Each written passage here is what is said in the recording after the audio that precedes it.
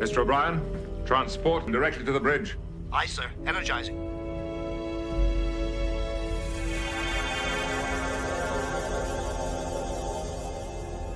Security team to the bridge. Belay that order, Lieutenant. I just wanted to thank you all for your support. It's been fun.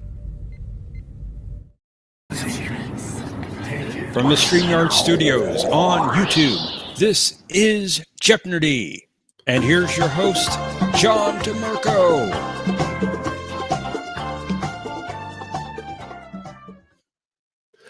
Greetings, everyone, and welcome to this week's edition of Jeopardy. We're glad you're here. And joining us, as always, is our co-host, Professor Brainy Specs. Hey, John. It's good to be back. How are you, sir? Good. How are you? I'm doing pretty well, thank you. Awesome. And hello, everyone. I want to say hello to everyone in the chat. And greetings to Patrick. He's here on time this week, which is good to see. Welcome also to Mercer. Glad you could make it. Welcome to Anna. Nice of you to drop by. Welcome to both Trekmaster Mike and Mike Richards from Columbus, Ohio. Glad that both of you are able to join us. Say hello also to Planet X. Nice of you to be here. Greetings, Brad Wolf. Welcome. And welcome also to the King and Aravic Sonder. Nice of you gentlemen to be here as well. Our returning champion from last week is Omni, but he's tied up destroying Star Trek canon, as is his habit many times. Maybe he'll be joining us a little bit later. But in the meantime, we do have our 3 contestants for round 1. If you'd like to be in one of the later rounds, you can go ahead and click on that link that's pinned at the top of the chat. So without further ado, we'll bring up our first 3 contestants for round 1.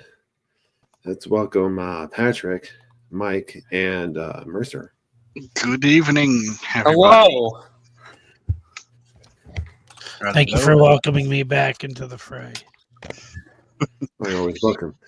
Oh, we speak of destroying Star Trek canon, and Omni appears in the chat. I'm sure Yes, sure. If you want him to continue his winning streak, I will wait till round 2 or 3. Well, I appreciate the offer, but I think he's still tied up at the moment. Oh, okay. I just wanted to be open to that. Perhaps he really should be tied up. Shots fired. Shots fired. Ow.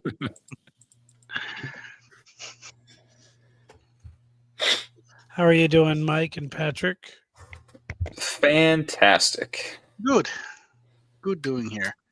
And you, sir? I am doing okay. How was your meeting? Your trip? Oh, meeting. It wasn't really a meeting, but we went on a trip to a couple of interesting themed flea markets. It was fun. Great to hear. Yeah. Spending more time together. She's going to be probably working on weekends coming up, so we're going to try to do as many things as we can before she starts working. Mm-hmm. Oh. Yes. Well, I hope As you you have should. fun.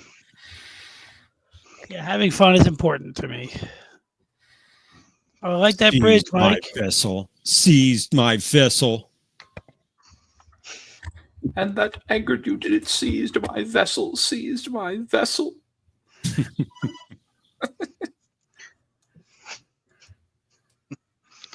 Just don't know about What is that this game? guy. I don't think I'm going to do very well. I'm not really familiar with this franchise, so I'm just doing my best. Oh. Are you not? You should Not do when your you- best. Yeah, not when you start putting in Voyager and animated series and Discovery questions. Discovery You- questions will never be here. If only That's true. we could. If only someone will host Knight Rider Jeopardy on Monday nights.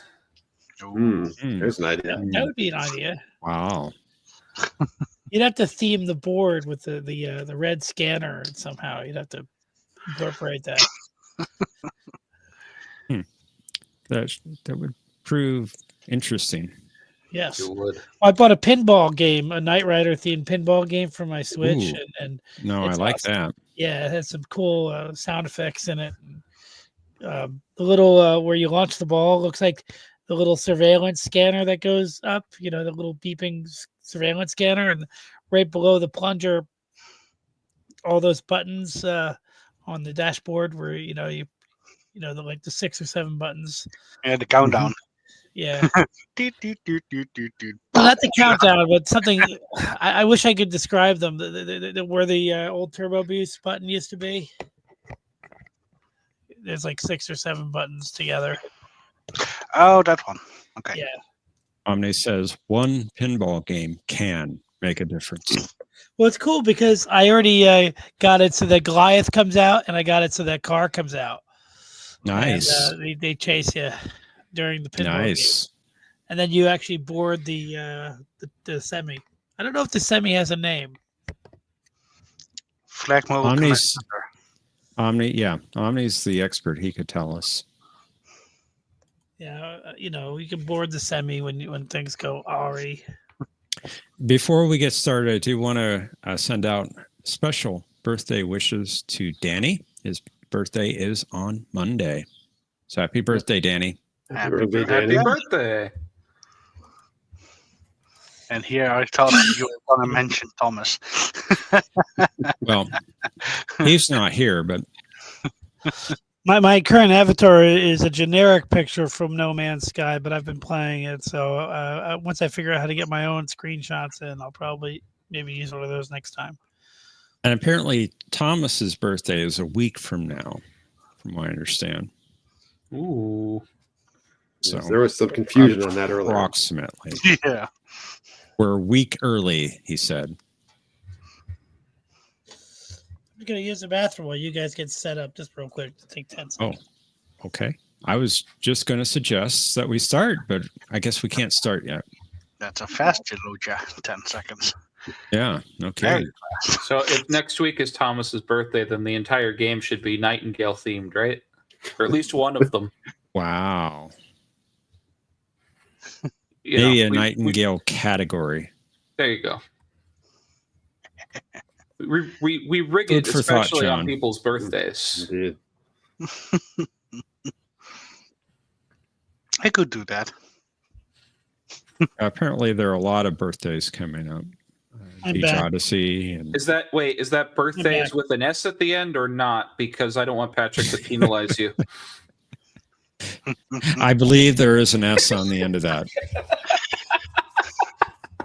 Greetings, lovely Sherry. Nice of you to stop by. Welcome, lovely Sherry. It's good to see you. Hello, hello. All right, gentlemen, are you ready to play? I'm ready to lose. Let's go. Ready to lose. Wow. I am Kick ready my to ass. lose. You're probably going to kick my ass. It's ready to fail. I did some of my Let's- homework this week. Ready to throw it all away. Mhm. Let's You're play throwing it all the way, all of it. All of you. Jeopnerdy.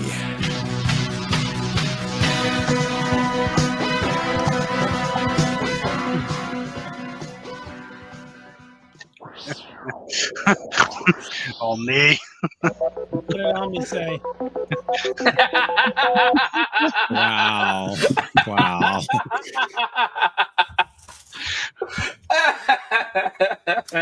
Our first category this evening is 22nd and 23rd century ship classes in dialogue. In this case, I'll be asking you to identify the episode.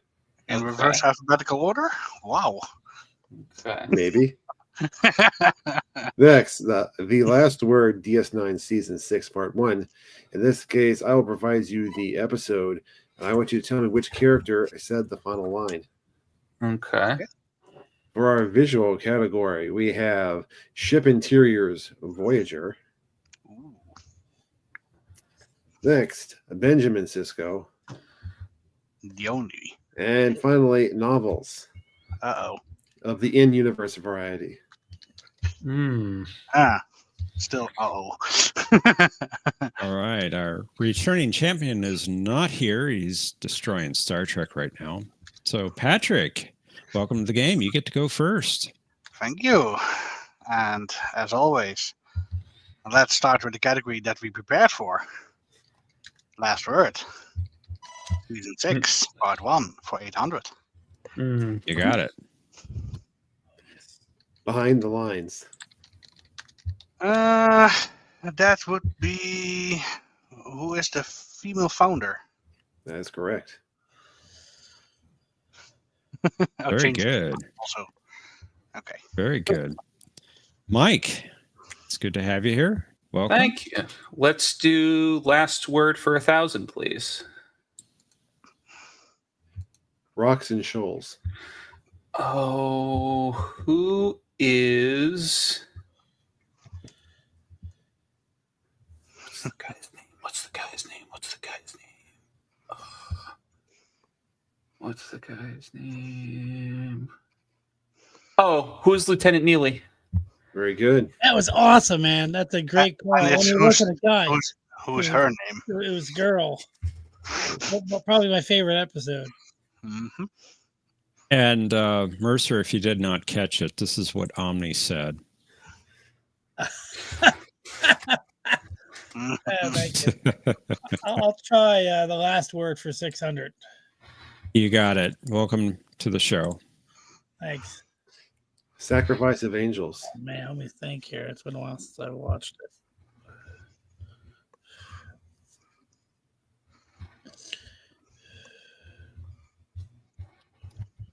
I don't want to guess because I don't want to lose any points, so I'm going to pass. Patrick. Who's Ducat? That's right. I forgive you too. Ducat. Yes, indeed. Welcome, Cap. Greetings. Hi, Gab. Welcome. All right, Patrick, we're back to you. You've got the lead. Let's try and avoid your interior for 600. Oh, the name of the ship, in this case, the one on the view screen. Oh, okay. What is the USS Challenger? Very good. Okay, great category. Well done. Well done. Mike. It's your turn. Let's do ship interiors for 800, please. Oh, what's the...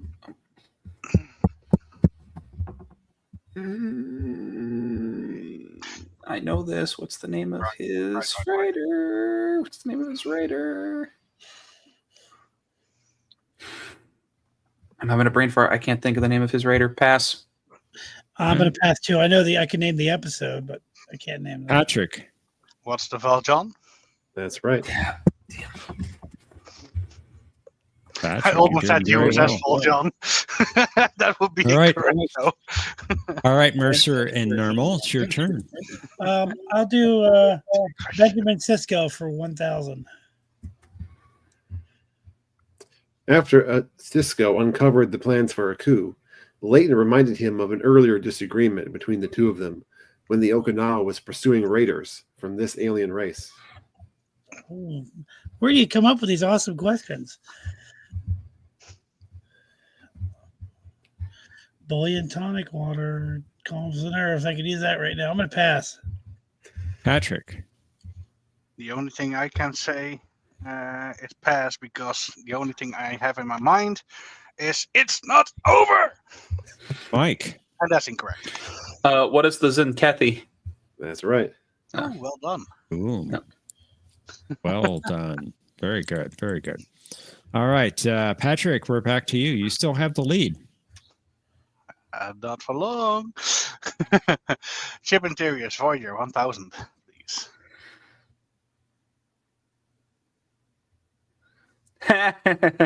Oh, crap. Oh, you want the Borg ship. Pass it to me, Patrick. Let me flex. Yeah, I'm going to pass this one. I never know these numbers. No. Mike. What is Tactical Cube 138? You got it. Nice. Deserved. Very well deserved. Wow. Of course, Omni says home, sweet home. Wow. All right, Mike, you can take the lead. It's your turn. Let's do... Home sweet home, says Omni. Let's do ship interiors 400. What is the USS Raven? You got it. I won't break it, Daddy. I want a toy Borg. Zoom, it's I want a toy Borg ship. Very good. Mercer, it's time to get some points. It's your turn. I'm going to try Cisco again for 800, please. 8,000. Ooh. The difficulties in the DMZ made Cal Hudson pine for the good old days when he was stationed in this city with Cisco. He'd never forget the sight of Ben in those lederhosen. Oh my gosh. Pass. I can't remember. Patrick. Yeah, that's not really coming to me, so pass. Mike. I believe it's what is New Berlin. You believe correctly. Okay.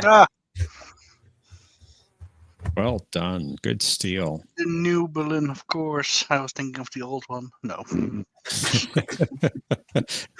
Patrick, it is your turn. Let's do an last word for 400. Season 6. Who mourns for Morn? Ooh, mourns for Morn. That would be, of course, who is Quark? That's right. Nice. Indeed it is. Mike, you got the lead. It's your turn. Let's do 22nd and 23rd century ship classes in dialogue for 600, please. This is an NX class starship. Take a good look because you'll be seeing more of them. You want the episode? Yes. No idea. Pass. Mercer. Oh.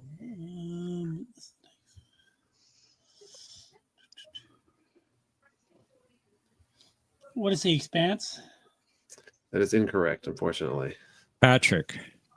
If I'm not mistaken, that would be What's Fortunate Son. That is correct. Ooh, it was. Good job. We have a tie for the top score. Mercer. Let's try Ships and Dialogue for 1,000. Ships and Bubbles. Okay, you found the Daily Double. There it is. Here's the bad news. You're well behind by 6,200 points. And you can only bet up to 2,000 since you have a negative score. I'll bet 600. All right, for 600 points. That's a lot of firepower for an Excelsior class ship.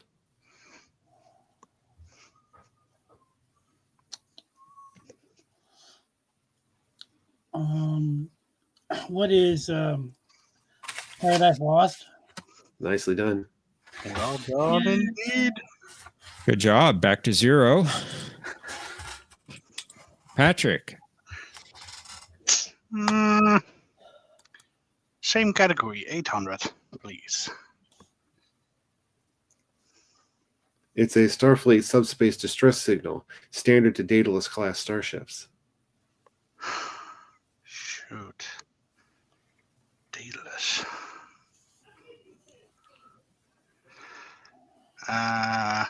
Pass. Mike. Pass. Mercer. Pass. Power play. Yeah, I should have remembered that. Yep. Yeah. Okay, Mike. Still tied for the lead. You can break it here. It's your turn. Let's finish up last word, please. I'm not the fool you take me for. Favor the bold. Who is Captain Cisco? That's right.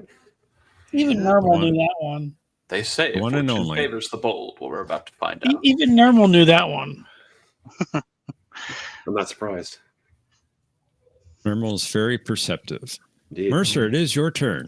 Let's try Benjamin Sisko for 600. Uh-oh.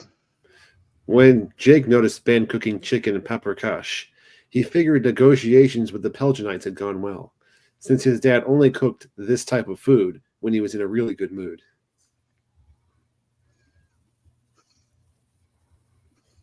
Man, these are really tough questions. I'm going to pass. I don't know what you're getting at. Patrick? What is Creole food? That is incorrect. Ah, Mike? Do I want to guess here? What is Cajun food? I'm afraid not. Ah, okay. Chicken paprikash is Hungarian food. Hungarian food. Okay. Interesting. Did not know that. Nope. All right, Patrick, it's your turn. You can take the lead again. Yeah. Let's try ship classes 400.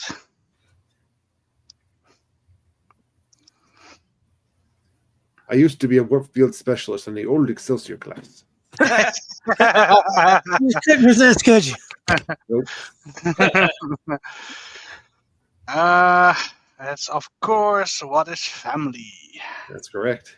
I have all the specs and Diagrams diagrams at home. Yes. Lovely. Mike, it's back and forth. You can take the lead again. Let's do Benjamin Sisko for 400, please. After helping save the lounge from Frankie Eyes, Cisco sang a duet with Vic Fontaine of this song.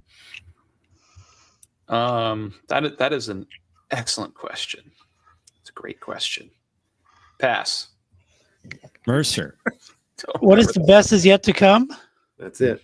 The only one I knew of this category. At least for Nice now. steal. Nice steal, Mercer. And it's your Thanks, turn. Let's try Cisco again. During his time at Utopia Planitia, Cisco helped design this tough little ship. What is the Defiant? You got it. I was going to say the Renegade Salamander, which is named my ship, but in Little. the game I'm playing. Little. Patrick, you got the lead and control. Give me the Void Interior one, please, for 200. What is the USS Prometheus? Very good. Annex class. It looks very tacky. Yeah, a little bit too beige. All right, Mike, it's your turn. 22nd and 23rd ship classes for 200, please. This was the first Enterprise, Constitution class. What is Relics? That is incorrect, I'm afraid. Oh, wait. Mercer. What is Trials and Tribulations? That's it. What? Oops. Oops. Dolmer and Luxley having their little exchange. Mm-hmm. I don't know which of them said that line, but one of the two of them said it. It was Cisco that said it. Yeah, they asked him which Enterprise. I think that's what he said in response. Yeah. Yeah. I know, but I was just trying to figure out which of them said they. You know what I mean. I get the two of them Mercer? confused. I'll do 600, Sure. please. Tripp's mom read this H.G. Wells novel to him as a child, and Sim remembered that the Martian machines attacked in chapter 10 or so. What is War of the Worlds? That is correct. Wow. Okay. Nicely done. Mhm. Everybody was avoiding this category. It might be easier than you thought. Patrick, it's your turn. I'm not good at novels, but I will do the 1000 just to block it. Oh, wow. Eh, According to Worf, it was in the hands of the Klingons that this novel attained its full stature, although Pulaski couldn't disagree more.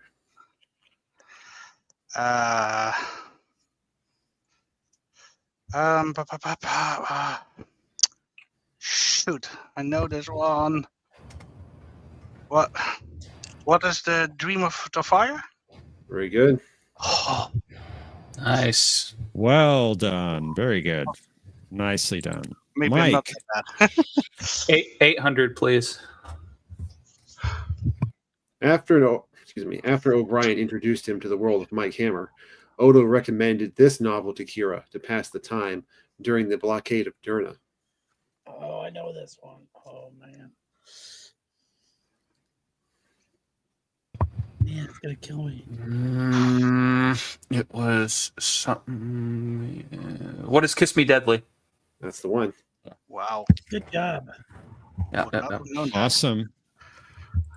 All right, Mercer, 2 or 400? 400, please.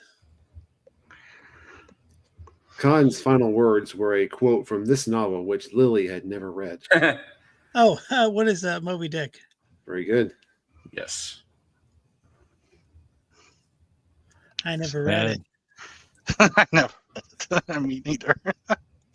And Patrick, final clue. Here it Sure. comes. This was such a badly written book, I knew it. filled with endless cliche and shallow characters, that Colonel Ritchie welcomed death to escape the environment based on it. I knew it. What is the Royale? Very good.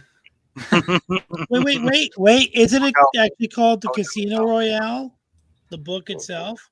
And well, technically the book is called Hotel Royale, but I figured that was close enough. Okay. You're good. I'll just check. All right. I actually love that book. Great book. I It was know. a dark and stormy night. It was a dark and stormy night. Do people really talk like that? All right. The Just Buzz In link is in the private chat.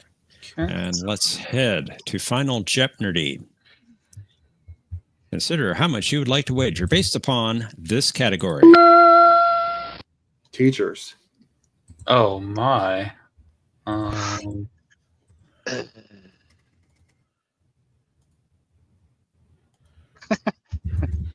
Our numbers are reversed, Mike. 86. And we have spots available for the next round. If you'd like to join us, go ahead and click on that link at the top of the chat. This round went fast. Yeah, we Indeed. It flew. teachers. Shoot.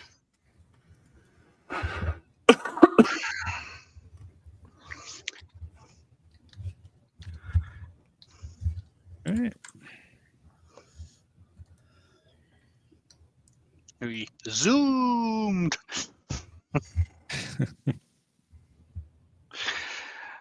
All right. Let's reveal our clue. Alexander defended his defiant attitude towards this teacher by claiming, Worf said, Klingons do not listen to teachers. Players, you have 30 seconds. Kapla!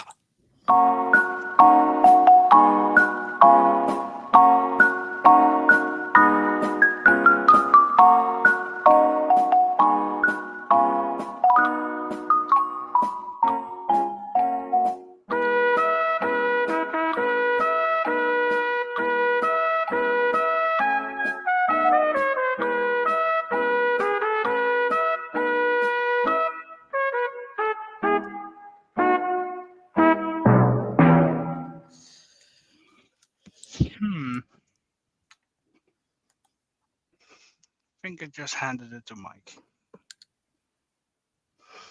We shall find out what happens. We will. Brad will. That's all the tea in China. The tea.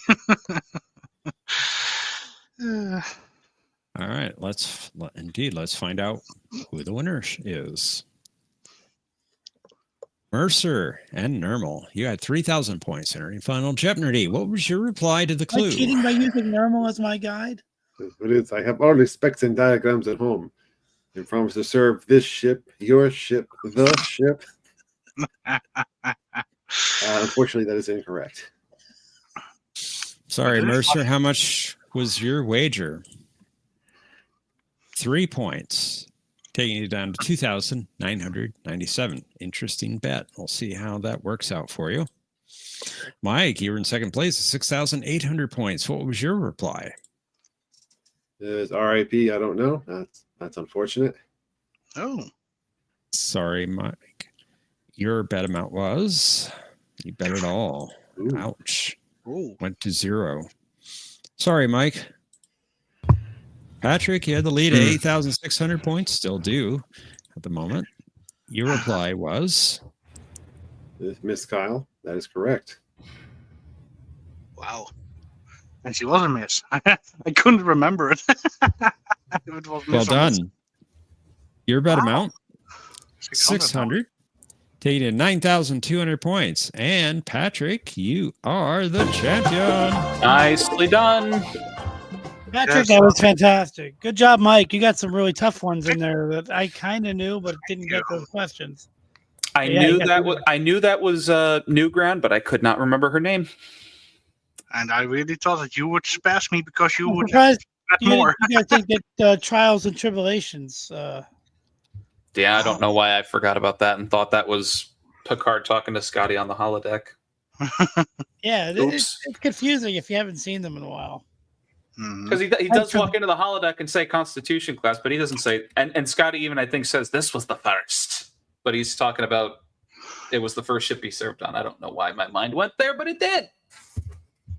It happens. Yeah. Wow. That was fun. Thanks for allowing me to play. I'll be a pinch hitter if you ever need a player. I appreciate that. At the moment, there's nobody backstage. So if there's anybody else who hasn't played yet who would like to join us, there's that link pinned at the top of the chat. Maybe I'll do better with all these Ghostbusters categories you have coming up. A Perhaps. distinct possibility, I suppose. Let's see. We have somebody backstage. All right. Greetings, Planet X. Glad you could join us. Hello.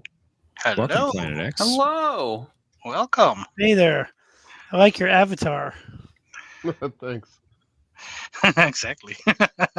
Best villain ever. I actually, just watched the episode called Defiant, and ostensibly it's a Thomas Riker episode, but really Ducat gets the most development, I think, in that episode.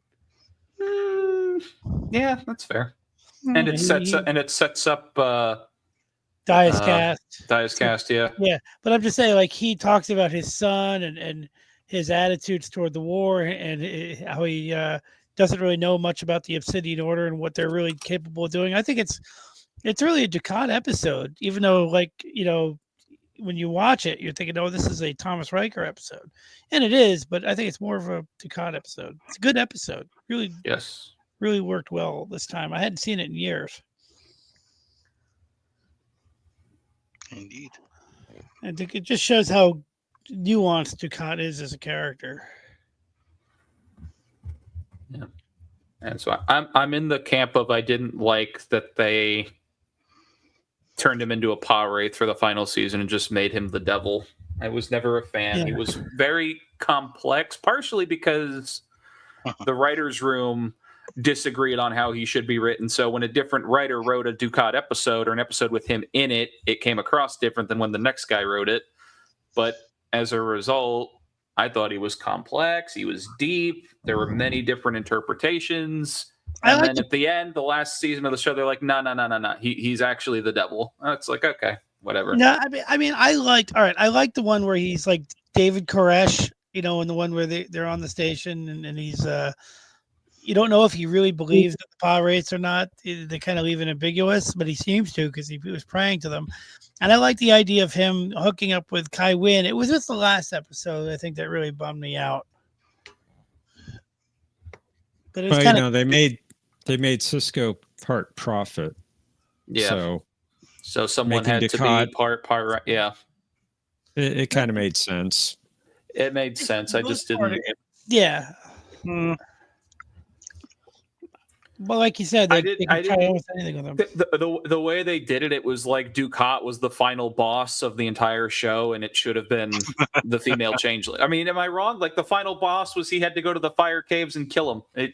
To me, it should have been the female changeling. But here's my it is biggest what it problem with that is that, like, okay, it's been established in previous episodes that it takes 3 hours by runabout to get from the station to Bajor or vice versa, right? So, like, if you watch all the scenes in the fire caves when I think somebody goes unconscious, then the war ends. They get back to They get back to the station from Cardassia, and they start their celebration before Cisco realizes that something's going on because he has a tremor in the force, and he goes down there, and somebody, I forget who it was still unconscious. It's almost like they just edited those stories together without thinking about how much bigger the war story is compared to the. He went to warp inside the solar system. Yeah, Yep, fact. he went to warp inside the solar system. Nechayev should have been the final boss. That is true. Or Admiral Hayes, because he's a bit of a windbag. I liked Admiral Ross. I thought he was a cool character. Ross was awesome. Yeah, He was. I think I was also disappointed even more with what they did with Luther Sloan when they went into his mind. I didn't like that episode. Oh, really? I like that one. It seemed like a really low budget episode. Well, yeah. I Yeah. mean, it was because they go in his mind and they're just wandering the DS9, the station corridors, but it still was interesting. I loved most of the other episodes of that season. I mean, there was something about that season that didn't feel right, but I can't put my finger on it. Well, Last there's a perception that season 7 wasn't as good as prior seasons. I thought it was fantastic. I reviewed them recently, and I just thought they were. I just thought it flowed really well. Yeah, I too. liked it. I just can't put my finger on what it was that seemed a bit off. I think Deborah probably had the hardest job of fully developing her character while the show was actually trying to end. They did a really good job with her, especially when she goes after Worf. I liked all those episodes where she tries to find Worf. Yeah. Anyway, I'll go backstage and I'll be a pinch hitter if you need one for a future game. Missions. I appreciate that. Thanks for playing round 1, Mercer. Oh, I appreciate it. I'm glad I actually came in second somehow. Despite the fact that I was losing. I just decided to bet conservatively. Yep. Which sometimes is the better play. Yep. I almost did that too, but in hindsight, I could have just been better and known the answer. Yeah. We still have a spot. If someone would like to come up, click. Where's our Paramount executive? At Paramount. He's still destroying canon. Takes a while. Canon. Working on producing subpar content. Mm-hmm. Being very gleeful about it. Yes. He's educating the rest of the board on TAS. Pray for my electricity and internet connection. We have storms moving. In fact, there's a tornado warned cell to our west. It's probably going to miss me, but we'll see. I hope. What about Brad Wolf? Can he play? You'd be welcome to. Yeah, Brett. That right up. Borderline Enlightenment. Ooh, Omni's busy shredding documents, so I guess he's not ready yet. He's not.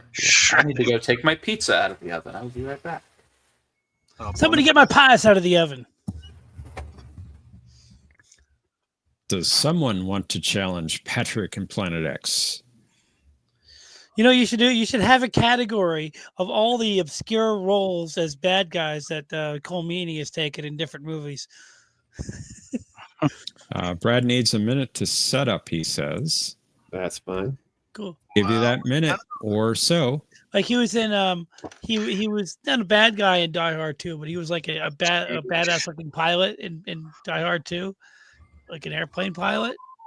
Gets completely just blown up. He was also in Cold Which line did you get? The pies out of the oven? Yeah, I was just about to reference what it was from. It was from Under Siege, where O'Brien appeared. He wasn't bad indeed, Borderline. He was just annoying. Exactly. Yeah, he was in Under Siege as one of the terrorists. But yeah, the line "I got to get my pies out of the oven" was from Under Siege, which I love that movie. I don't like Steven Seagal, and I thought he was great in that movie.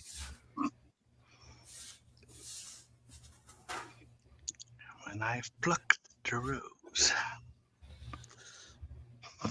But yeah, O'Brien is actually, his character is actually similar to O'Brien in Under Siege because he's like the engineer. He kind of knows everything.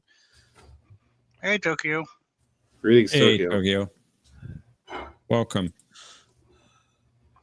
Missed you yesterday. We have a spot if you'd like to play, Tokyo. Yes, game 1 is done. Yep. It flew by. Game 1 was in a Zoom. Ooh, there's a patak in the chat.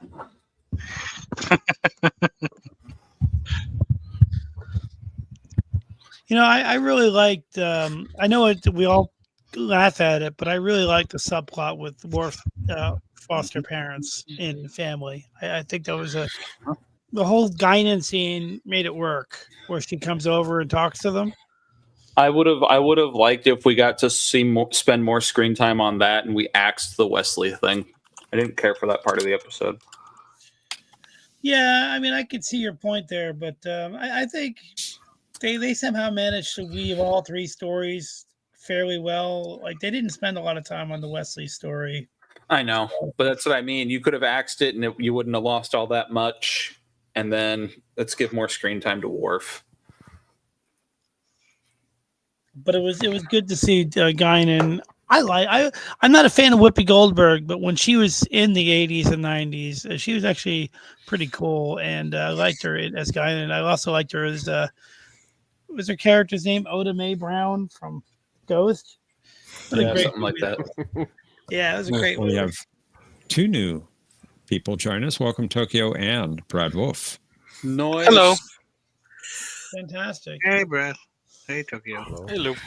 I like your avatar. Brad Wolf, I love your avatar as well. So I guess Thank you. So I guess I'm out too. My No, brain. No, you got to defend your title, Patrick. I'm fully willing to let Tokyo have this one. No, there's plenty Tokyo? there's So 3 people. what happened in game 1? Because I was playing video games. I It won. flew by. What were you playing? Transport Tycoon 2. Not Tycoon, Transport Fever 2. I was playing No Man's Sky before we jumped on this game, and I found an alien artifact. I didn't like floating in space, and I was trying to shoot it, and it didn't work. So I just fired one set of rockets at it, and the whole thing blew up. I'm like, oh, they're gonna come after me now. I was playing Try to Not Fall Asleep. Well, I'll let you just I throw love me that back. too. Mercer, I bit the bullet and bought Star Trek Infinite. Oh, really? Yeah, it so far it looks like a very souped up version of Star Trek Birth of the Federation, which I originally thought it was going to be. Looks I kind of thought cool. they stopped making content for Infinite. I was reading somewhere that they're not updating it anymore. That's not good. They should have dropped the price. All right, who's playing this game? I'm in. I All guess right, Tokyo. Patrick's ought to be in though if he won last game. Yeah. Where's He Omni? did win. Nah. He's Omni's- destroying Trek canon Yep. gleefully. Well, John's background is defending Trek canon because that's the only Pike show I recognize. Fact. Indeed, yes. Mm-hmm. So Good if you background, don't if you don't mind, Brad Wolf, we'll put you backstage and bring you in for round 3. So we're in. That's fine. Thank you. All right, thank you so much. No problem. Thanks for playing, Mike and Mercer. We'll put you backstage for the time being as well. Thank you very much. It was a pleasure. Thanks. Yeah. Thanks, guys. See you soon. All right, we have our 3 players. After I lose. It was, but not anymore. Don't you think I know that? So let's play Jeopnerdy.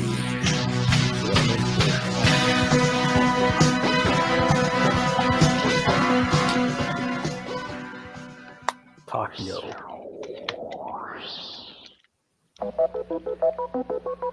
I'm in the Cinnabon seat. Cool. Our first category, 24th century ship classes in dialogue. I'm going to be looking for the name of the episode. Oh, Next, we have The Last Word, DS9 Season 6, Part 2. Like last time, I provide the episode I want to know which character said the last line. Mhm. Visual category, ship interiors for Enterprise. Catherine Janeway. Best captain ever. And nonfiction books in universe again. More books. No. Congratulations, Patrick. You win.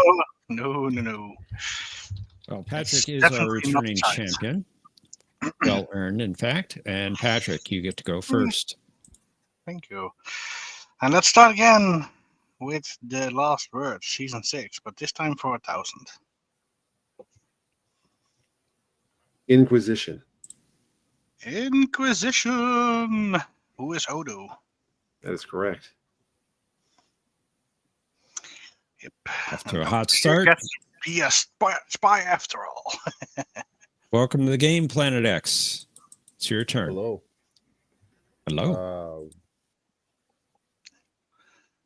We'll do nonfiction books for 600. The first chapter of the textbook for this required course at the Academy is called Zephram Cochrane.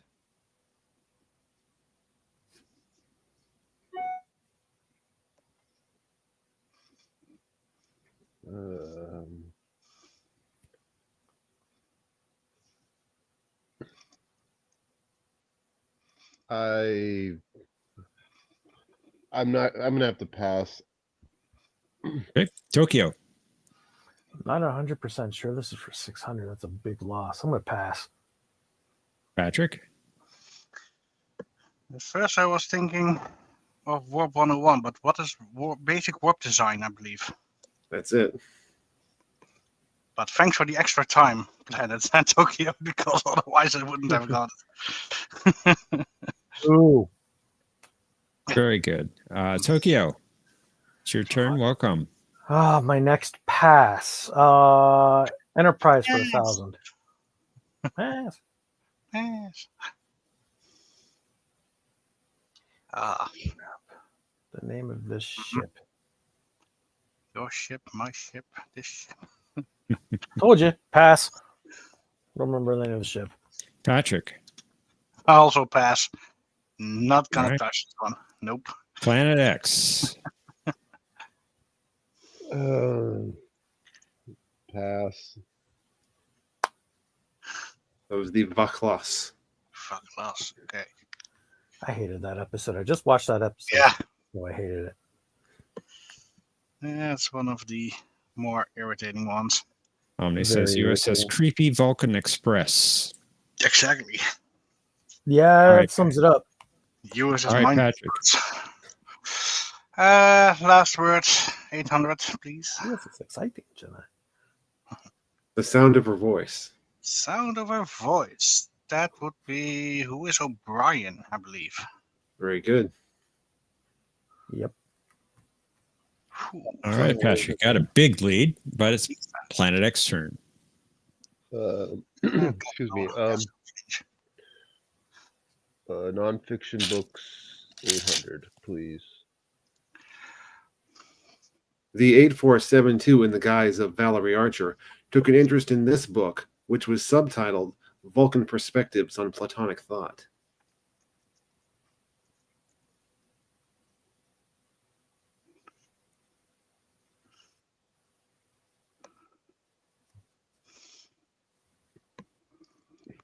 Pass. No. Tokyo. I can tell you what it's not. It's definitely not Ponfar Love Slave. Pass. Oh, jeez. Patrick. I have no idea. Pass. A Cave Beyond Logic. Right. Definitely not Ponfar Love Slave. Definitely beyond my logic. No. Way beyond mine. All right, Tokyo, it's your turn. Let's try Janeway 1,000. Ooh. Jaina was a bit disappointed that the 8472 simulation didn't include the Night Owl, a little coffee shop on this road in San Francisco. Are you kidding me? Pass. Hell no. Patrick. What is Market Street? That's correct. Oh, Dang. just watch that one. Glad I remembered. Ridiculous. Omni, you need help. Patrick, you've got a bit of a lead there. It's your turn. Yeah, that's gonna fail somehow. Let's try a ship interior enterprise for 800.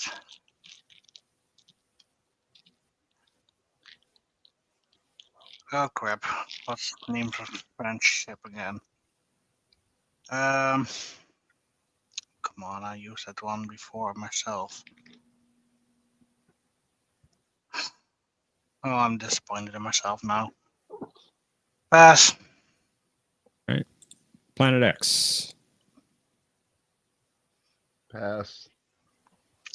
Tokyo. That's the destruction of what is the Kumari? That's correct. Ah, Well done. Very good. yeah, of course.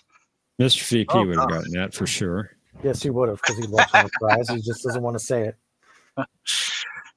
Planet X. It's your turn.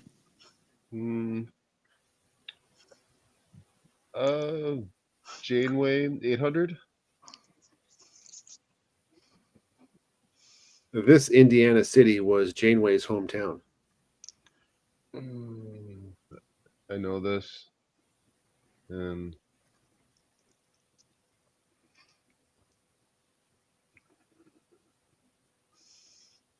Erie? What is Erie? Indiana? That is incorrect, I'm afraid. Sorry. Damn it. Tokyo. What is Bloomington? That's it. Dang. Yep. Well done, Tokyo. And it's your turn. Enterprise for 6.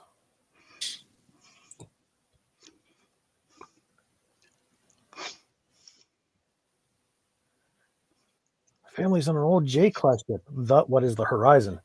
You got it. Yep. That's Well done.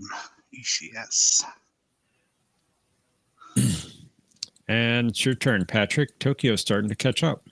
Yeah. I need to be Not for careful. long, I'm not. Last word 600. Please. Times Orphan. Time's up. No, Wrong who's, one. This was actually not a crazy person. who's Keiko? That's correct. Cinnabon would have loved that one. That might be debatable if she's crazy or not. Ah, she Good was- point there. After watching Planet X. Enterprise season 3 in its entirety back to back, Janeway's sane compared to Archer. Keiko was always crazy. Oh, we were not talking about Keiko? Okay. Planet X is your turn. Janeway for 600, please. Janeway's first Starfleet posting was on this starship, where she knocked out power to 6 decks by misaligning the positronic relays.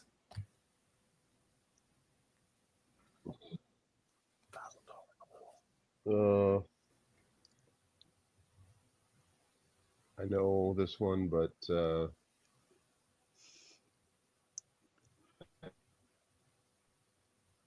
gonna have to pass. Tokyo. I'm going to pass. Patrick. What's the USS Albatani? That's right. Oh, it is. Okay. Indeed it is.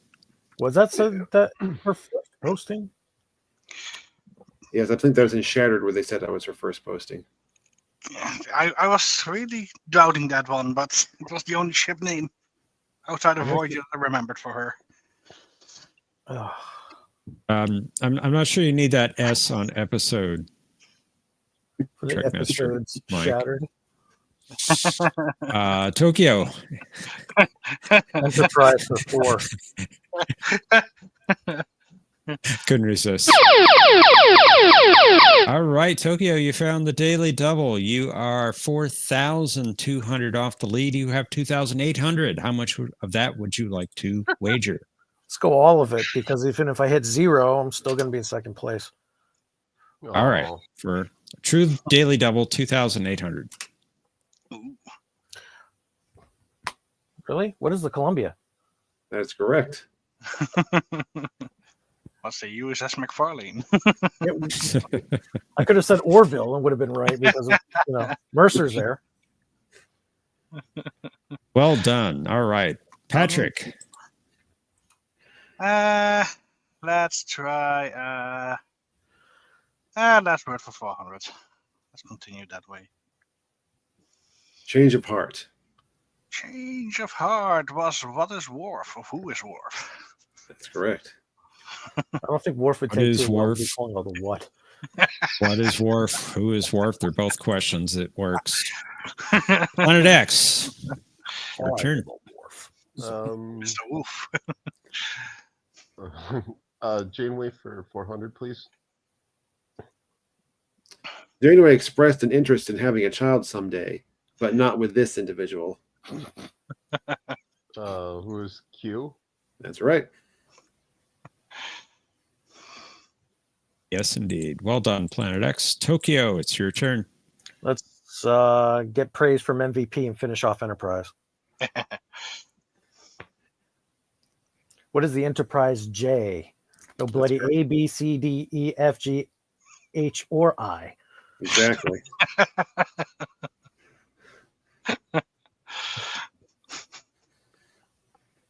Job. Patrick, Excellent. back sound. to you. Let's try 24th century classes in dialogue for. Well, let's do 1,000. I was going to say, you want to. Yeah, not that I'm gonna get that one, but okay. Standard Daniel class runabout. Some modifications to the phaser array and shield generators. Right.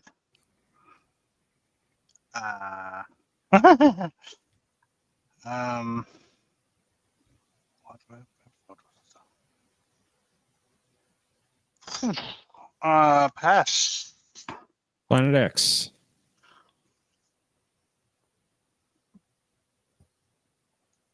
The episode here. I know we know. Pass. Tokyo? Oh, Nope. well, it's too late. It was Hippocratic Oath. Nope, pass. That was from Hippocratic Oath. Yep. Indeed. Missed it by that much. Planet X, it's your turn. Janeway 200. When this officer refused treatment, Janeway warned him, "You've got 30 seconds before I have to drag you to sickbay."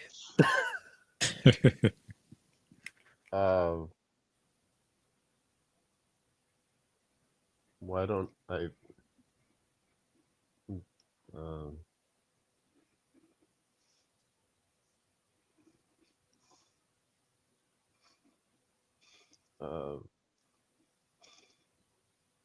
I can't believe I can't think of this. I'll pass. Tokyo. Was this really an officer? You really count who was Tuvix as an officer? Is that your answer? Yes. That is incorrect, unfortunately. Wasn't Sorry. Tuvix. Patrick. It couldn't have been Tuvix because it's Tuvix to drag you to sickbay. So I'm gonna pass. I'm not getting this one. That was Harry Kim in The Disease. Oh, the disease. Okay. Oh, when he was getting all. Of course, it couldn't have been Tuvix because Tuvok said it. Or Yeah. Janeway said it about Tuvok. That was throwing me off. Yeah. Also. Threw me off too. Boo. Excellent. I like it. Okay. Tokyo. Maybe you'll do better with this one. Take Star Trek Generations for 200, which would be 24th century classes. Intrepid class, No. sustainable cruise velocity of warp factor 9.975, 15 decks, crew complement of 141, bioneural circuitry. Do you always fly at women at warp speed, Mr. Paris? Only when they're in visual range. What is Tearcaker? Exactly right. Nicely done. Nicely done. Patrick, it's your turn. Same category, 800. Please. Back. We've got a starship on our tail, Nebula class. That would be what is non sequitur Very good. in the other runabout class. Ooh. Well done. Planet X. Um, Starship class is 600. I didn't know we were getting another Defiant class ship. The name of the episode. Yep. Yes. I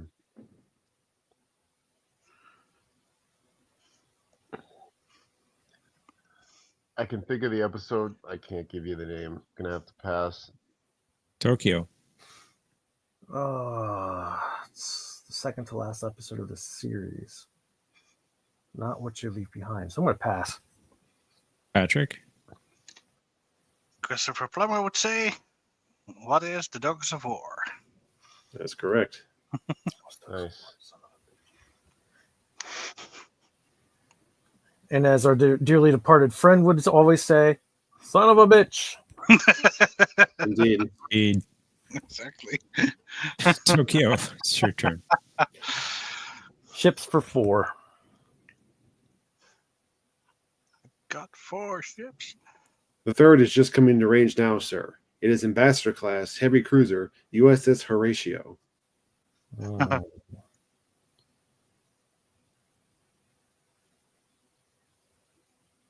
know this one. Come on, Tokyo. No, I don't. Pass.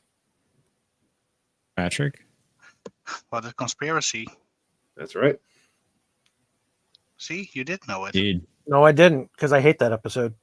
Oh. I avoid it like the plague. It's one of the worst episodes of Star Trek. It's the best really one. No, it's I not. really like that episode. Best Patrick. one of season 1. It's right up there with Doomsday Machine. It sucks. Last word, 200, please. In the Pale Moonlight. Who is Cisco? That's right. Peter. How did you possibly get that one? Personal log.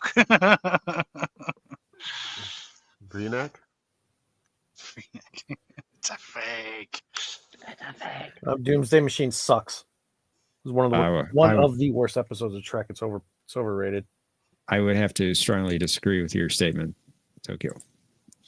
You have made an enemy today. I keep hearing that. Who is that? Planet X, it's your turn. That doesn't surprise me that I'm making enemies. I really don't care. Nonfiction books 400. Before we go there, Tokyo, we can differ. We can have different opinions. That's fine. All right, nonfiction books for 4. In this book, Dehane of Vulcan wrote, a character's actions must flow inexorably from his or her established traits.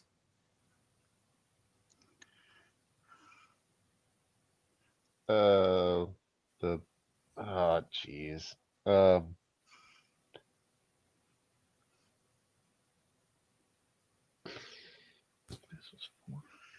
I'm upset that I can't think of the name, but pass. Tokyo. Let's give the points to Patrick. You're passing? Yep. Okay. Patrick? Well, I'm also passing. I don't know it. I'm curious, Tokyo. Did you actually know it? Nope. Okay. That was the Dictates of Poetics. Right. All right. Tokyo? Let's block that 1,000. Do it. When Odo thought he was going to be a humanoid for the rest of his life, he read the first 3 chapters of this book by Dr. Jennings Rain. Pass. Patrick? And also Pat. Planet X. Oh. Pass. Finding and winning your perfect mate. Okay, Final Patrick. pass. Final clue is all yours. Final pass. When attempting to create a replacement EMH, Harry downloaded this famous doctor's classic textbook, Comparative Alien Physiology. The first line probably was, I'm a doctor, not an author. What is Grey's Anatomy? It's incorrect, I'm afraid. Planet X. You want the name of the doctor? Yes, Who is Leonard McCoy? you got it. Of course. Yep. Well, at least I'm not in the negative. No, All Grey's right. Anatomy was when he gave up on trying to program, Yeah, and then he put it on a pad and gave it to Tom. to Tom Paris. Yeah. All right. It's not for the doctor, Private it's for chat. you. Private chat. Just buzz in. Link is there for you. I'm still Patrick. in it, I believe. Patrick, you're still in it. So Okay. let's head to Final Jeopnerdy. In it to win it.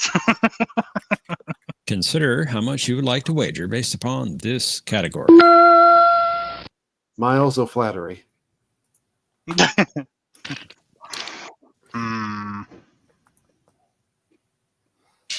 How do I bet?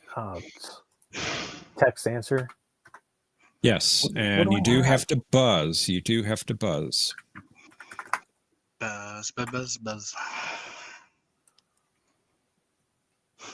Incorrect strategy number 1. So we just put the amount in the text box and then click to buzz. Yes, Exactly. that's And the you got answer is it the same way? exactly right. Type in the answer and buzz. Yep. I will clear your boxes and That's what she said.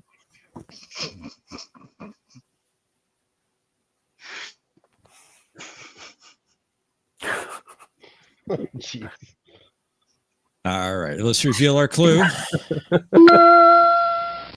After O'Brien flattered Ben Maxwell, the captain assumed the chief had gotten his silver tongue by doing this. Players, you have 30 seconds. Kapla!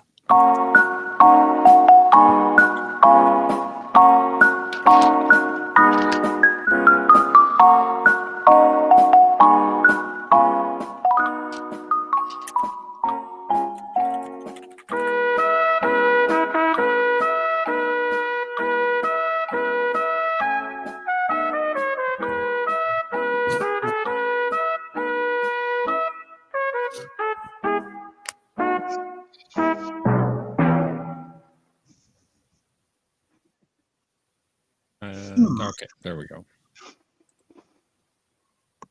Did I do it right?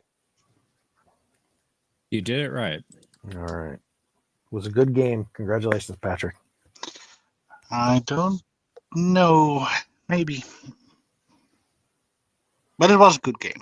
That definitely. Yeah, it was actually a terrible game. You kicked all of our butts all over the place. Can still go the other way. All right. Yep, definitely not. Unless we both. I'm not an Omni. Planet X is the champion.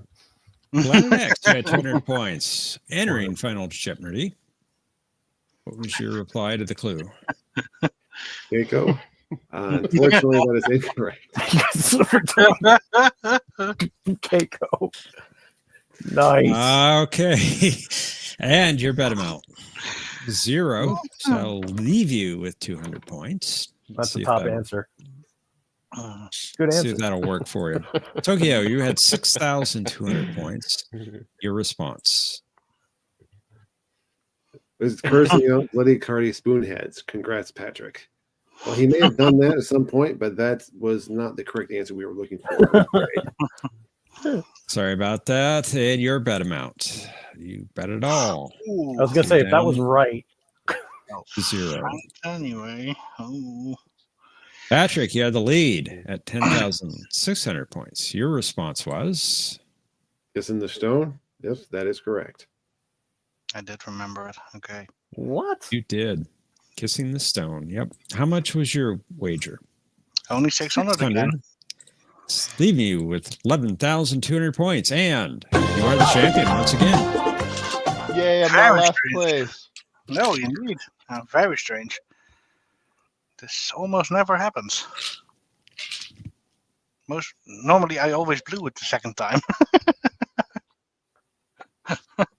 Wow.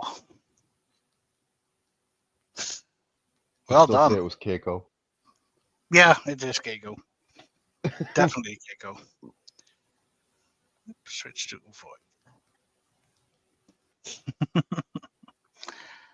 Wow. Well, great questions again. Thank you. Indeed. And really, that not two fix one. That threw me Didn't you off. write them, Patrick? No, I didn't. I wrote the ones of yesterday on my own show, which is not as professional as this one. I said, I told you. I knew I was going down. Just rewatch if you want to know why. Do you Yeah, want to ready know bet more? all. That was a good Where's game, Omni? guys. Yeah, where is the Omni? Why is he away messing with our trick cannon? Get your sorry butt up here, Omni. You Get shred the rest of over the documents tomorrow. Yeah. Give the shredder a rest. He's not arriving till Tuesday. He's not right Could be. after Easter. It's Easter now on my side of the world. Yep, my side too. Yep. No. Already been 4 hours of Easter here. Technically. If not, what happened to the Tokyo trucker? Huh? I think he asked earlier, is this Tokyo the Tokyo Trekker? No, it's not. This is a changeling. Oh, I'm a founder. And what do you found? Probably the reflection of my ass in the water. No, that's more Because I'm a pretty bad spy.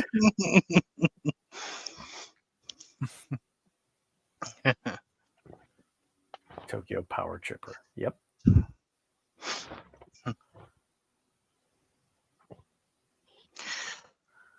But this round also went by pretty fast. Maybe not as fast as the first one, but no, it wasn't quite as quick as the first one. still quick. Close your PDF reader Pretty and see quick. how fast it goes again in the third round. Well, You only passed because you couldn't search fast enough for the answers in the PDF to the game. What? That's what the You, captain sir. chair gets you. PDF you, is that sir, for the game. should know I never work with PDF. No, just I use Word. I use Google and Chakotea. And my fingers are fast. It may not look like it, but my fingers are fast. No, my fingers are fat. Just like the rest of me. Fast. It doesn't matter if you can blaze over the keyboard.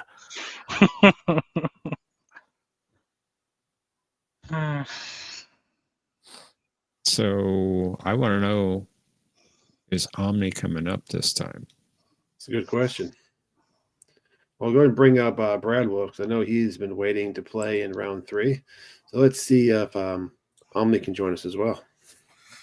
I'll play in round 3 if there's an extra seat. It's not a 4-player game, but an extra seat. He Omni says is he's- rebooting. Well, that might take a while. So while we're waiting, I'll bring up those we have backstage. Must be the collective. Tokyo Play. Hey, some of those questions about Benjamin Sisko were really tough in the first round. Exactly. Doesn't matter. I mean, if it turns into a 4-player game, I'm not playing. Hello, Mr. T. Dowd. Hey, You're repeating as well. Oh, good. Are you going to join us on the panel? Yes, you should come up, T. Dowd. Are you going to play T-Dowd? You can have a seat. Play. I'm attempting to. most likely he will make up excuses again. He always has an excuse. Mm-hmm. We have no I punishment. farted. to I'm fit sorry, your I I'm can't comment. rebooting also. And there it is. I fought in your general direction. You caught. So I can't play. Your mother was a hamster, and your father smelled of elderberries. I had to throw in the rest of the quote there.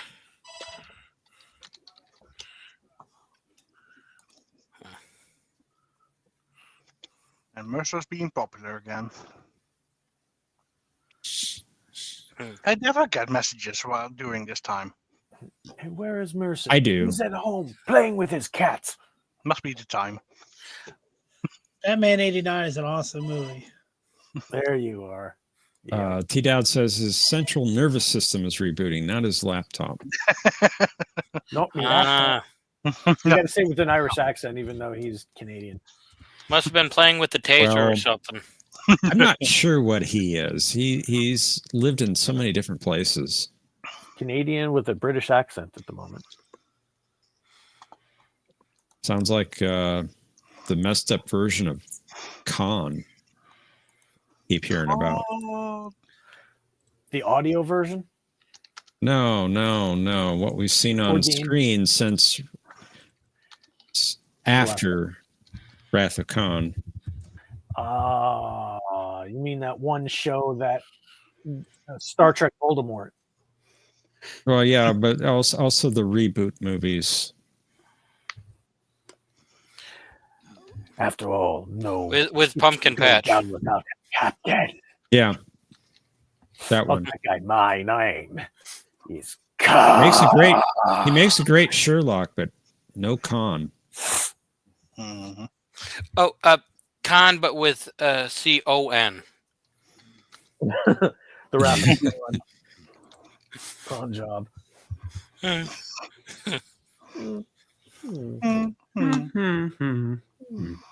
We're playing a game called Jeopnerdy, Mr. T Dowd. You should play it. Should. Hello, Trek Reviewer. Greetings, Trek Trek Reviewer. Truck reviewers here with a bloody hand for a high sign. And look who's here. Hey, yes. Surprise, surprise. Omni was made in Dakar, Senegal. I've watched this construction. No, I didn't. I don't want to see that construction. Dakar, Senegal. You got to sing it like he did, right? Yeah. Is it? They were made in a plant in Dakar, Senegal. I just witnessed the construction. Take me for.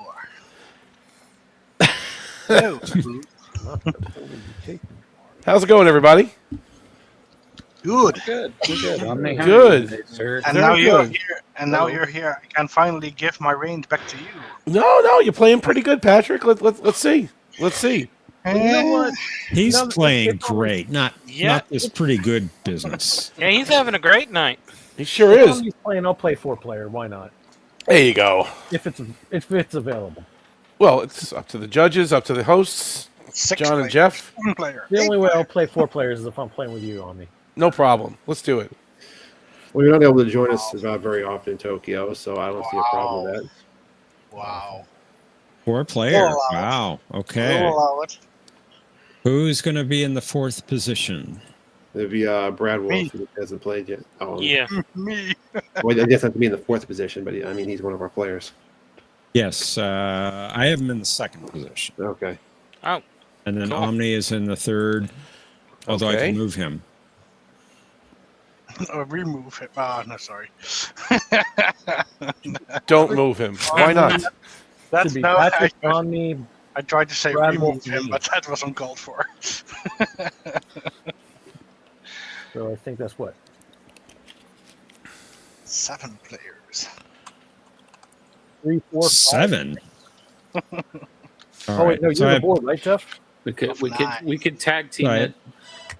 I have Patrick, Brad imagine? Wolf, Omni, and Tokyo in that order. Into KO. What? Not reverse alphabetical? No. A different game. A game. Good answer. Good answer. All right. Whatever game that is. There it is. Very well, thank you, gentlemen. For those who are not playing in round 3, I'll go ahead and put it backstage. Hey, I'll be watching backstage. Awesome. All right. Just remember to They've put on what? I don't know. You have Support the high your ground. ship, this ship, our ship. Lollipop. T-Dow said to save Klingons. It's a good with ship. T-Dow said he was going to save the Klingons with an apostrophe S. The Klingons what? The toilet paper, obviously. That teed out. He's such a wordsmith. Isn't he? He should play this game. I wish he would. Indeed. We could do 5 players. No, we can't do 5 players. No, can't do 5 player. There are 4. 4 players. He's busy making chutney.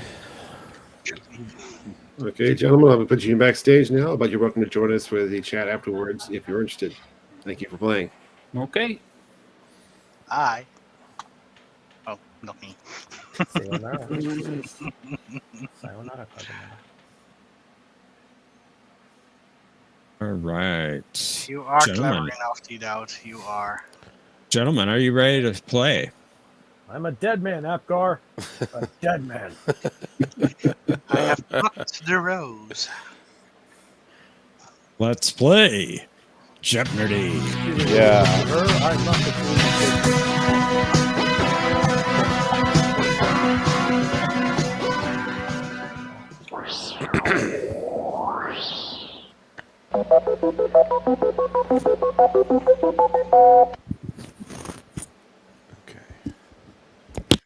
First category for round 3, Klingon ship classes in dialogue.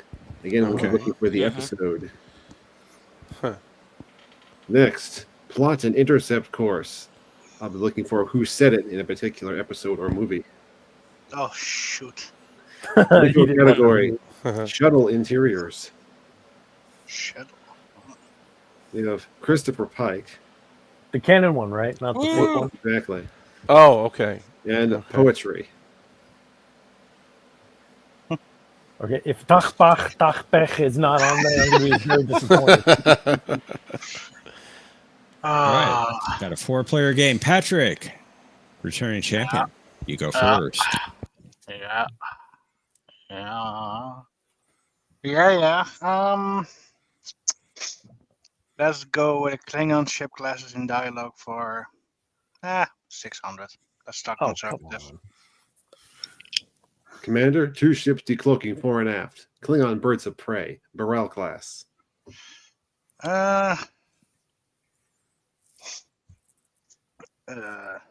What is Pascal's? That's correct. Excellent. Brad Wolf. Okay. Welcome to the game. Thank you.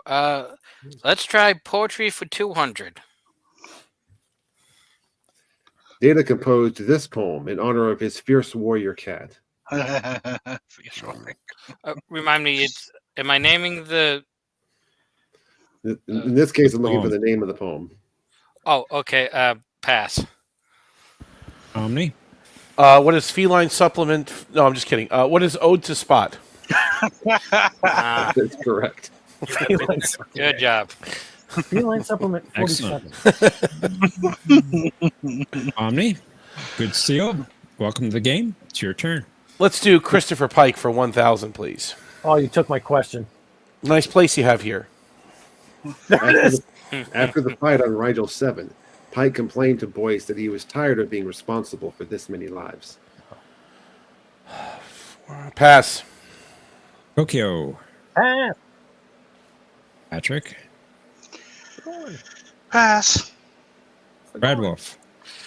I'm also going to pass.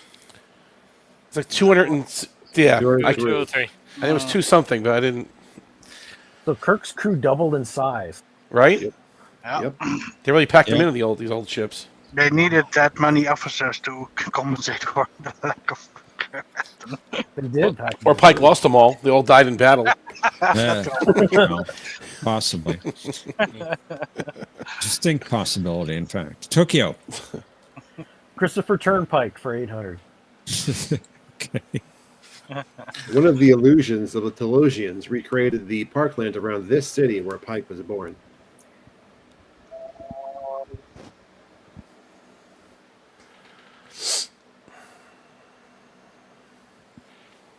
Wow.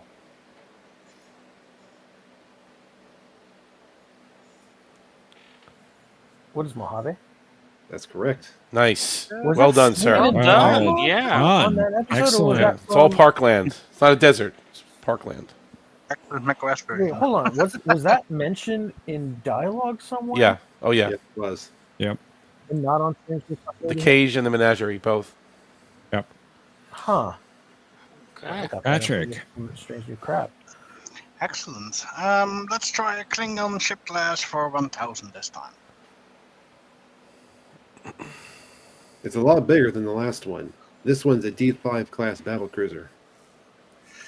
What is the augments? Very good. Yeah, Very good. Nice. Patrick's running away with this again. works if you Stop him, Omni. with Enterprise. Brad Wolf, we're back to you. Okay. Plot an intercept course for 200. Star Trek II, The Wrath of Khan. Who was Spock?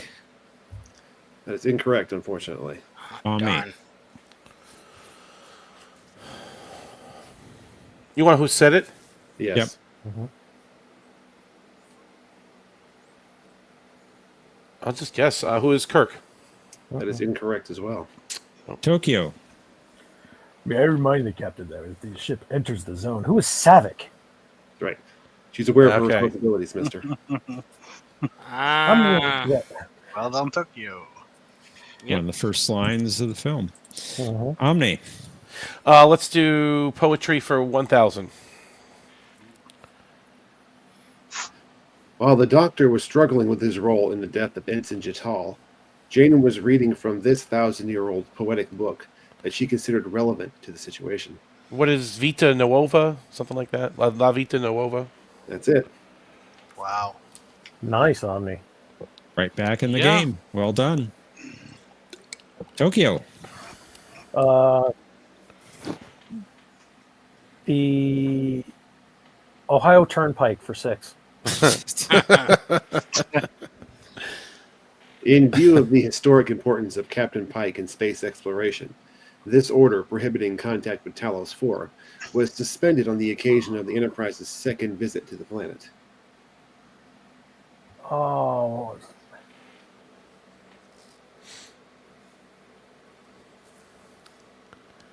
I remember months ago we did this on Jeopnerdy. Losing I'm on old, so my Jeopardy. memory's going past. Patrick. What is General Order 7? That's it. Ah, Nice. 40 general orders off. And Mr. T. Dowd says that USS Milton encounters Pike for his final moments. Very Oh. Hmm. written. Okay, then. All right, Patrick. Let's try plot an intercept course for 1000.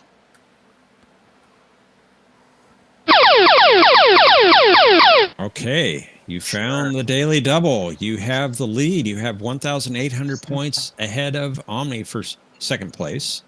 How much of your 3,800 points would you like to wager? I'm sure he wasn't searching for it. Well, not all 3800, but let's make it interesting and do 2000. Oh, you should do it. All All. I did all True Daily Double last game. Yeah, I know, but I'm not. Ooh. All right, for 2,000. Paradise. Paradise. Who is Kira, I believe? That's correct. It was not Dex, indeed. Well done. Well done. Well done. All right, Brad Wolf. Plotted intercept course 400. Year of Hell, Part 2.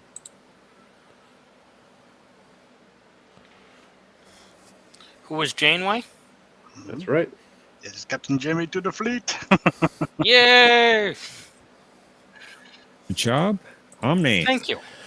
Oh, let's do plotted intercept course for 800. Let's take it away. Oh. The Doomsday Machine. That would either be Spock. I'm gonna pass. Tokyo. Plot an intercept course. Can't be that easy. I'm going to pass. Patrick. It is that easy. Who is Kirk? Kirk. That's it. I was thinking Deckard. No. Decker. No. Yeah. I am plotting an intercept course. That's right. Uh-huh. Tokyo. Pike for 4. 4 Prior to points. the accident that crippled him, Pike had met Kirk once previously during his promotion to this rank. But it's fleet captain. That's right. Nice. Yes. Very Well good. done. Patrick. Klingon classes for 800, please. He said TOS style Klingon. They've recloaked again. Tetrion readings indicate it's a D7 class cruiser.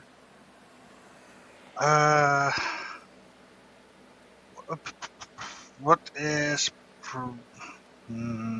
prophecy? That's right. Almost You're on misspoke. fire tonight, Patrick. Well done. Yeah, Something has to be done kicking about butt. that. To be done. Wow. Come on, Uh, Tommy, speak his ass. I have made enemies today. I Yes, guess you I'll go poetry 400. With much of the Enterprise D crew showing signs of intoxication, someone in the shuttle bay delivered a peculiar limerick about a young lady from this planet. Pass. Omni. Data was talking about it, but I don't know if that was him. Pass. Tokyo. The Gorn. Gorn. I said the Gorn. Pass. Did you hear me? Pass. Patrick. Pass. I'm gonna pass too. None of you knew this one? Nope. Wow. I mean, Data was talking about it. Oh, The young lady from Venus. Venus. oh, you wanted to Oh, fill in the that's very blank. I thought you long. wanted the character. Okay. Okay. Once in a Shut lady up, from Data. Venus, you had a very big Context is fuck. key. Yeah, I got to read the question Yeah. closer. Hey, I failed a reading too. Omni, your turn. Let's do shuttle interiors for 1,000, please. Pass. Tokyo. Pass. Although I think I might know it. Patrick. Yeah. No pass. I don't Brad know. Wolf. I'll pass as well. Oh, is it the Galileo 2? It was the Okay. Copernicus. I should have Yep. answered it. I am glad I did. Ooh, Yep. No, I was thinking wrong show to myself, so I I'm was glad I thinking the passed. Copernicus. Oh, I'm kicking myself Tokyo? for that one. I could have had this game. Nope. Shuttles for 8.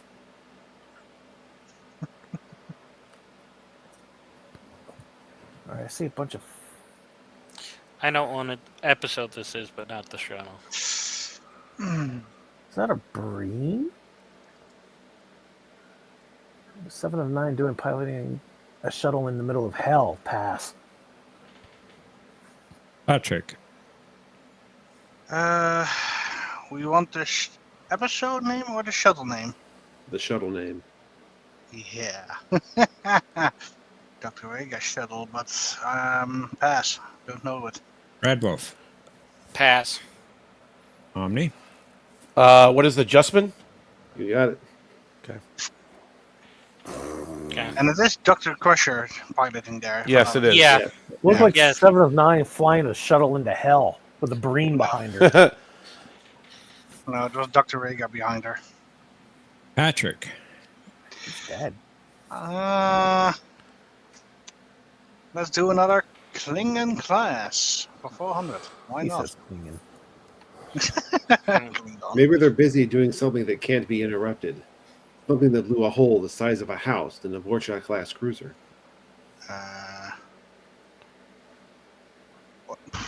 Whoa. What is it? What is easier questions should be that I'm not getting? What the? No, not coming to me. Pass. Brad Wolf. Pass. Omni. You want the episode? Yep. Or Yes.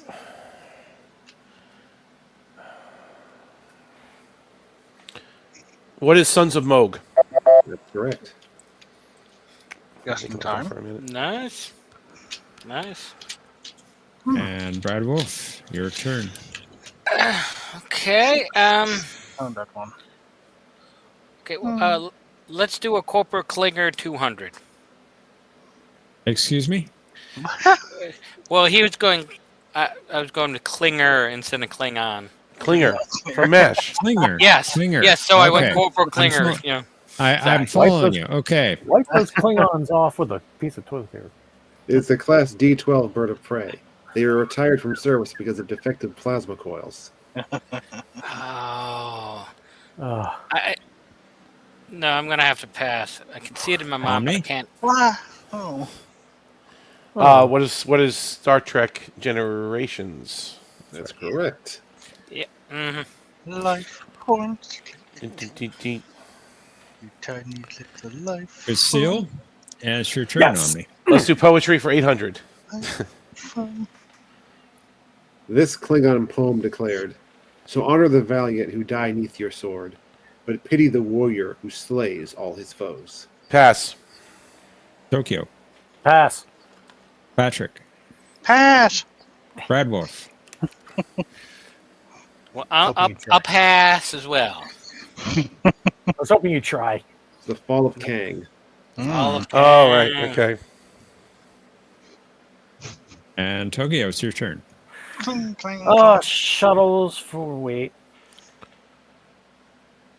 For how Pikes much? for 2.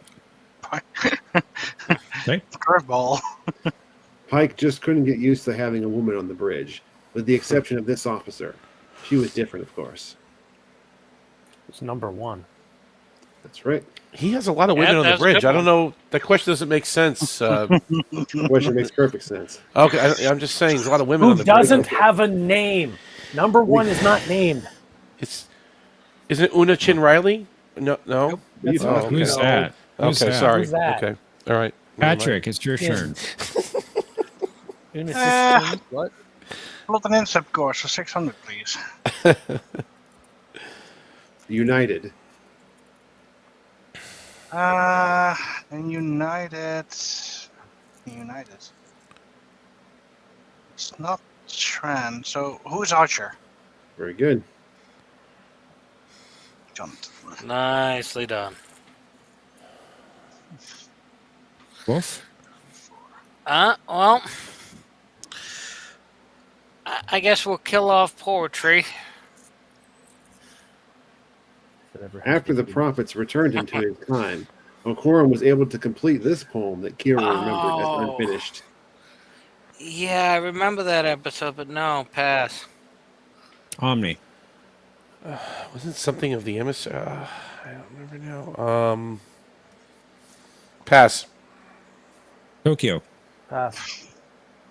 Patrick. Same as the rest. Pass. Something emissary. No. The Call of the prophets. Follow the prophets, right? Yeah, Akorum was a bit of a jerk at that episode, but We must return to our Dajaras. The Jaras. He's a complete dick. Huh? Not just the crap and everything else. He was terrible. All right, Omni, your turn. 600. 600. What is the shuttlecraft Curie? That's right. Probably the only one on this category I would remember. Nice work. Tokyo. 4. Falling object returning to Earth. Flying object, sorry. What is Cochrane? Very good. nicely done.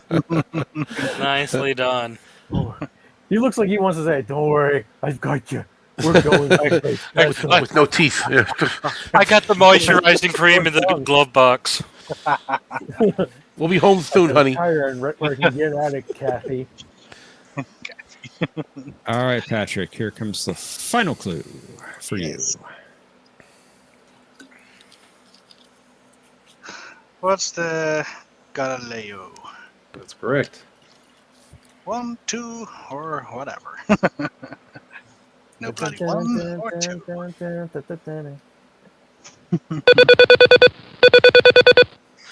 All right. For the final time tonight, private link for, yes, Okay. Should still be in it. or just buzz in the private chat And the only one I see is okay.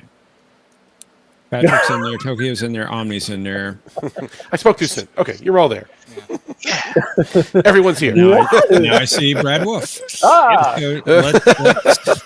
Let's go to final Jeopnerdy.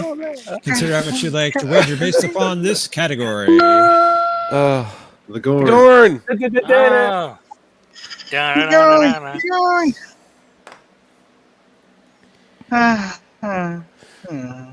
Oh, right. There we go. Sorry, I forgot for a moment. Who's Mikey's naked wife on the stream? Shots fired. No, she really did appear naked on the I stream. know. I was there. I was there. Yeah, not there, but here. How did you maintain your vision? Look at me. Small screen. Regarding the Gorn, this Orion advised Archer and Reed, the less said about them, the better. Players, you have 30 seconds. Kapla!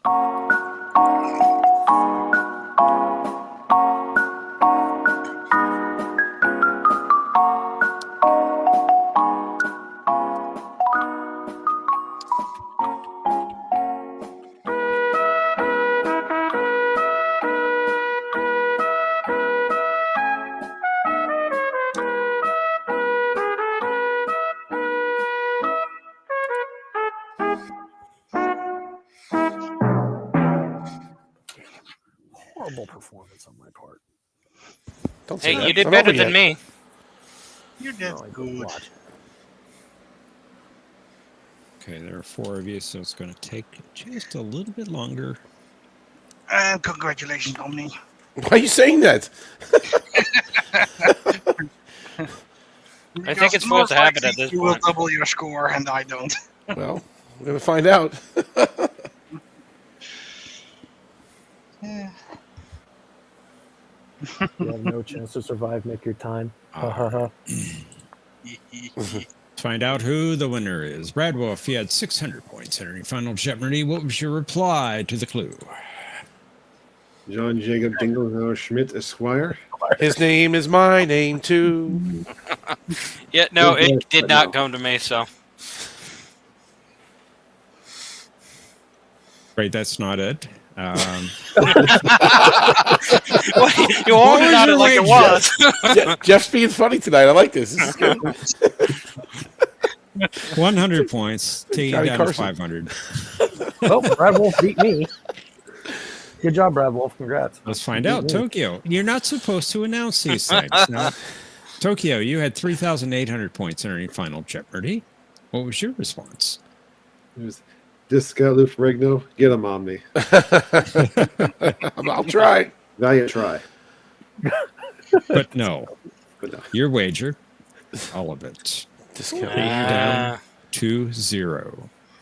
Omni, you were in second place at 4,600 points. What was your response? It was Harad Sar. Long live the hegemony. That is correct. Nice. Nicely done. Nice. Indeed. Very good. And your wager, Yeah. got it all, taking in 9,200. Making it interesting. Had no Yeah. choice. Patrick, you have the lead at 9,800 points. What was your response? It was got Harad it? Arvid. Yep, that's correct. Okay. Incomplete. Good. so And yeah. your What are you wager, worried about? 800 points, giving you Oh. 10,600 points. And You won. once again, Wow. Patrick, Well done, clean Patrick. sweep. First Clean sweep. time You were ever. the chosen one. Very nice. First You were time supposed ever. to destroy Very nice. Patrick. I- Let him win. I tip my hat to you, Patrick. Thank you. Must wither. John, I gotta say, those questions so well done. So Thank you. they kicked my butt. I gotta say. And, but that Savick one, I just overthought it. I was like, what? No, but well done. Very well done with the questions as usual. So Appreciate it. now I know how it feels, Omni. Now I know how it feels to have a perfect game night. Well, that's good. I'm good. I knew all the prophets. I It's a heavy weight to carry around, but Yeah. yes. Wow, and I've never won from you before. Well, it happens, 4-player games and such, but you did good. You did good.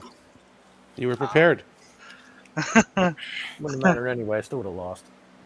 But Tokyo, you were doing well in that game. He did. He did. He never says that he does, but he did. He does. If Janeway's tongue fell out, she would just have the doctor grow her a new one because there's no way she's not enjoying coffee. Even if she has to burn the entire Delta Quadrant down, she's getting her coffee. Took out Sounds about right. She took out a beast of burden, which was in the form of a nebula, to get her coffee. There's Mhm. coffee in that nebula. I can't blame Janeway for that. Yeah, that's one I'll let pass. Yeah. You know, for as much, like I said, for as much beef as I give Janeway, I will say this: Archer was a terrible captain. Yeah, he had his very bad moments. I mean, yeah.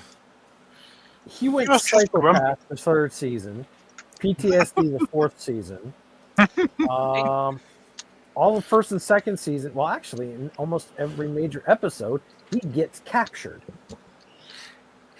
He cannot fight to save his life. Every fight he was in, he got his butt handed to him. I think there was one fight where him and Trip were taking on the one guy 2-on-1 and almost beat him. Silic? Almost. I mean, he took a Borg down hand to hand. That was pretty impressive, right? I mean, Well, I'm sorry, Omni, but they don't count. They don't count. Okay, he pulled his tube. He pulled his tube right out. That's it. Knocked him out. He was done. That was terrible. I'm sorry, Omni. Who tackled the board? Wasn't that? Oh, that was Reed, wasn't it? It was Reed, but Archer was right there, right? Weren't they both? Reed comes up from behind and football tackles him to the ground. And then Archer starts pulling his tubes and wires out of his head, and that's the end of him. That's it. Yeah. Take a look at these readings. They're not human anymore.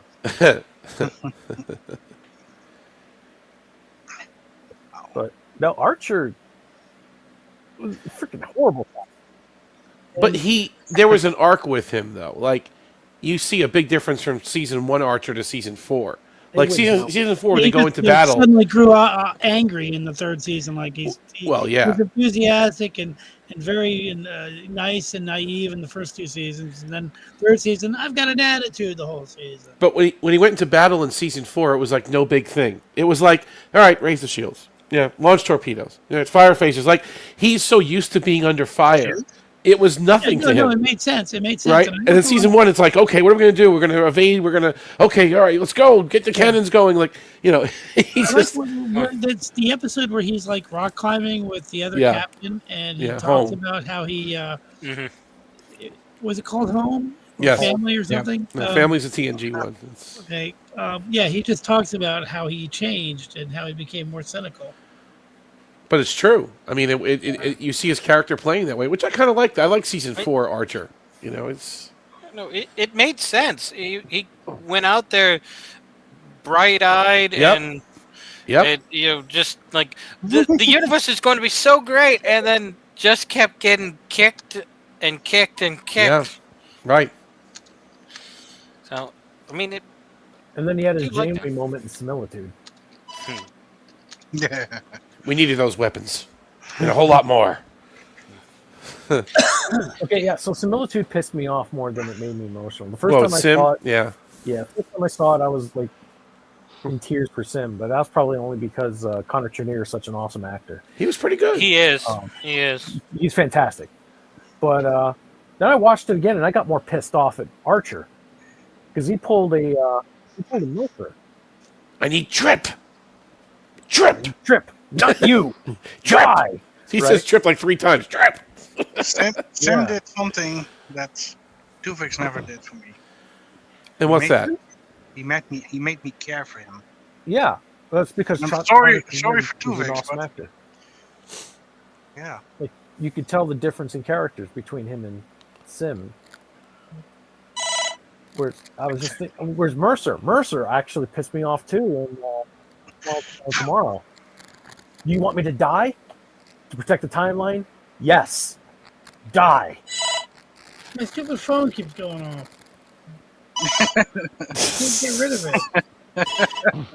I don't know why it's doing Just that. open the window and throw it out. That's all. I thought I told you never to call Just me. tell Kristen to.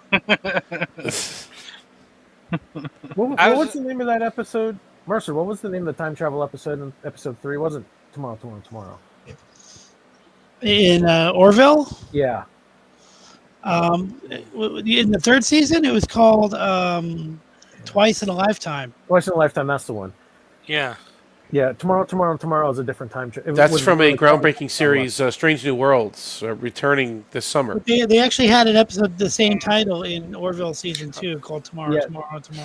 Yeah, that was the That was the one where they meet up with another Kelly. Yeah. And for Squirrel, I don't think that Trip left Enterprise, but Stargate was after that. He appeared in Atlantis as a guest star. Yeah. The show was canceled already, right? Mike, Michael? Yeah. Michael. Not Eddington. Honestly, every time I see Connor Trinneer, I'm always happy with his performance. I can't. Oh, he was great. Performance's Trip. It was one of the best performances I've ever seen on Star Trek. Mm-hmm. And I'm going that far. He brought everything. And he didn't have to do much. That's what he naturally is. But they gave him a lot, though. They gave him tons. Yeah. Tons. Every episode. So you're going that far, but not this far. No further. I will make you pay for what you say. Do you guys remember the episode early season 1, whatever, that they got the questions from the back from Earth School, and they had some great questions that they give him the poop question. That was funny. Silent Enemy, if I'm not mistaken. I think you're right. Yeah. Poop can be a silent enemy. That's true. Yeah. Not my poops. Those aliens are weird looking. The CGI aliens in that. Yeah. Movie. They look kind of like generic aliens. Wonder whatever happened to Cretaceans. Oh, who cares? Who are the Cretaceans again? Those are the ones that got insulted when they had dinner. Oh with yeah, them. with the bring a trees. chainsaw. On their holy tree. Yeah. They were like 3 episodes, right? 3 or 4 episodes. Tac. Yeah. Tac, yeah. If Porthos dies, I will be the one to water their trees. I like that episode because Archer comes across as just really irrationally ticked off. And some days you have weeks like that where nothing can cheer you up. You know, you're just angry. Well, and I know that there's somebody here that doesn't like that episode, but I won't mention who. Honestly, our pets are family members, and I understand his rage. I mean, but sometimes it's just a bad mood. You just wake up on the wrong side of everything, and then nothing can cheer you up. Well, the doctor kind of analyzed him a bit in that episode, right? I mean, he kind of got to the root of what was bugging him somewhat, a little bit. Yeah, I thought that was another part of the episode I didn't particularly care for either. But the psychoanalysis of... Not the psychoanalysis itself, but what he said the root cause was. But all right, hold on. Before or since. But okay, but I don't think it was meant just at her. It may have been just in general. Can you interpret it that way, or no? Do you think it was with her? I got the impression that it was her specifically. Okay, all right, maybe I have to rewatch it. I can't because I looked at it both ways. I'm like, maybe it's just in general. He's just wound up. You know, he needs a break. Taking Spot down to a planet. What's that? Yeah, no, I was just remembering John's argument that he didn't like taking the dog down. Oh yeah. It would be like Data going back down to a planet with Spot. I am sorry, Captain. My cat does have a right to fresh air. I mean, he did send the bio scans or whatever information down to the planet, but he knows those people are difficult to deal with as is. So it's like I see both sides. I wouldn't do that myself. No, that's not a planet I'd. He's taken a Porthos on other planets too. though. Right, but Yes, We've yes. seen that. this was an Archer the idiot moment where he should have remembered that having lunch in front of them pissed them off. You should have thought, well, maybe I shouldn't do this because my dog might piss them off. I And mean, what happened? T'Pol was right, obviously. And she lectured him about it, and she was right. Yeah. And he doesn't want to admit she was right ever. Anyway, especially about this kind of stuff. But it's not very Starfleet. I know what you're trying to say, John, and I think we're beating around it. But that's it's the not whole very point. That's Starfleet why Captain. It's good. That's Yeah. why it's good, because not every, like, if Star Trek is about the human condition, then humans, they have bad weeks, they have bad months, they have that's bad. true. They're just like That's temperamental. They're volatile. And then you have Janeway. They're not Doggy professional all the time. They're not Well, professional. There's an evolution of Star Trek captains too, Starfleet captains, because look what Janeway said about Kirk and Sulu, that they'd be booted out of Starfleet. Like, what are you talking about? These are Starfleet legends. But she's like, oh, they'd be booted out of Starfleet today if they were still in it. Like, It was a different time. a different time. So I guess when Archer was there, if you want to take that logic backwards, he was they were figuring out how to be a good captain. They were writing the rule book literally episode by episode, what not to do. Don't bring your dog down to an away team. End of story. Don't even have a dog on the ship. Forget it. Don't even What bother. you gonna do? Bring Porthos down to Kronos next? Keep it away from the tower. Right. Stuff. Oh, Maybe with some Targs. Target.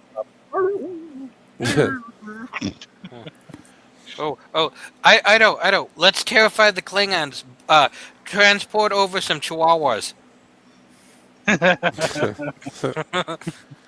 The war is over. Yeah. Tape some, extra fur onto the Chihuahuas and say, "Hey, we got some, Some tribbles. tribbles for you. Thank you. Yeah, we got some tribbles for you."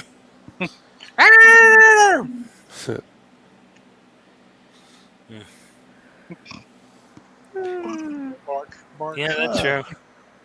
Mercer, Squirrel Girl 1991 has a question for you. How's Normal tonight? Oh, she's great. She was just sleeping in her little bed, her little cat tree. She probably Also known wants as to your see lap. the cat. Yeah, hold on. I just took a great picture. Let me see if I can get it uploaded. Squirrel Girl likes animals. Let me see if I can get this. So I was going over some ancient Jeopnerdy episodes a couple of days ago, specifically the ones that I wrote. Ancient. They're ancient now. And Vintage. the only thing I could say about those episodes was, man, I miss Bird. Yes, I do We too. all miss him. We Yeah. all Oh, miss yeah. him. Yeah, he was a good person. Yeah. I didn't really know him too well, but he was a good person. Bird of Prey 5. Definitely. We should play that song again, man. That would be a good thing to do. He was truly the ambassador of YouTube. Yeah. He welcomed everyone. Yep. Which song would that be, Mercer? What was The that? Losing in Jeopnerdy song. Oh, my old one. What's up to John? Here. He's got the file. I still have it uploaded. I can play it if you want. So wait, here real quick before you do, here it is. Here's a picture I just took. That you guys all like. There we go.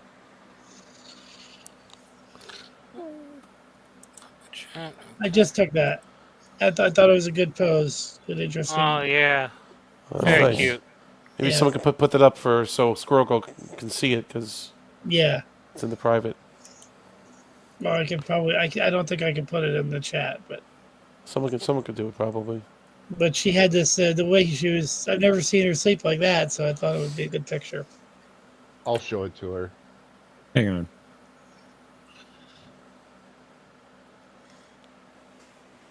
There you go. Yeah, there we go. Aw. I just took that a few minutes ago. Very cute. Very cute.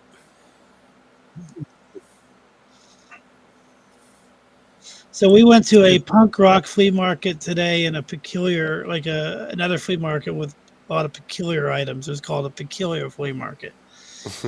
We've been going That's just as peculiar. many places as we can. It's pretty fun. So Did you yeah, buy anything peculiar? I bought a little notebook with some pattern on it, some weird pattern. Let's see if I can find it. Some peculiarities? I didn't buy very much. I just bought Peculiar.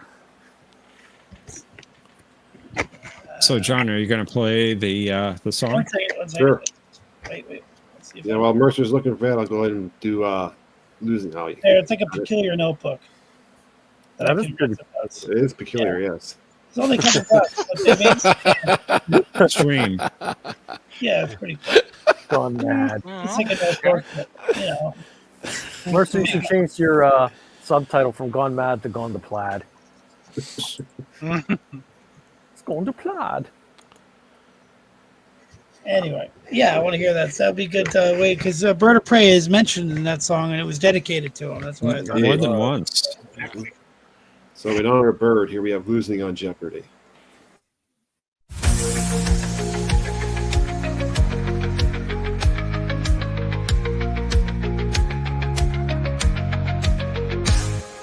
Tokyo was a man born a Trekkie.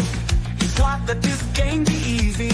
He started out with a bang, knew the difference between gang and clang. So he would meet his match, knew he wouldn't beat back. Hungry for the thunder and the pain.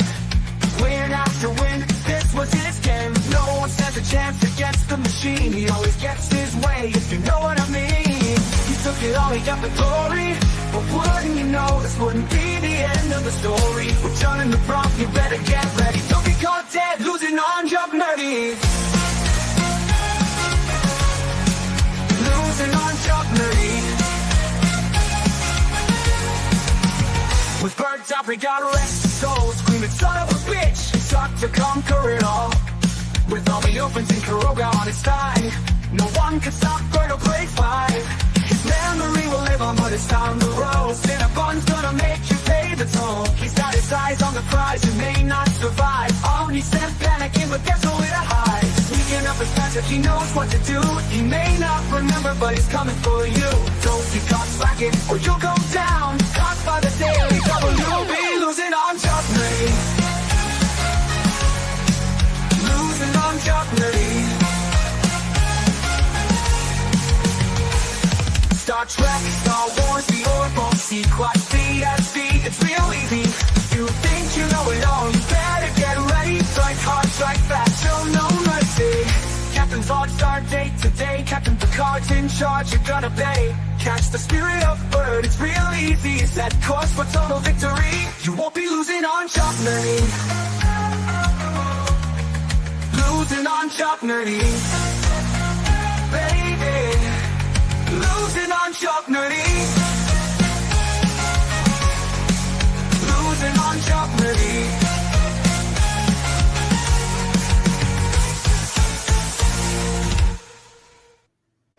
Oh, that's great. That was awesome, Tokyo. Yeah. Yeah, I like the I don't know, like, is that like partly AI or did you guys actually write lyrics for it or how does that work? Write the lyrics and then AI does stuff with it. I like how they come back to it. They think of like a theme, like a musical leitmotif kind of thing that they keep going back to, like a riff. It's pretty cool. Losing I don't know on how they do Jeopardy. that. That's pretty cool. I don't know, like let me ask you something. If AI were to come up with that riff, and I were to write a song with that riff, could I get sued if I came No. up with a riff like that? I don't think so. Like that's the whole thing. The legal aspects of AI is still something that they're still trying to figure out, I guess. Yeah. Yes, it is.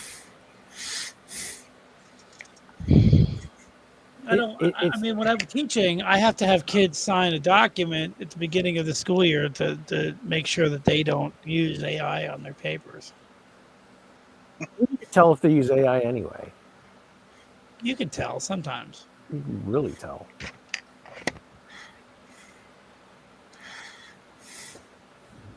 Like when I was teaching junior high school, some kids would submit their essays because they'd have to write short essays about what they did during the summer vacation or what they did during their Shokuba Taiken. What do they call it? What would that be? Like go to work. And AI wasn't around back then, but Google Translate definitely was, and they would type their essay out in Japanese and then copy down the Google Translate. Oh, gee. It was horrible. Photons be free. Yeah, that's right, Squirrel Girl. You're right. It's true. I mean, I don't know. It's just a lot different than I imagined AI to be. But you could. I mean, I usually can tell if something is AI, but not all the time. You would hope that it was more like it. That's only going to get more difficult. Yep. Yeah, I remember.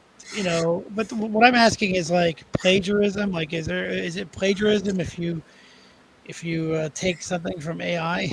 I don't know. I don't think so. Not yet, anyway. I mean, we have to wait for the data versus Maddox thing, but I don't think so. Data is a toaster. I like that one. They followed up with that. They actually had Data writing back to Maddox, didn't they? Like, like he Data's day. Yeah. I think. All right, I'm going to bring up some new track, but the thing that disappointed me the most was when they recast Maddox in Picard, and they didn't really have any kind of debate with him in Picard, the way they almost like a follow-up to their debate from Measure of a Man. That was they kept mentioning Maddox, and when they brought him in, it didn't feel like the same character. Yeah, it's like, hey, old friend, how you doing? I really wanted. I mean, that's why I was working through the first season so adamantly, because I really wanted to see what they would do with that. I wanted to. I mean, that whole thing with the Martian androids. That felt like exactly what Guinan said, right? Wasn't that the point of Guinan's slavery remark? I don't know if I'm allowed to say that word, but I guess in the context of Star Wars, Star Trek, I'm allowed to say it. But Arabic's not wrong. But my favorite episode of season 1 was the one where they go back and they meet up with Riker and Troy. But it should have been another one. It should have been like a really better episode. There should have been a better episode. Hang on a second. Mayu. Hang on, guys. I'll be back. I can scream my wife for a second. Talk about a power tripper in Tokyo, huh? Okay. Lived up to his name. But so what is your avatar from, Omni, from that picture? That's just it's a cube, a very famous cube, just one of many. No, this is from Best of Both Worlds. Yep. Is it really? Yes. Yeah. Part 1. I don't remember that. That's what I was thinking. Yeah, is that the one that got adapted? Well, when they start firing at the triangles on the ceiling, then the Borg start moving in on them. This is one of them. Coming, to get to my nanoprobes are made in Dakar, Senegal. Do you see that? Watch their construction. I gotta watch Best of Both Worlds again. I haven't seen it. Oh man! But the problem with Maddox, Agnes killed him. She freaking murdered him. Yeah. And there's no consequences for that. Although Mbenga killed somebody too in Strange New Worlds, no consequences for that. So I guess in New Trek, it's okay to just kill people and have zero consequences, right? Yeah, you bring back a legacy character, kill him off, then you're done. Kill him off in cold blood. And the She guy cold-blooded killed him. It wasn't even the same actor that played Maddox. It was a different guy. But he may not have been available, or maybe they didn't care enough to keep the continuity. I mean, who knows? But you're right. They didn't write it in a way that it continued from the character we knew in season 2. Like when they brought Ro back, at least we knew it was Ro, right? It was her. Yeah. It wasn't somebody They brought else. Shelby back. They brought Shelby, Right. right? Did they bring Shelby back? They did for 3 seconds. Yeah. Bring Maddox back, dead. Bring Hugh back, dead. Kill him, Bring right. Deb back. Oh, Hugh was so dead. disappointing. Bring Shelby He back, was so dead. He was so disappointing. Yeah, the Icheb one, that I don't know I hated why, that. but that just it really got my goat. That just Yeah, that was Really so The most upsetting. violent scene I've ever seen. Not Silly. just Star Trek. Yeah, That was it one was of the most violent scenes I've ever seen anywhere. for no reason. Like, I mean, yeah, what, just to extract his nanoprobes? Like, I don't. I mean, they have that huge Borg artifact sitting right there in Romulan space. Yet you're going to capture this guy and take all of his nanoprobes from him? Torture Cut out him. his eyeball? Yeah. Like, what was the point? Shock value. I guess so. Although Yeah. people have said they had problems with the original actor, they wanted to get rid of that character, but I don't believe that because he wasn't even cast as him in the show, so they could have just gone around him. You know. Now, what was the whole thing? There's a scene I'm trying to remember the context of because I haven't watched the first season in 30,000 years, but where one of the characters, like that, I forget the twins' names. Dodge and Soji. Yeah, well, one of them, I don't remember which. I think the second one. She was like going like bare feet or with socks on, and they were like doing like skating around the Borg cube with the Romulan. Right? They were on some kind of walking path thing. I don't know what that was. They were. I don't understand the context for what they were doing. It was I don't something I'd know. never seen before, which is why I was interested in it. But yeah, they were like walking around like with bare feet along the Borg cube, just trying to have fun, I guess, like a date. And Seven was never that murdery either.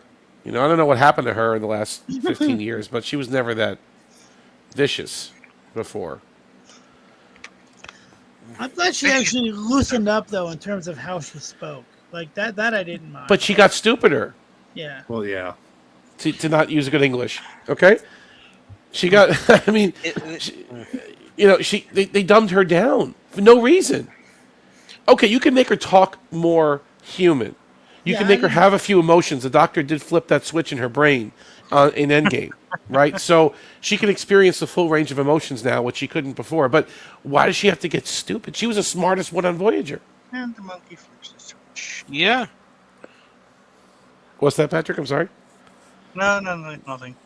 Oh.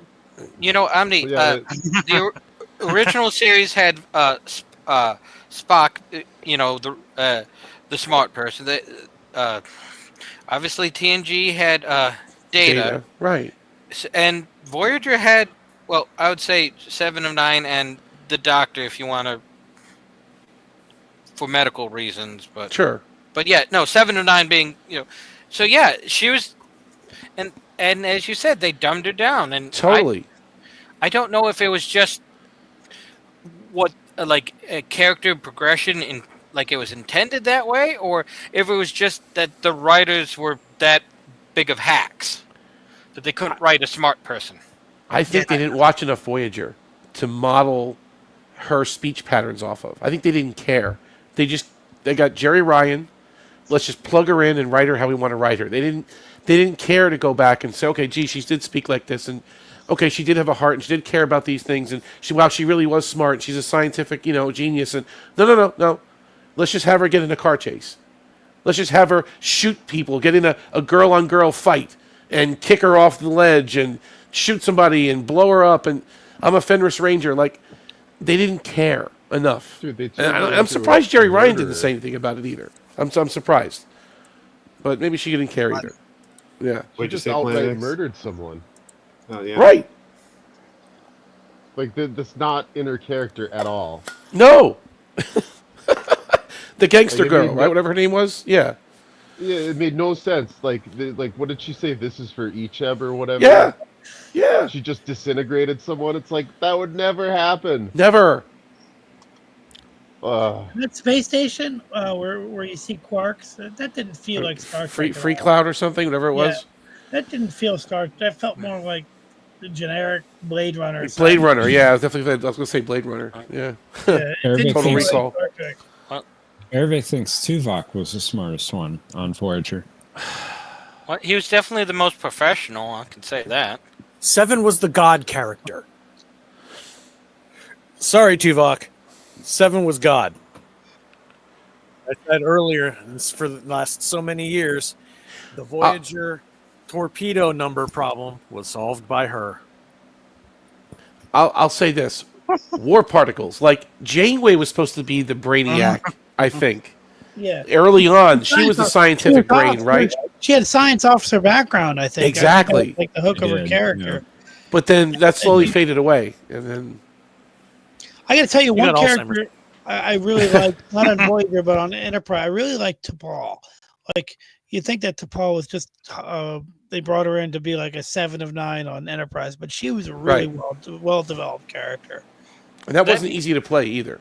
No. Yeah, she did a great job. Jolene She did. Blaylock was just perfect. I gotta watch more Voyager though. There's so much, especially later on, that I haven't seen. Yeah, New Trek makes it look a lot better. Yeah.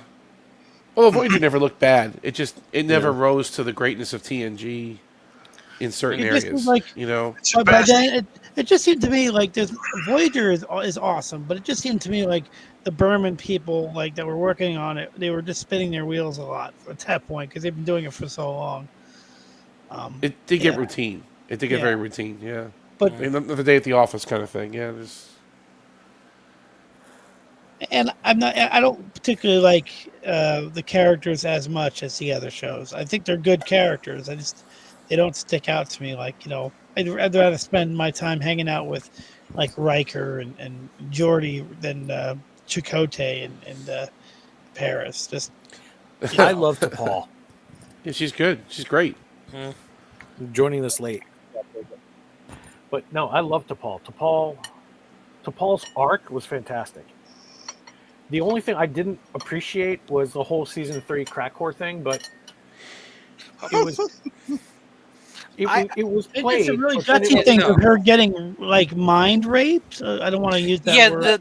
The forced mind meld in season 1. Yeah, no, I didn't particularly like that either. But I didn't like that they addicted her to Trellium. But there was a reason, I think, at the end, because now her emotional guard was somewhat diminished for the rest of her life, right? So she couldn't be like a full Vulcan stoic anymore. Her emotions are now closer to the surface because she did brain damage with that Trellium. And even the mother recognizes that when they go back in season 4 to the I guess home, right? Is that the episode Home? Yeah. Her mother said that her emotions were always close to the surface. But she said something changed though, right? She changed. That was Kirshara. Was it Kirshara? I thought it was Home. No, it's Home. Yeah, it's Home when she first takes Trip to her house, right? On Vulcan. It was when her mother was dying. Oh, maybe they had a few conversations. You're right, but I mean, she was damaged though. Her brain was damaged, so her emotions were now less contained than ever before because of the Trellium, which I thought was interesting. Her being addicted, I didn't like either, but the after effects I did like. Yeah, T'Pol was crying over the fact that her mom was about to die. Right. And then Celeste was like, "You've always had trouble keeping your." That's true. She did say that there too. Yeah. And I believe that was kind of a weird solution. Was that Kirshara? Well, it's one of the three. What I mean, they're all linked up. It's not the first one. They didn't get to her in that one. Season 4 was right. Yeah, that would. Eric, she was. But they did absolutely nothing with Travis. Nothing. Nothing. That what they give it? They gave him one episode. I mean, I actually really feel bad for the guy. One episode. Yeah, they gave him 4 or 5 episodes. Oh, all right. He had that girlfriend in season 4 with the reporter girl. They gave him a couple of episodes where he meets up with freighter captains. Yeah, like Fortunate Son. That's 2 episodes. So the Fortunate. Two. All right, two. Then. The Fortunate and the other one. Fortunate Son. Yeah, that's it. It's crazy. The Broken Bow. He had that scene with Trip where he's sitting upside down. Upside down, right? Yeah. The sweet spot. Yeah.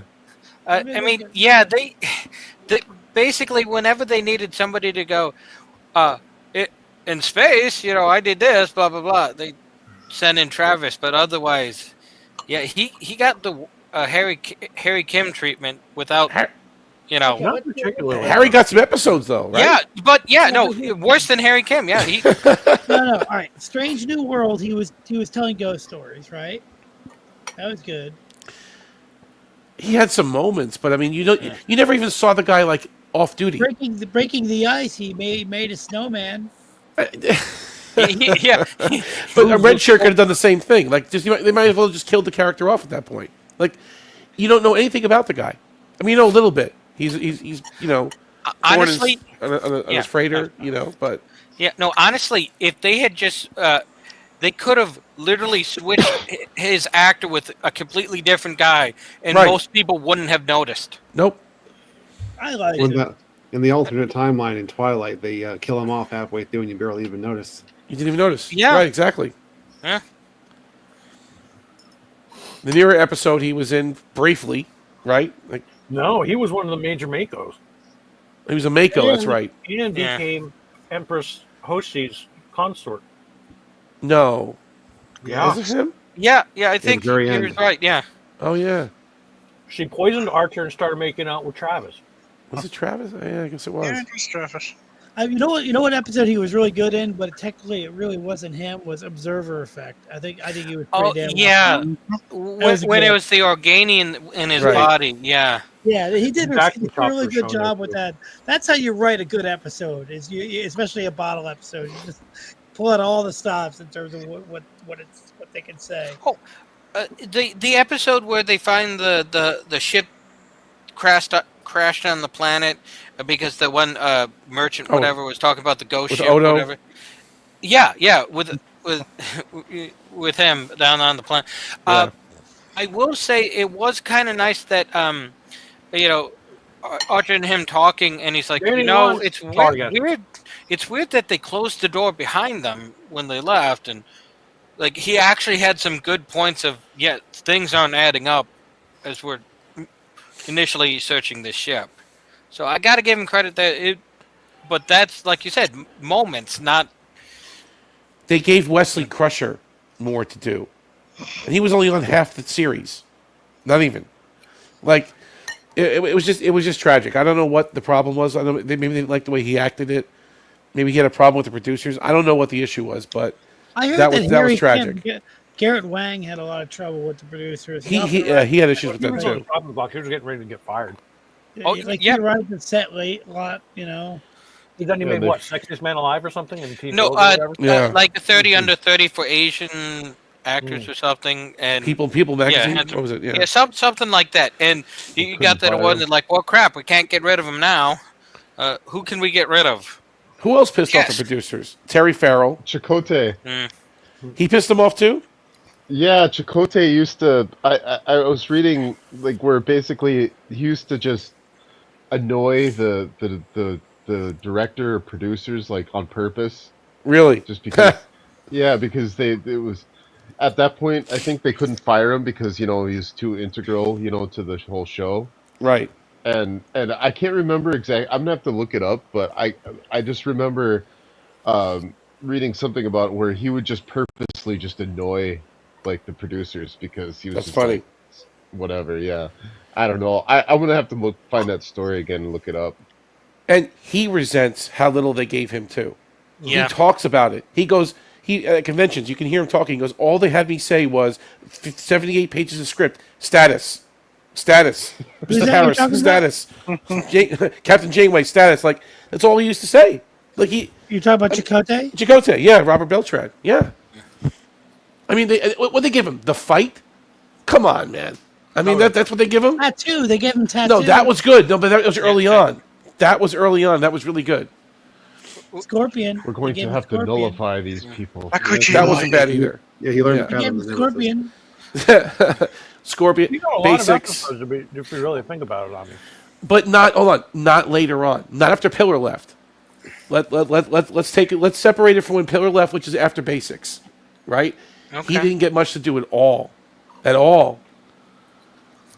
Nothing. you got collected. When did Pillar leave? When did Pillar leave? Basics was season 3. He left after the opening, the closing of season Basics was 3. 3, Yeah. 4. No, it's 4 No, with Basics Scorpion. was 2, 3. Yeah. He had a couple after. I'm not saying he had 0, but I'm saying, what I'm trying to say? He didn't get much to do. And he wasn't bad. I liked him. Yeah, I did like Robert Beltran. Yeah, he there's just something about Chakotay that he's somebody I probably would have liked to follow on an away mission or something. He seemed, even if he didn't know exactly what was happening, how to handle the situation. But I really liked him Well, in the then cloud. they hired one of the problems I think was when they hired the Native American consultant or whatever it was, Okay. Yeah. and he turned out to be a huge fraud. Yep, I've heard that before. Yeah, the guy like I think they even tried to sue him at some point, or someone did, and yeah, there was some guy and he pawned himself off as like this like expert. Expert. I think yeah, and I think he always said he was part Native American and he was an expert, and found out he was just made it all up. Total fraud. So all that Hokuchi Moya stuff was just baloney, right? It's all just made up. Yeah, it was just gibberish that the guy, it's like he lied on his. They didn't bother to check his his background or his resume. When they hired him, they're like, "Oh, you're an expert in Native American stuff. All right, okay, right for Chakotay. Here you go. Come on in." Yeah, that's funny. I can't believe that. It's far from the bones of our people. We're far from the John, bones of our lawyers. Eric has a question. My favorite Chakotay episode is Cooperative. Is that what it was called? Can you enlighten him? I think. That one, I think the one he's referring to is called Unity. Unity, right. Yeah. That's probably my favorite Chakotay episode. That's probably my favorite one.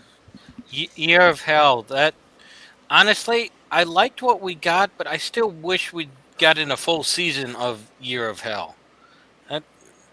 It had such potential. I wanted one season of Voyager in the Alpha Quadrant. At the end, it would have been fine. That would have been fine. Why not? The war's over. Or maybe it's not. No, it was at that point, right? Yeah.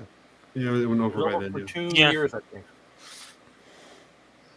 Rebuilding the Federation, maybe something like that. Just the What did- aftermath of having to deal with the Maquis. Right. Yeah, exactly. What the do whole these now former Maquis members, now that every one of their former compatriots are dead, they're what? Still, were they still considered criminals in the Federation? What? Yeah. Like, Well, they were given amnesty, some of them, right? And some of them were in prison. Like, it depends on who they were. But I mean, Janeway's crew or the Valjean crew, they were given amnesty by the Federation before they got back, weren't they? Didn't they? I think so. Or something. We actually don't know. I guess it's all endgame stuff, right? That never really happened. I don't know. You're right. I don't really know. I mean, unless you consider new Trek canon, we don't know. Timeless, never happened, right? And then Endgame never happened, so we don't really know. Yeah, what happened when they got home? Voyager really did mess with time a lot. But what are they going to do? They did have plenty of time on their hands on their way back to the Alpha Quadrant, so heck, why not mess with time? Why not mess with the Borg this week? Yeah. Why not piss off the Kazons? Yeah. And yet Janeway said that she tried to avoid time travel. And she's not She very good tried. at that. Yeah, and failed. The future's the past of the future all gives me a headache. What's that? The relativity ship, right? When they're trying to explain it. She goes, "All right, let's just get this over with before my headache gets any worse." Yeah. Yeah. Oh, yeah. That's funny. And then obviously Gates McFadden had problems with the producers, so much so that they fired her. They literally fired her between season 1 and season 2 of TNG, and she was the mother of another character on the show. Mm-hmm. That's how much they I don't wanted think her gone. she got along with was it Snodgrass or who was the other guy? I think it was Maurice Hurley or something. who was Hurley, that's what I was thinking running the of, show. yeah. But they just whatever it was. She had this kind of agenda. I don't want to say what it is, political wise, but she had some kind of agenda that chafed with the policies or the directives of the producers. And bye. We don't need you. They should have kept Pulaski. Way better. She didn't fit in well with the crew, though, Yeah, and she even said that. She goes, "I didn't mix well with these guys." You know? Yeah. Honestly, I didn't like Pulaski, but I think it was more her, story arc with Data. I think it was. Yeah. I think they were developing something there where she was slowly,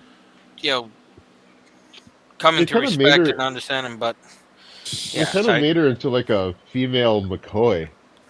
They tried though. That was the idea. That was the idea. Yeah, 100%. John the guy was a menace. James T. Kirk. yeah. The one and only.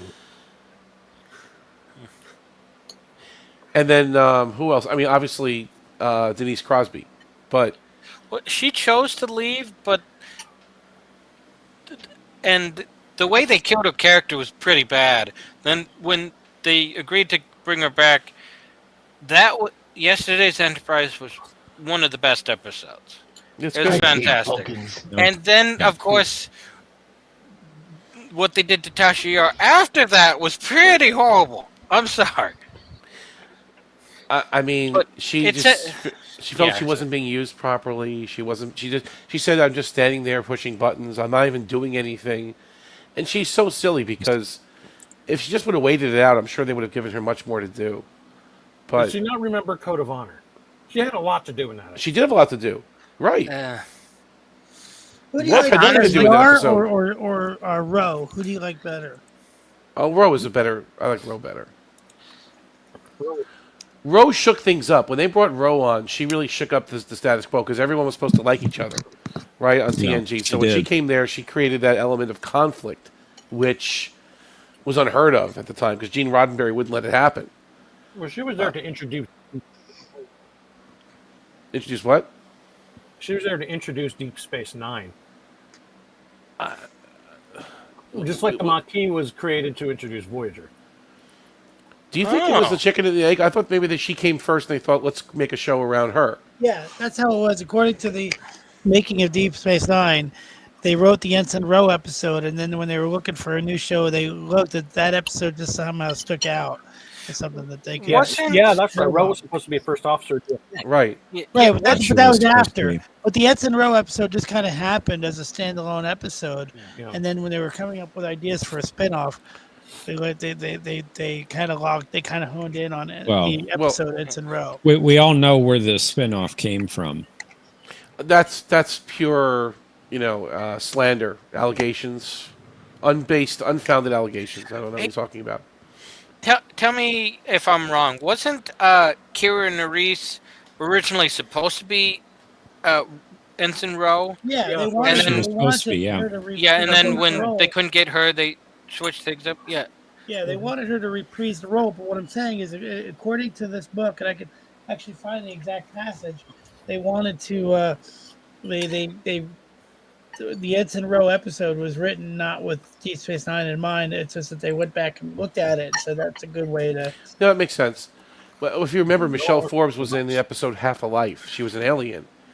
And that's usually how they bring you in. They Oh, bring by you the in as an way, alien speaking of- first, right? Speaking of which, guys, this is I went to the flea market yesterday, a different flea market, and this book I got it for $5. Let me show you a picture of it, and it's supposedly now it's worth a lot of money because it's kind of rare. It's a great book. The making of the original Star Trek TV show. Timison. What was that name of that species? I forget now. You see it? Half a Life. I think Yeah, they were I called can the see the book. Kalon or something The like Kalon 4 or whatever it was. Yeah, it's true. See this book here? This book is worth money now on eBay. But Oh, wow. Look at that. $5. The Shatner version's better. Star Trek Memories. Yeah, but this book is really thick. It's really good. A lot of information about the early days of Star Trek. Anyway, thought I'd share that with you guys. Professor, now you're typing it. So he says, we all know where the idea for Deep Space Nine came from. So where do you think it is? Where did it come from, Professor? I'm curious because I I think you know. I think you know. I don't know what you're saying. I think we Well, have a Rick Berman and great Michael creative Piller, team right? here. What's that? Say Rick Berman and Michael Piller, right? Right, exactly. That's what it says on the credits.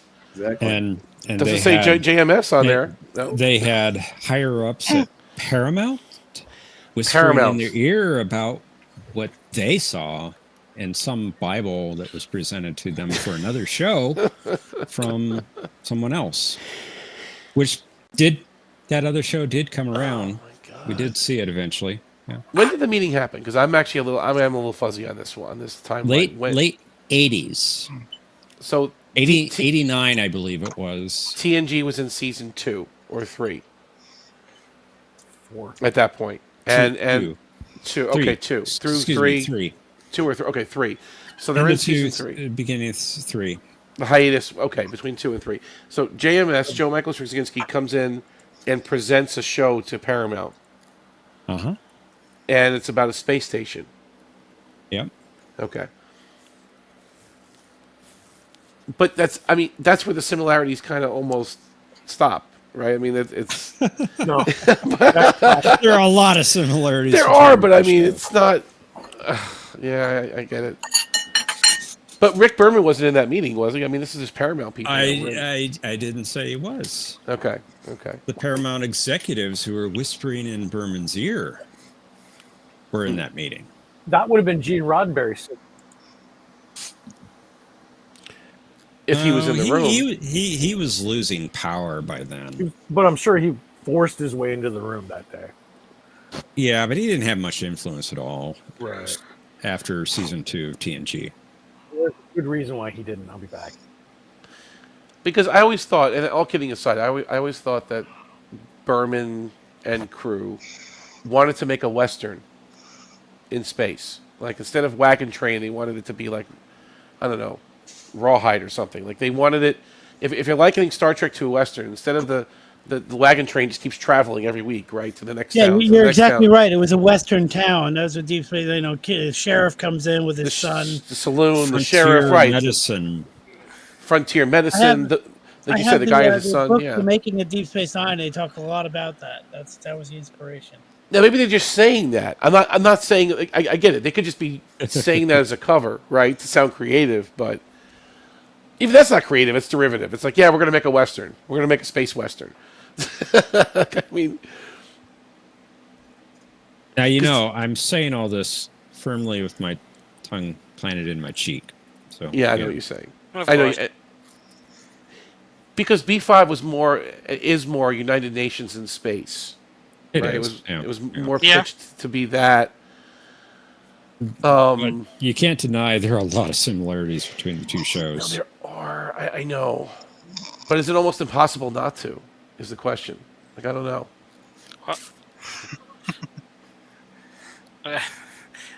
We did have that one actor in both, Jakar. Yeah, Andreas Katsoulis. Yep, thank you. I was blanking on his name. Well, I know, but on a lot of actors on Babylon 5, him and Londo were two of the just most entertaining, most deep characters. Yeah, just fantastic together. Just golden.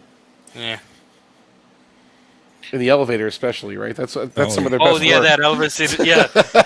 Oh, yeah. Oh, there's more to come. There's more. That's true. There's a lot more to come. But that's some of their best, though. That's up there, right? Yeah. Oh, yeah. Oh, yeah. Oh, yeah.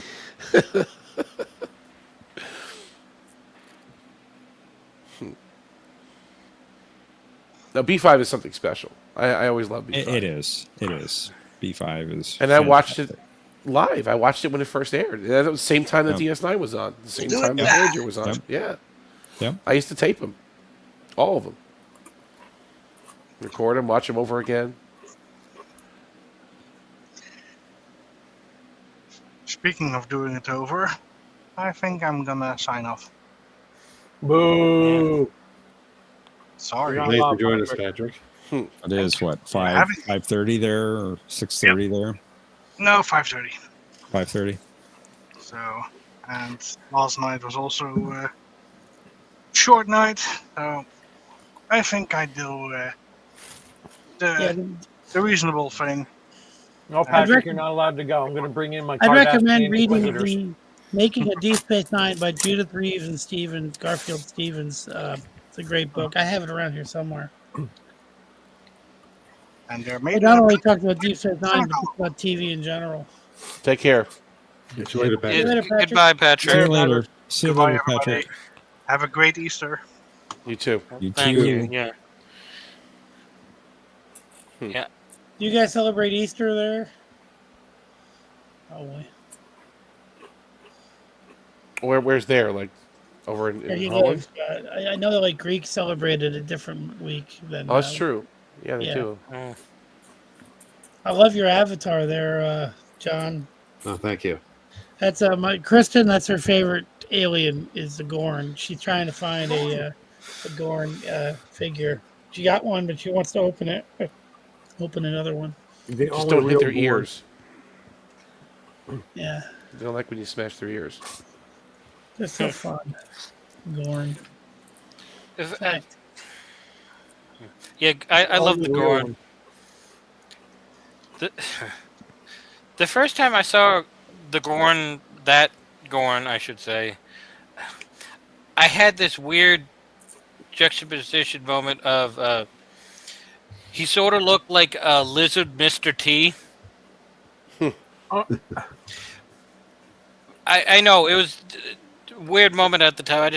It kind of stuck with me, but the Gorn. That was a great episode, and I wish there was more of the Gorn. And then New Trek happened, so. Oh, there is plenty of the Gorn. In fact, if you Yeah. watch Strange New World season 3 is coming up, and it's. Oh, You'll are see we going lots to of get Gorn. more musicals? I want to get Possibly. more Klingon K-pop. Possibly. We can't talk about it, but there's a lot of great things ahead. I get a headache worse than Janeway when she has to deal with time travel. Ervik, I'm not sure what you're saying. B5 is the sequest to Stargate Gate Atlantis. B5 is the sequest of Stargate. Yeah, I'm trying to piece that together. I think it's one of those, the more you look at it, the worse it gets sort of comments. Just trying to give you a migraine. Oh, is that when Because- Sequest gets transported to a different planet? Darwin. Well done, Eric. I mean, That's funny. I'm still trying to follow that, Ervik. What kind of became Star Trek? It did, right? They transport the sub to a different planet to fight a war over there or something. Yes, that did happen at one point. Yeah. well, hey, new headcanon. Janeway and Paris babies are what became the Gorn. I know it doesn't work at all, but I'm going with it now.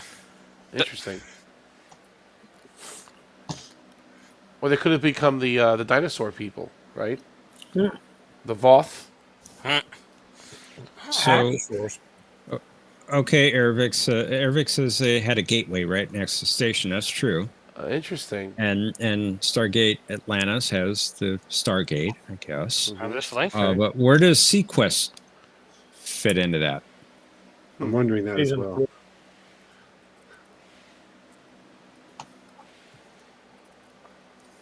Now, no spoilers that there's a talking dolphin in a later season of B5. Can I say it, Jeff? It's a distinct possibility. That's good. That was good. That was good. Ervik says cetacean ops. Cetacean ops. There you go. That's right. Mm. That's funny. I'll be right back. I'm still not sure where you're going with that, Ervik.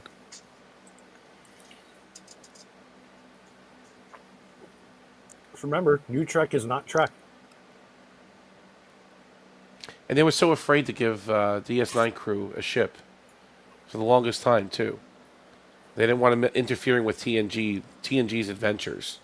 You know, the Enterprise flying around the Alpha Quadrant. Like, it's just... It was funny how protective they were back then. There's only so much you can do with runabouts. Right. True. But they waited Yeah, that long. They well, waited, well, what, 3 what about- seasons to give them a ship? You have low runabouts running around the No. different quadrant the entire time? 2. Well, 2, and then season 3 they got the Defiant, right? Yeah. Well, same thing like with B5. another show. So Huh. B5 season 3 early on they get the White Star. Yeah. Both the first episode of That's true. season 3. That's true. That's true. No similarity there. The White Star is a cool ship. I do respect the White Star. I love the White Star. They say it looks like a plucked chicken, but I still like it.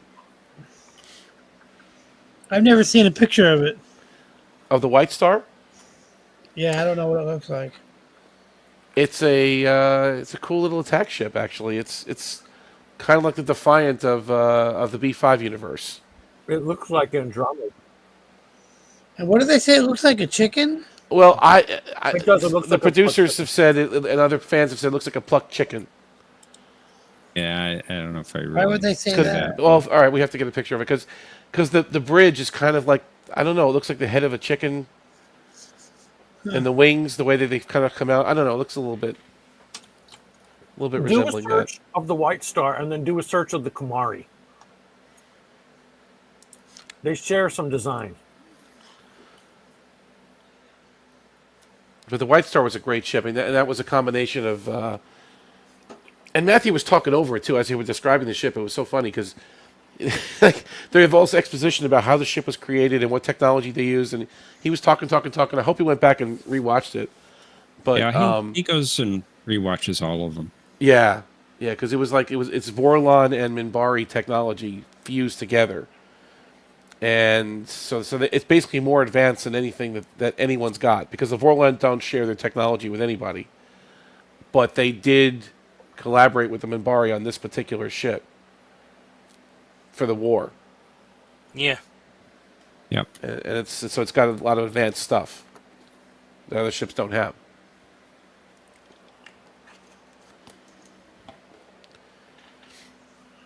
Did you have a picture of it, Professor, the White Star, or I'm looking never for a followed that good one, picture. a good picture of it? Yeah. I never really followed it, but I didn't know that they brought in a starship. They did. Yeah, because the war was ramping up, and they built this ship. And careful what you say. Yep, that's why I'm saying it just the way I'm saying it. I dropped the search in it. Oh, that's a huge link. I'm afraid to touch it. You can't touch it? Let me see. Can't touch Can't it. touch No. It's just a Google search.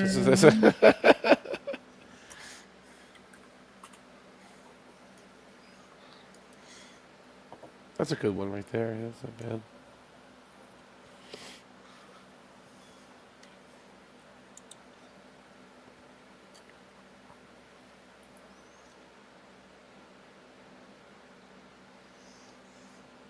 That was fun. Should I click the link?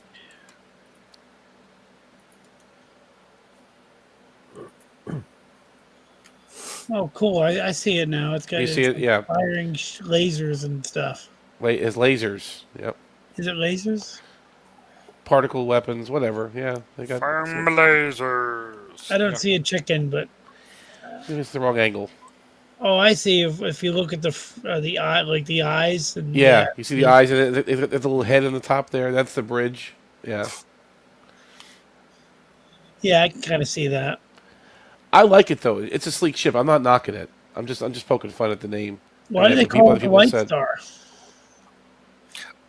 There you go. If I picture of remember it. correctly, wasn't that the Looks one like a tadpole. legendary Minbari ship Whoa. called the Dark Star? Well, Sheridan killed the Black Star, wasn't it? Black Star. Yeah. Black Star. Okay. Black Star. Sheridan Besides, Star been a while. Killer. Which, come on, it was the war. They were a little too pissy about that one. They were. They right. The Sheridan blew up one of their ships. They blew up 1 million of the Earth ships, and they're mad at the one that Sheridan took out. It's how he did it, apparently. That wasn't honorable. The way he mined an asteroid field or something. Is that? With nukes. Yeah. And killing helpless humans was perfectly honorable to them. Yeah, exactly. Right. It was the Battle of the Line was no problem. Just go there and.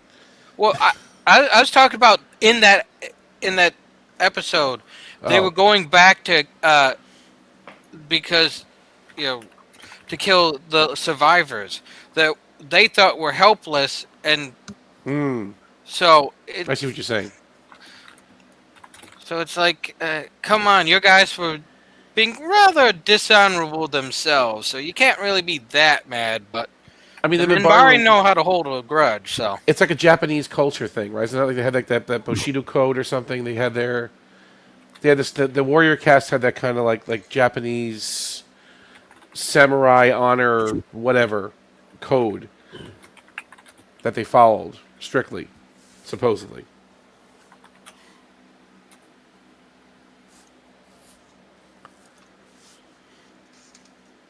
So, John, how much research did you do to make that very hard Cisco category?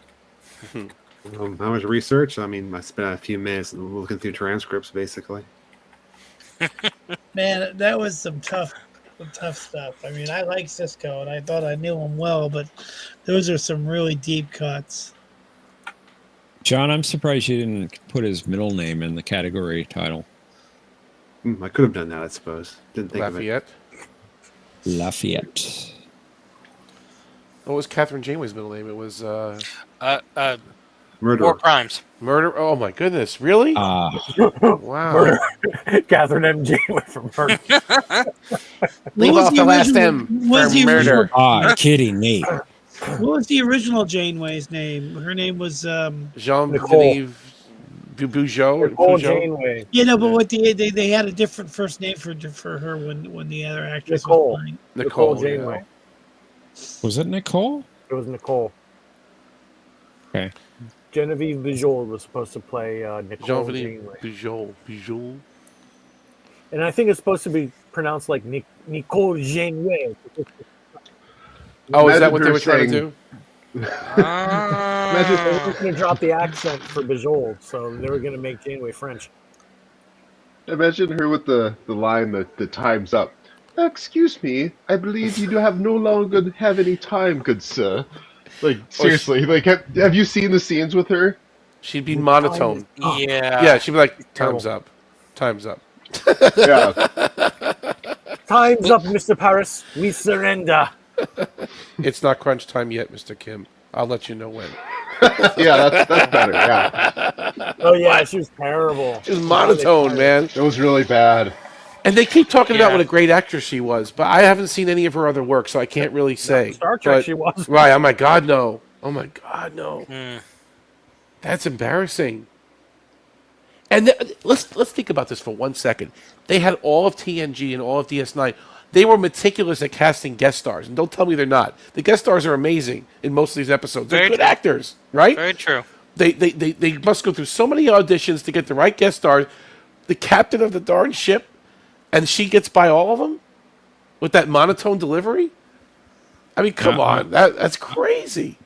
I'm not saying this is right, but according to Memory Alpha, the original name for Janeway, her first name was going to be Elizabeth. Oh, was it? No. I heard Nicole. Nicole sounds familiar to me. Elizabeth, Nicole. But when Kate Mulgrew came, it was Catherine. Yep, Genevieve Bugeaud on Memory Alpha. Bugeaud was the first choice for the producers of Star Trek Voyager to play Captain Nicole Janeway. She quit after a day and a half of shooting. But she got all the way to shooting. Oh, yeah. Yeah, that's what I'm saying, is that she got all the way to shooting. They cast her. They cast her. They had a contract. They had to whip up a new contract really fast for their second choice, which was Kate Mulgrew. Okay. So I'm reading a little bit further. It says, due to legal aspects, specifically that a prominent person, an actual American feminist writer named Elizabeth Janeway existed, the name had to be changed. At Bugeaud's request, the character was renamed Nicole Janeway. Okay. So originally it was going to be Elizabeth. Then it was Nicole. If I remember right, originally it was going to be Will Riker. Yes. Oh, they talked about that. Yeah. They did talk about that. Doesn't matter what the name of Janeway was. It was going to be William T. Riker, Captain of Voyager. I'm kind of glad they didn't, though. I'm kind of glad they didn't do I was that. betting Riker would get that command. You're Enterprise what's the line? somehow. You've done this. You could work without a net. What did he say? You're ready to Picard? work without a net. Yeah, you ready to take Yeah. command? And you know, the Enterprise will go on just fine without you. Without you. What am I still doing here? You know who else they were looking at? The girl who played Leah Brahms, Susan Gibney. She was looked at very closely for that role as well, for Janeway. She would have see been my a engine, decent choice. You're seeing me, Jordy. Right. And she played Captain Benteen, too. She played in Paradise Lost. So, I mean, I liked her. I don't think that wouldn't have been a problem if they picked her. And she could have played Benteen. Well, maybe not. That was already afterwards, wasn't it? That was after Voyager. That was way already- after Voyager. Yeah, that's Voyager was true. gone. Yeah, Cisco was already bald. true. Yeah, so that's already over.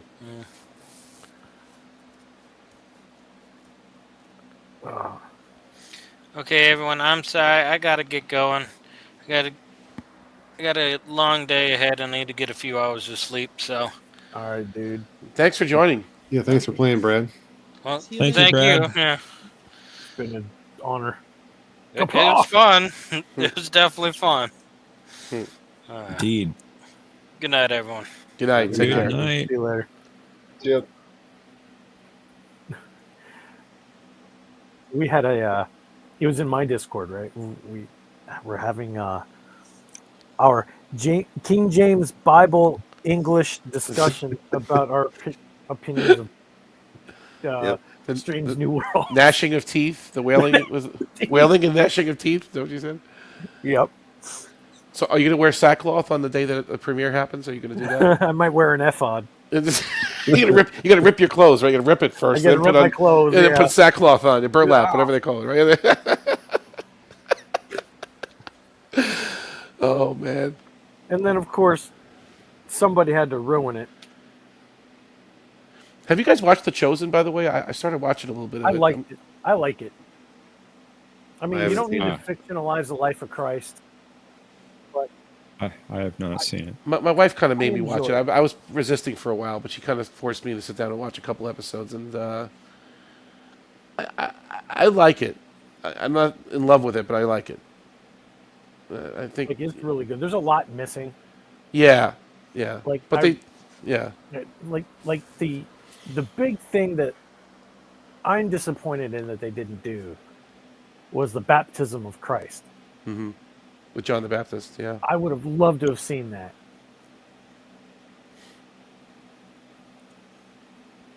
I like how they celebrate Hanukkah. That was nice. Nice little touch. You know, that episode was pretty interesting. I think they cast Jesus. Like, Yeah. You think that the show is about Peter, Simon Peter. Mm-hmm. That's really not. There's this random guy that looks nothing like you would think Jesus would look like. It's ugly. They got that right. Like, he's not an attractive looking guy at all, which... But he was taller than all of them. You notice they cast him, he's a little taller than the rest of them. Like, he was... You could tell he was a leader. Like, if they're all standing up, you could tell he was the guy leading the pack. You know, it was interesting the way they shot it at the very least. But the way it's being portrayed and acted, I think is really good. Yeah, I like it. Like, it's connecting dots. They don't need to be connected. I mean, the Bible is enough. But I mean, sometimes it's nice to watch the movies and watch Good their production value. reenactments. Yeah. Yeah. It seems like it's shot in Italy. Am I right about that? It's looking at Italian production. Something like that, yeah. Yeah. Did you guys read the parable of the man and the fan that I wrote? No. I said, behold, the parable of the man and the fan. For the man knoweth which content hath the poison. Thus the man stayeth away from it. Whereas the fan knoweth not which content hath the poison. He will consume F&W and be cast in the outer darkness. He will be wailing in that sea. You're getting really muffled. Yeah, we can't really hear you. Yeah, well, there we go. How much of it did you hear? The first third. First third. So behold the parable of the man and the fan. For the man knoweth which content hath the poison. Thus the man stayeth away from it. Whereas the fan knoweth not which content hath the poison. He will consume things of the world and be cast into outer darkness. There will be wailing and gnashing of teeth. I love that.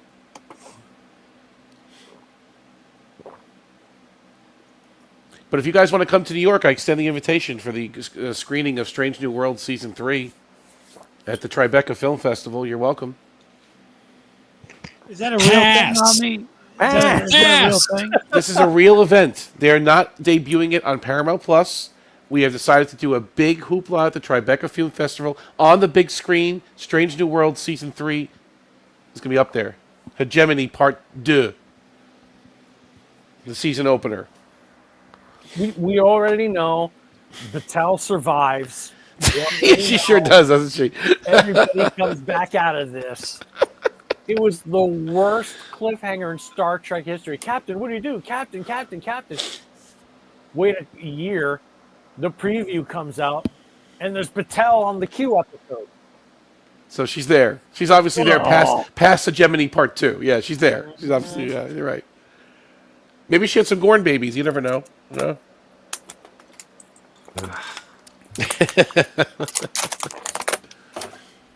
The Gorn have no business being in a prequel. The Gorn. But then again, when you erase 50 to 60 years of Star Trek canon, I mean, you can do whatever you want then, right? I mean, We won't let canon stand in our way of storytelling. Did you see that crap? Did you see that? But the Gorn, they never really mentioned the Gorn too much in Star Trek, except Cisco mentioned him once, right? Well, no, Cisco referenced it once. And then I'd like to see Kirk fight the Gorn in Cestus 3. Where else would the Gorn ever mentioned? I can't remember it. But that was Mirror Universe. That was Mirror, right? Yeah. His name is weren't in the animated series. Were they or they weren't? There was one episode where there was a Gorn in the background in the animated series. Okay. It's an episode where they're in the pocket dimension. Oh, that one. Time counter. Time which Trap. one? Time Trap. Yes. With the Elysian Council or something. What do they call it? That was a Gorn. Okay, I didn't know it was a Gorn. One of the aliens in the background was a Gorn. Yes. They had a whole council of aliens, right? A whole circle. Yeah. Okay. And there was the line I gave the clue about earlier about the Gorn are best. Like the less said about them, the better. That's from Enterprise. And that was in Enterprise, right? They did. So Aratsar did mention them. So that they're just vaguely referenced. Like we never saw Gorn walking around on DS9, right? When were they mentioned on Enterprise? Well, twice. That was other than In a Mirror Darkly, in the Orion episode, it was Bound. The Orion guy mentions them because he had some Orion drink or something. I mean, some Gorn drink that he was serving. The Gorn, who are they? The less said about them, the better.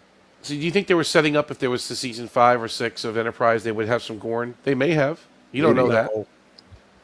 No, their main focus was going to be the Romulans from that point on. Well, the Romulans would have taken definitely, as was supposed to be. Because the war hasn't happened yet, right? So, right, like a year or two out from it when the show was canceled. So what did that war look like? I mean, Spock said there was no visual communications. So Starfleet only had a few ships at the time. And the Gorn just sent those, the Romulans sent those drones? Is that all they did? Like, is that... Spock was also really crappy at history anyway. I mean, Star Trek II proved that when he couldn't separate the eugenics war from World War III. What? He couldn't separate the what? He couldn't separate the eugenics wars from World War III.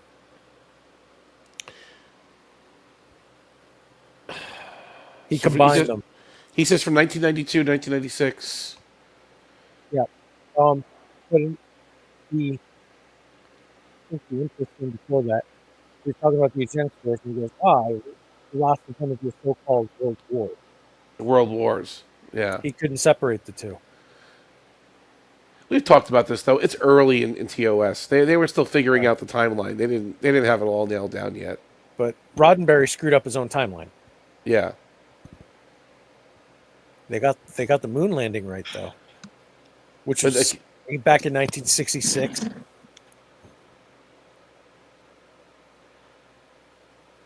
Well, the moon landing happened in '69. Yeah. Right. That's true. Yeah, that was scary accurate. Well, Apollo 8 was when they first went around the moon. That was what, 68? 67? Christopher was supposed to land on the moon. First man moon. Oh no, he wasn't. Was he? No. His son or that something. Wasn't it his son? See, I'm like Spock. I'm not good at First Earth Saturn mission, I think. The son. Right. Yeah. That was his son. That was his son, yeah. But if you do recall, Kirk mentioned the moon landing in his "Risk is Our Business" speech, but it was before we actually landed on the moon. It's pretty amazing. And they probably mentioned it during Operation, right? The Operation, not Operation, Assignment Earth. That was a Did they mention it? different one. Well, there was a rocket that they were trying to sabotage, right? Or They used footage of the Saturn V rocket, but it was supposed to be a nuclear launch. Yeah. Yeah, but I'm saying, did they mention the moon landing in I don't that know. episode, or They maybe did. yesterday is tomorrow or something? Tomorrow's yesterday. That was the episode we're talking about with Christopher. Okay. John Christopher, whatever his name is. Yeah. Sean Christopher, John Christopher. P. Diddy. I mean, because the Apollo program was going for about, what, 8 years? You know, like the whole 60s was pretty much the Apollo program, the early 60s to the late 60s. Yeah. So eventually they must have figured, okay, we're going to get there. Like they were being optimistic about it. Well, Kennedy's speech Yeah, that too. for the decade is out. Yep. Put a man on the moon. Paraphrasing a bit there, but And returning him safely to the earth. Although some people think we didn't, which is crazy. But Yeah, that's but another those same story. people at the well, earth is flat. Cinnabon doesn't believe it. Oh, no, really? He's one of those? Really? Oh, my God. Well, you should hear him on the Y-Files. There's no evidence we didn't go. There's no evidence to support it was a Hollywood. It was a Hollywood fake. Yeah. It's a fake. Whatsoever. One of the biggest arguments they have is, well, how come there are no stars? The sunlight drowns them out on the I know. side. It's silly. Yeah, Silly. yeah. Basic science. It's the same excuses that they have with the world. And they have that lunar reconnaissance orbiter now circling the moon. It's taking high-resolution images of the moon. You could see the tracks of the car, of the lunar rover up there. You could see the stuff they left behind, the junk. Was all you could still see it visibly. Oh, it's all fake. It's all Photoshop. Okay, it's Photoshop. Yeah, you're right. Never mind. Well, the same mountain appears in this mission, and Well, it could be the fact that the Gorn settled on the moon and we never did. The Gorn. Yeah. On the Gorn dark side of settled. the moon. The corn. That's original. The hegemony. I remember in Superman 2 when Zod takes over the moon before he takes over Houston. Mm-hmm. Planet Houston. Judge Fleischer's going to have a big problem with that. But the Federation's been in a lot of wars that we never really know what happened, like the Cardassian War, the Zenkethi War, Shellyak War. I was going to say Shellyak. That's my next one's going to say Shellyak. Right. Like, these are all like these species that we had wars with that we don't even know what really happened. Zero evidence of the Shellyak War. Yeah. In New No, Trek. we never had a war with. They never had a war with the Shellyak, just a treaty. Was it a conflict? Okay, well, I mean, We there had was a war something. with There the was some kind of. Shellyak. It lasted for a year. No, We don't the know a treaty was whole signed. lot. We don't know a whole lot about the Cardassian War. I mean, we know Setlik 3. That's about it. That's it. No, That's they all we never had a war know. with the Shellyak. They never had a war with the Shellyak. There was Just- some kind of conflict, though. It had to be something, right? I mean, There was a treaty, just a treaty. That's all. That's what I There remember. was a war with the Shellyak. dude. the Grisellas. Ensigns of Command. Yeah, there was no war with the There was a Shellyak. war with the Shellyak. It Well, was then a why was the brief war, treaty but it was a formed? war. Yeah. That's why the treaty was the I'm treaty of gonna look it Armistice up. There done was in the no first war though. Well, conflict. Maybe I'm escalating the word to a point that it wasn't an all-out war, but it could have been a conflict, skirmish, border skirmishes, campaign. I don't know. I mean, whatever you want to call it. Celiac haven't because contacted the the Celiac is Federation in contacted 111 Starfleet with years. the era. That's all it says is that they haven't. They seceded a planet according to a treaty of Armans. That was it. They didn't fight them. I'll have to go back and rewatch the episode. There was some. They're concerned about them, like they're.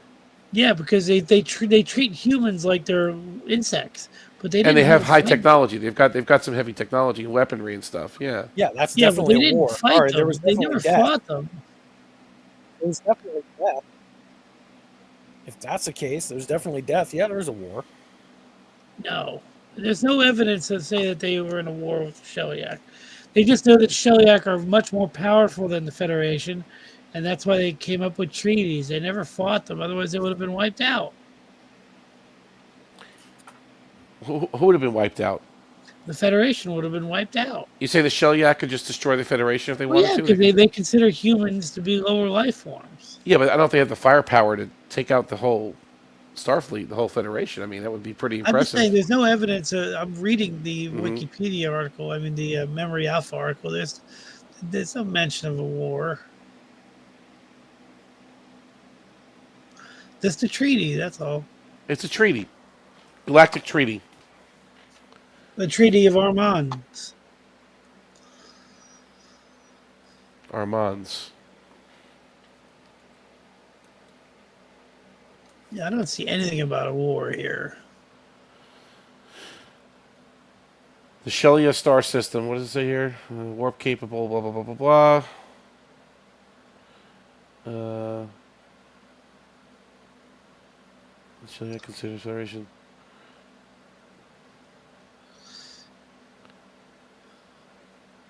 It says here, Picard gets to the bridge. He learns that the Enterprise has been contacted by the Sheliak corporate. It's the first time in 111 years that they've contacted the Federation. In the recorded message, they demand that a human colony to be removed so that they can move in because that planet belongs to them. That's basically what they're saying. Mm-hmm. Well, there's no mention that there was a past war. Well, all right. Maybe I'm taking it to a point it doesn't exist. You could be right. I'm just saying they had some kind of conflict, perhaps, that maybe There's no evidence It's really of a that. war of words. that maybe forced them to have a treaty, right? Because That's not a war. no, it's not I'm not saying a I'm war. always right, Omni. You know that. You No. know I'm always right. I'm about not everything. saying isn't you know a lot about this stuff. There's a I'm war of just kidding. warriors. I'm just kidding, Omni. I'm just trying to bust your No, chops. it's good. It's good.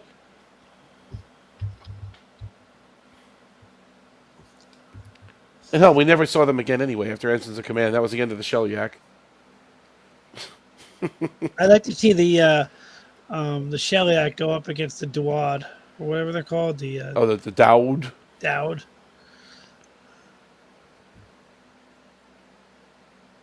The guy that played the Sheliak is also the guy that played Armus, His voice sounds Yes. familiar. Yeah. Yes. and he had to wear another costume. You did not communicate. You gibber.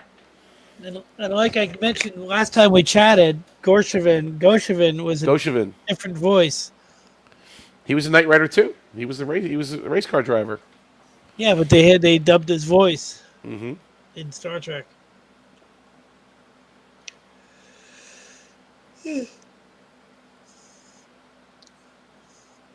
I'm trying to find a Gorn figure for Kristen. I'm gonna buy her one.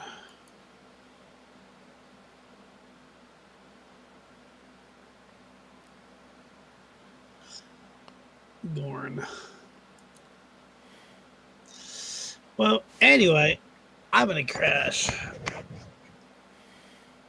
Are you going to hibernate like a Grisella? I am. You know, here's what I didn't get. All right, thank you for bringing that up. Mm-hmm. Picard says, you know, we'll use the Grisella or you give us our 3 weeks. He should have given himself a little bit more time because even with 3 weeks, that would be just barely making it to get the transport vessel there and to get the people off. He should get himself a little bit He of. could have said a month. He could have given himself a little bit of cushion. That's true. He could have. And I always wondered about that because sure the colonists have time to get ready, but it's still cutting it really really close.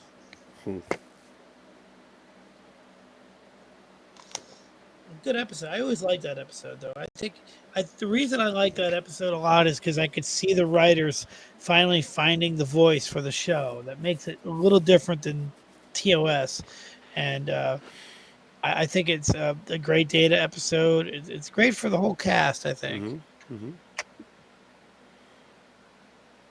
I really like it. I like when Data says he's like, that was the stun setting, but this is not. It's such a kick-ass moment for him. I mean, I wish they had that kind of writing for him in like Insurrection, Lock and load. Like the writing got worse for Data somehow. Lock and load. The other one is the what is it, Talarians, the ones from Suddenly Human. Yeah, that was another like mysterious conflict with the Federation that this there's apparently species two had. races with the name Talarian. Like they're very similar names, Talarian and Tamarian or something. Am I saying it the right? Well, Not Children Tamarian. of Tama, that would be Darmok people, right? No, I'm not saying I didn't mean to say Tamarian, but there's another race that has a similar name as Talarians, like Talar. Or Tyrellian? You think Tyrellian plague, something like that? Something Okay, like yeah. that. There's two races with very similar names. But again, there's a lot of tension in that episode about how they used to set traps for Federation ships and blow them up. There was conflict between the Federation and that species, so we don't really see them again ever. But they have a little empire. They've got a sector or two. They've got something, but the Federation rubbed them the wrong way or something. They had some kind of conflict.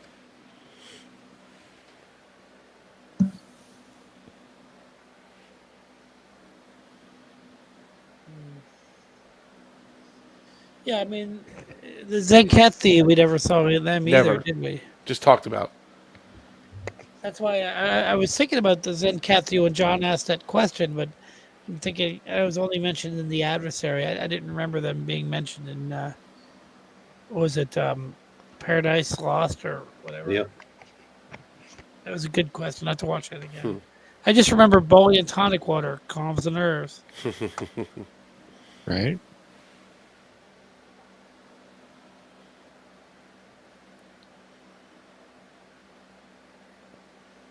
Good stuff. Love Star Trek. Who doesn't love Star Trek?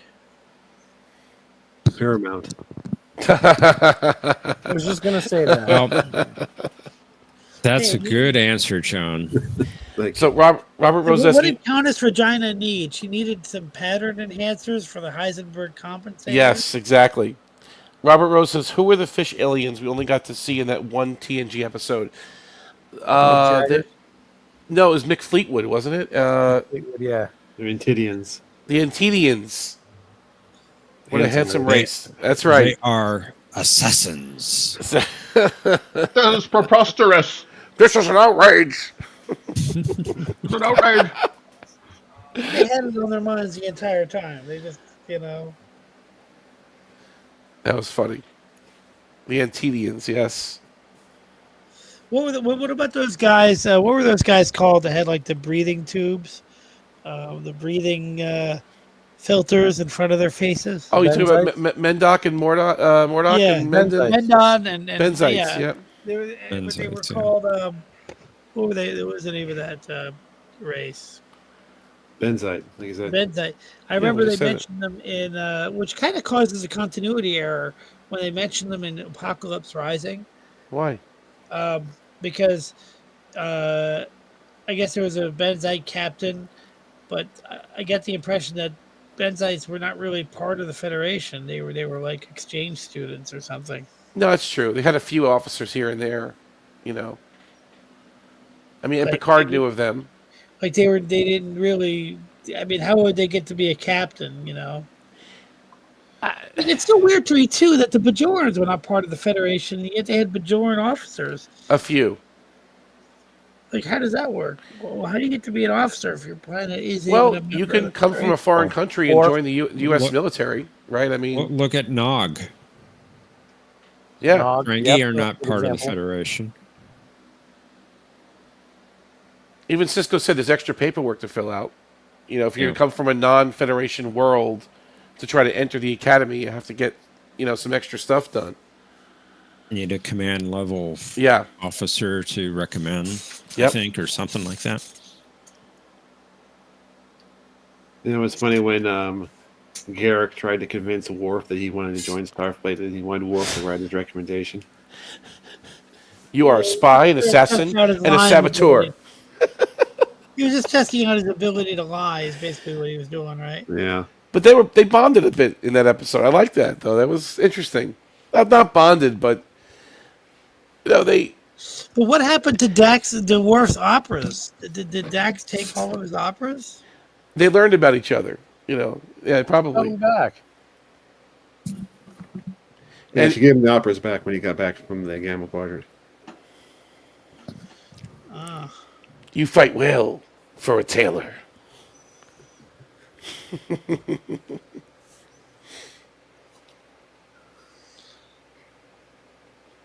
I really think that was one of the coldest scenes in the entire show was when Garrick finally gets to talk to the female shapeshifter and asks about the survivors or something, and she just says something so cold to him, like You're all dead. You're always dead, or something like that. Cardassia's dead. Does Right. that answer your question? Yes. And yet she was lying through her teeth. I believe it You guys does. did survive, and also the Cardassians become a part of the Dominion later. But that conversation affected Garrick in a lot of ways because he actively started helping the Federation at that point. Before that, he wasn't really. He was walking the line, right? But then he really committed himself to get the Dominion off of Cardassia, which didn't happen at that point, right? But did it happen at that point? That was Rejoined, right? Wasn't that the episode Rejoined? That was Broken Link. Broken Link. I'm sorry, Broken Link. Did Cardassia join? No, they're not yet. They hadn't joined yet, no. Either way, it affected Garrick's. His hatred for the Dominion was solidified right there. Pretty much. Or as he would say, nobody hates the Dominion more than I do. But to do what you're asking, Right. would use up every resource I have left on Cardassia. And it may be. But that conversation kind of put him in that direction. Goodness. Yeah. It's funny how that can happen. Like one conversation can change the whole direction of a character, and his motivations. Absolutely. It's good, Yeah. good writing. No, it's very good. And like I said, I recently watched Defiant, and like I said, I really think that was an episode where Ducat got a little bit more development than you expect, because we learned about his son, and we learned about how he doesn't know about the Obsidian Order, what he doesn't know about them, and I think it's almost like we learned more about Ducat in that episode than anybody else. Yeah. Macarian City sounds like a great place to visit. I hope nothing ever happens to it. Unfortunately. They pulled that one out of their hat for the last few episodes. Another character I liked was Mila. I think Mila was she appeared like in 3 or 4 episodes. She appeared in Improbable Cause, and then she didn't appear until the last arc. But she was just awesome, She was in. No, you're right. Improbable Cause. That's true. Yeah. Yeah, she did. I like the way. I was thinking she was in The Wire, but she wasn't. She wasn't in The Wire. I love. Yeah. She wasn't in the wire, but she was. But when Garrick calls her, I love what Odo says to him. He's like, "That's an interesting way of scrambling a signal." I thought And you'd Garrick is appreciate like, it. I thought you might appreciate it on an aesthetic level. Yeah, It's just something yeah. that you would say. It's so Garrick. Yeah, It's that's funny. so him. It's just brilliant writing that they really thought about how they're going to write this character. It's true. They always give him something witty to say. Yeah, just great stuff. Plus, he was dealing with the fact that his father led the attack on Dominion. I see what you're saying. Yeah.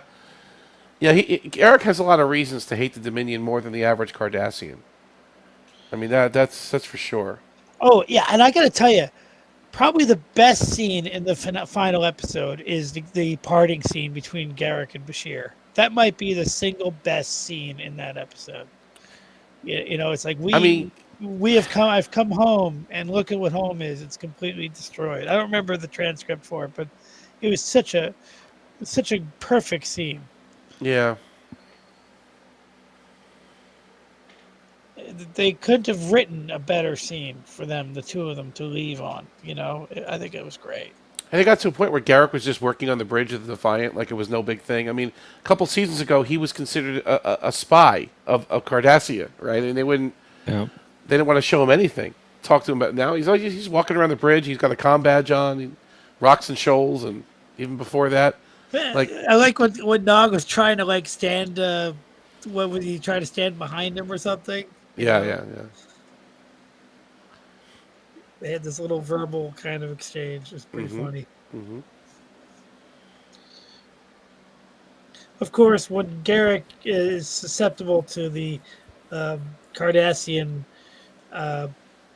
whatever was affecting the other guys on the abandoned station, and Paknor. It was drugs, yeah. Yeah. Drugs.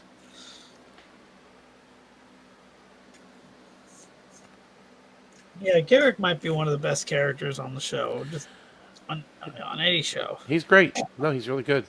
Yeah, he's right up there with the best. Better than Neelix.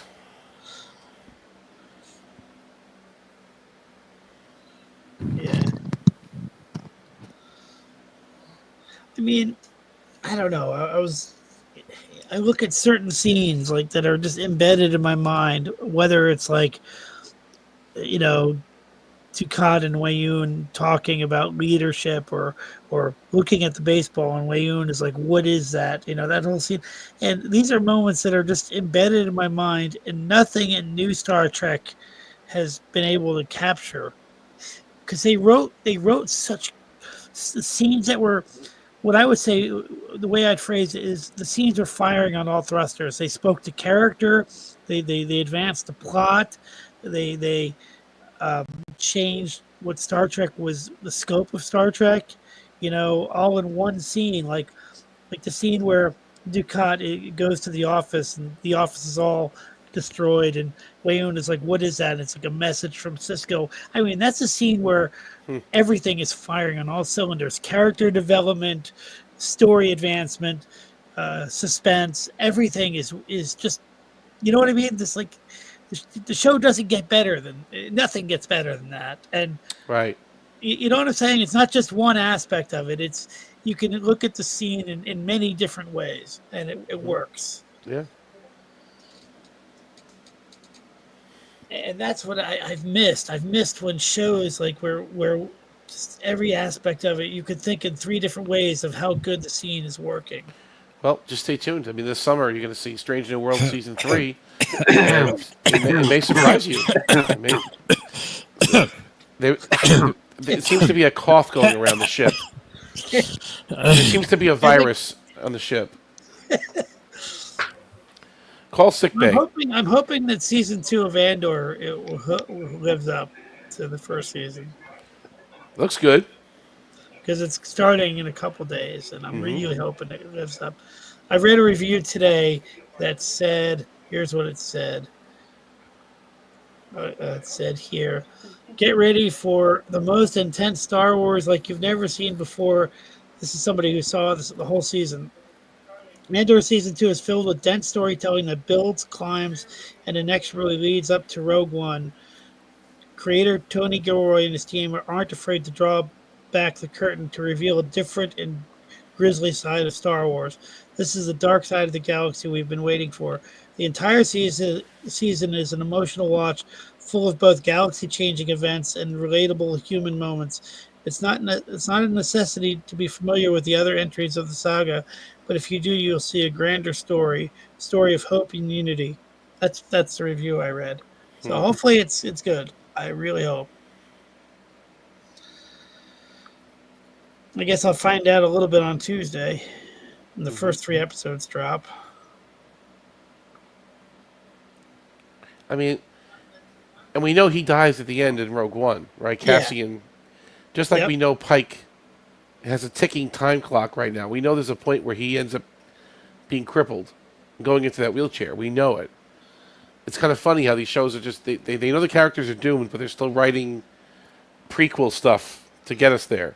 Well, that doesn't. Well, you know, every character, if they're human, unless they're Superman, they're going to die somehow anyway. So I never saw a problem with that. But no, but they're dying early. They're not dying as old men in bed. Like, you know, Cassian died battling the Empire early. He wasn't old, you know, and Pike was not that old either. He was a fleet captain working with trainees. He was what, 50 years old, something like that, maybe? No, actually less, because he said that he's about the same age as Kirk. Yeah. Right? He's not much older than I am, or he's about my age or something. Yeah. I don't like the way Strange New Worlds is handling that. Like that he knows ahead of time that he's going to die. That's what I'm saying. That's what I'm saying, yeah. I don't know if I like that. I'm not saying I hate it, but I don't really like it. Like, isn't it selfish for him to get close to this you know, the other captain? I mean, I'm not saying he has to live like a monk, but I mean, what if they really fall in love? And yeah, true. He knows where his fate's going. He knows he has a date. The guy has a date on him. He knows exactly the date that his life's over, for the most part. Can't tell her. He can't tell even. Did he tell her? I thought Robert he April. No, he said classified. He wanted to. He goes, I can't talk about it. It's classified, or something like that. Temporal Prime Directive, or something. I don't know what you're talking about. What dialogue? When did he? Oh, I'm say sorry. this? Yeah, they were having breakfast, I think, in the cabin. I'm not sure. I'll have to go back and find it, but Cabin? yeah, he was in a log cabin. Yes, Log cabin. He was. Yeah, he was skiing. Yeah, okay. Oh, Yeah, I was in a log cabin. Skiing. It was a snow. It was a snow. No, you I don't have remember no this one? recollection. Okay. I remember having a drink with boys. I'm not sure what you're talking about.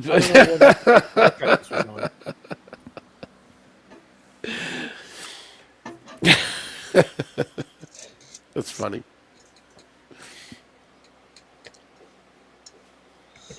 See, it doesn't matter to me that I know how Cassian dies. It really. They shouldn't have killed him. Is my point too. I don't like that. They should have not killed everybody at the end of Rogue One. That was stupid. That was so dumb. Those are the most likable characters we've seen out of Star Wars in the last 15 years. It's like they killed all of them. But they killed all of them. I'm glad that they actually put a button on it. They killed them. I can't wait to see Krennic coming back. I cannot wait. He's one of my favorite characters. Director Krennic. I don't think he's going to be showing up until the last arc or two, but I'm still looking forward to it. What about Galen Try not Erso? to choke on your aspirations. I don't know if he'll come back or not, but I do know.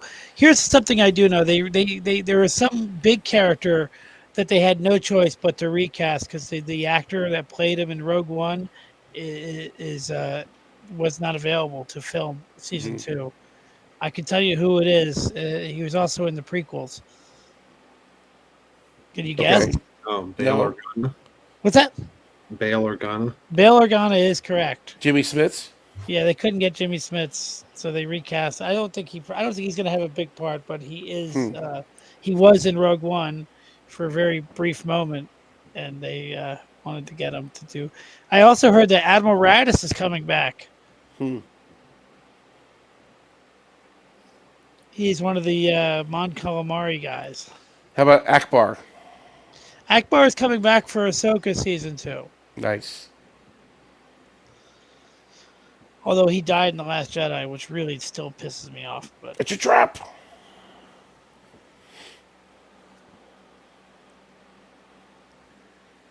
But I do know that K2SO is coming back. I've seen him in the trailer. I can't wait for that.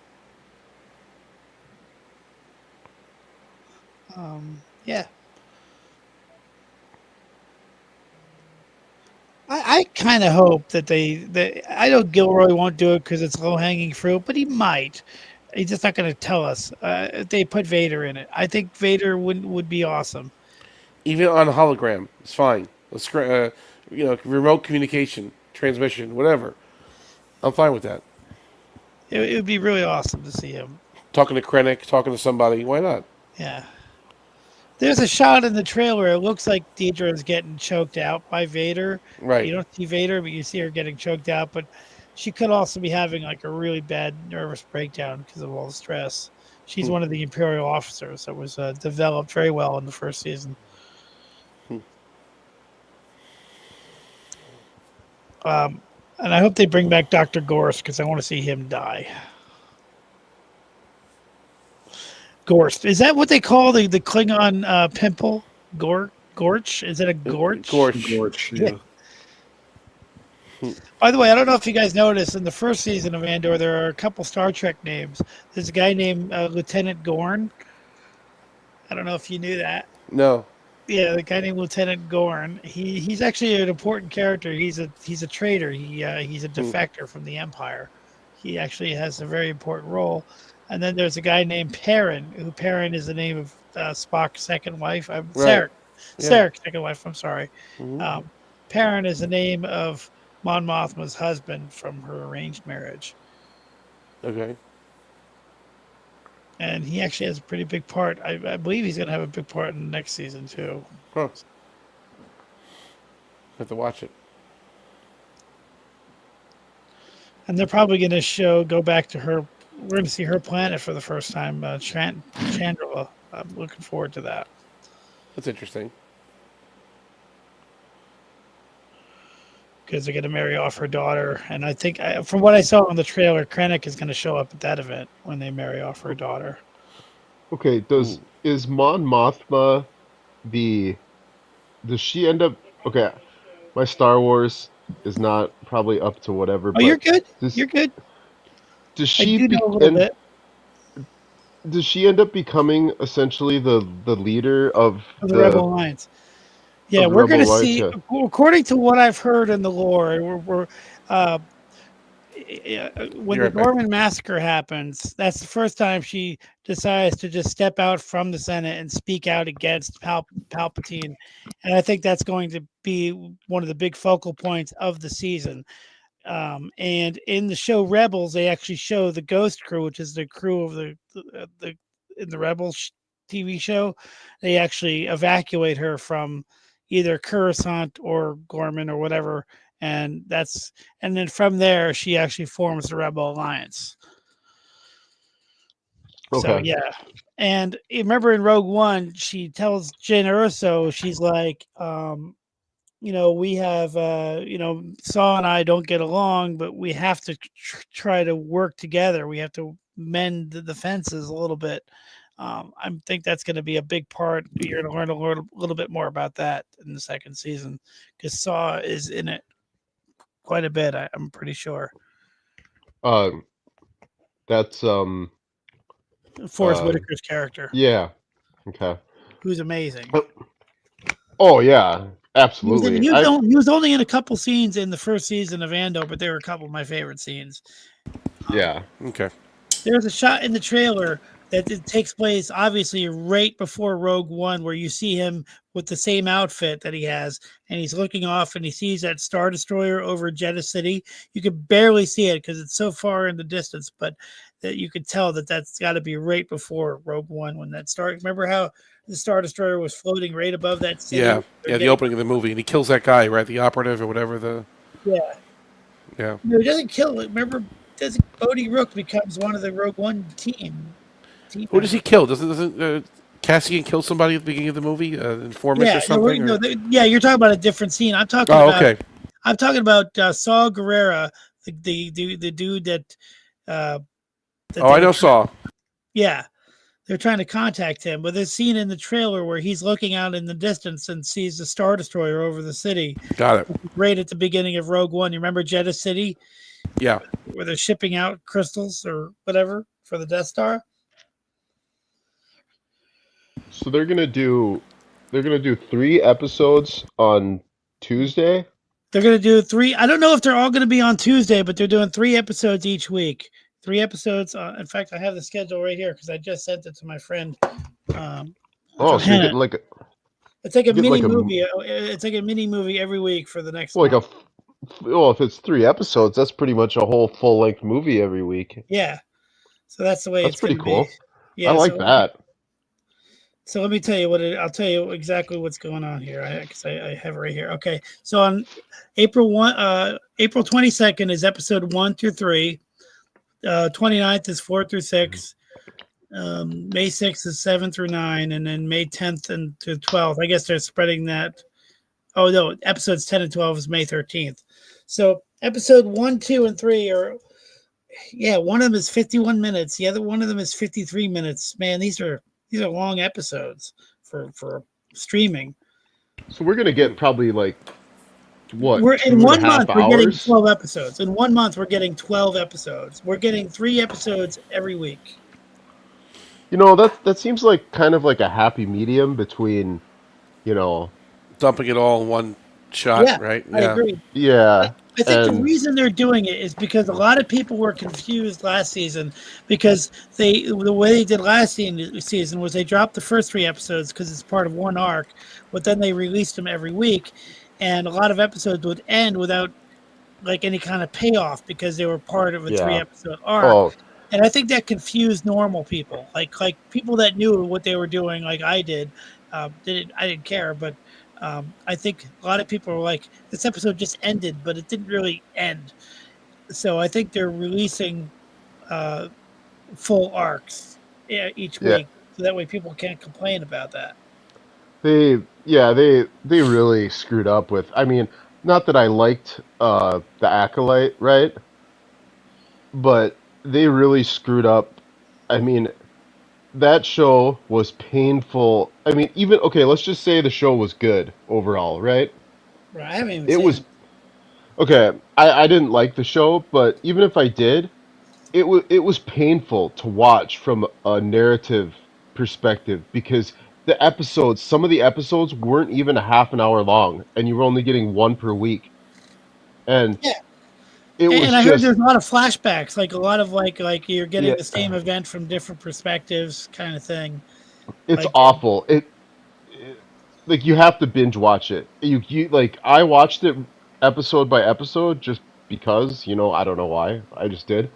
And it was painful because you get because there would be an episode and it would be 30 minutes long and it was literally 5+ minutes of credits at the end. And so you're Yeah. getting essentially like a Clone Wars, but not with Clone Wars was concise, quick, fast storytelling. You know what I mean? But the Acolyte is it's like, long story short, the Acolyte felt like a movie or maybe a mini series that was like, 3 or 4 hours long, and they just decided, okay, we don't care, just chop it up into 30-minute bits and put it out there. And that's It was how Ahsoka bad. was too.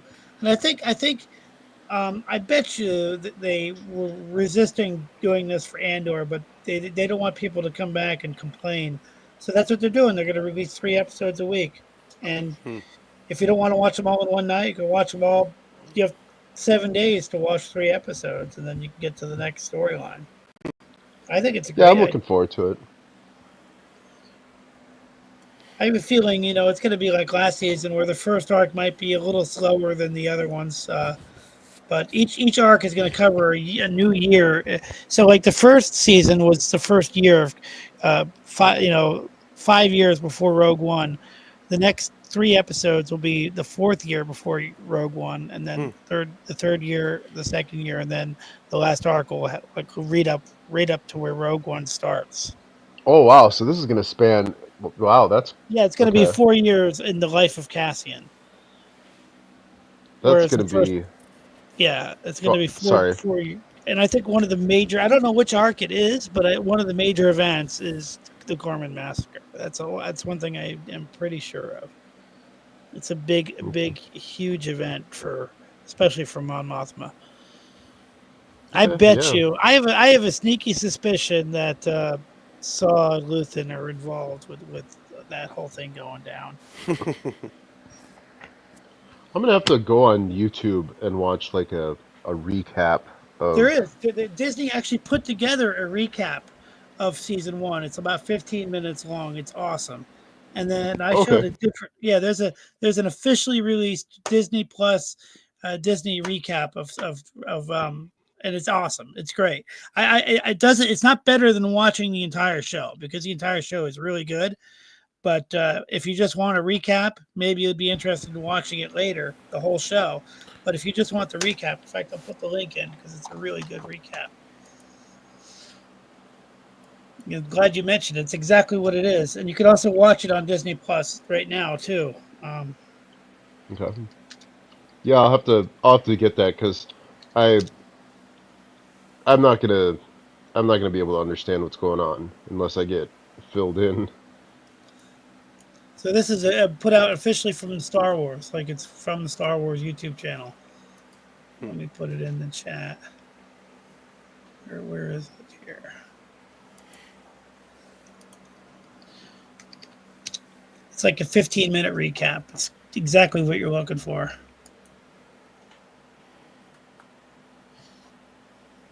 Okay.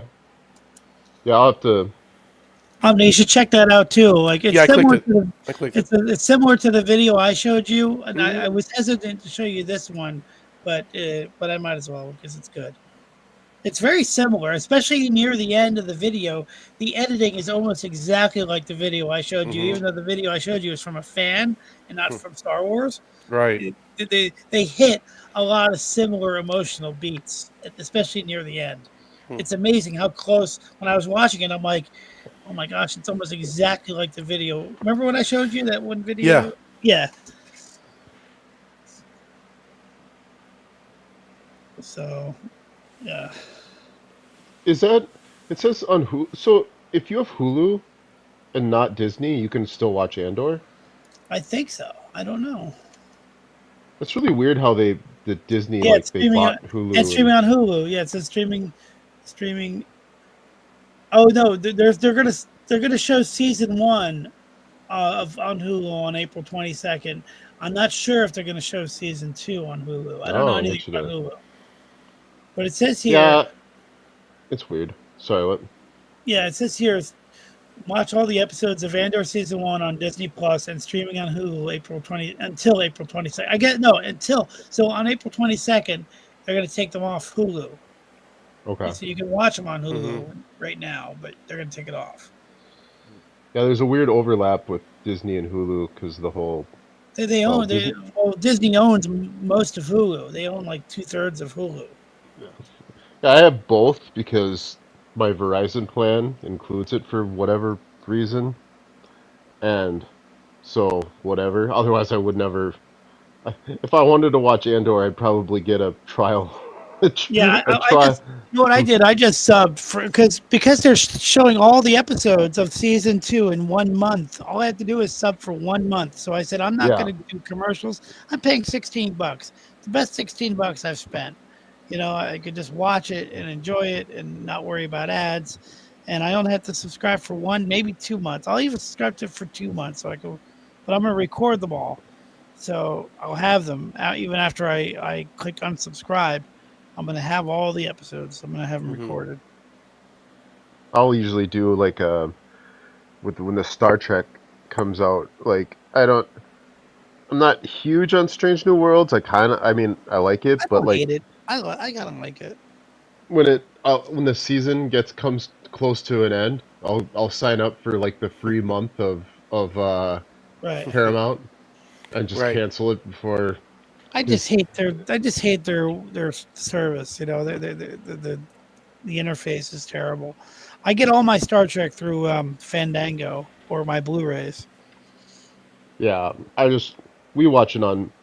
Squirrel Girl is here, and we watch all of it on. We have like all the Blu-rays all the way from, TOS to, or DVD, from everyone from TOS to Enterprise, and so it's quite a bit of episodes. Yeah, there's a lot.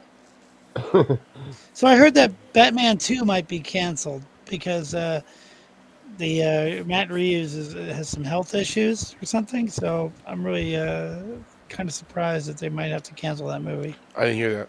It's probably true. I just didn't hear it. Yeah. Wait, cancel I heard what? the Penguin was really good. I only watched the first episode, but I heard it was a really good show. Colin Farrell. Yeah. What are they canceling? The The Batman, Batman show. The the new Batman sh- movie, movie. the sequel, the Batman. Oh, with the guy from Twilight? Yeah. Well, I thought he was good. I kind of agree with Omni that it's a little too slow, but I thought overall I like it if I'm in the mood for it. I thought he was good. Yeah, I've never been a huge Marvel DC stuff person, Oh, the and Fantastic Four trailer, the new trailer just dropped 2 days ago. It looks awful. Like the asking Thing me to looks terrible. The Silver Surfer looks terrible. I'm so not into the comic book stuff this year. Superman is starting to look worse and worse. Everything I see for it is starting to look worse and worse. sit through 2.5 hours of a Batman movie, Yeah, it's it's hard got to for be me. real good. Yeah, I liked it, but I could see I'm not in the mood to watch it all the time. You know, I'm like on the fence about it. Like when I first watched it in the theater, I was like, this is really cool. But then when I watched it at home, I was like, maybe I'll watch it. I couldn't So, stay up. It did not keep my attention. I literally fell asleep twice watching that movie. yeah, I it's what I kind of The liked last about it was that he was Batman through the whole movie. Like like he was just like the detective Batman through the whole movie. There wasn't barely a moment where he was Bruce But Wayne. he is changing. Yeah, I got what you're saying. Right, that makes sense. Like even when he was Bruce Wayne, like when he didn't have the cowl on, he was still Batman. Like he was just using Bruce Wayne to be able to get into places. You know what I mean? Like Yeah. you know, he was, but he was his mindset through the whole film was he was Batman. It was like it took place during his second year. Like he hasn't been doing it for long, but he has been doing it for a while. So it's not an origin story. Back It's in just my day, yeah. I didn't need a suit with fake muscles on it. It was pure West. That's funny.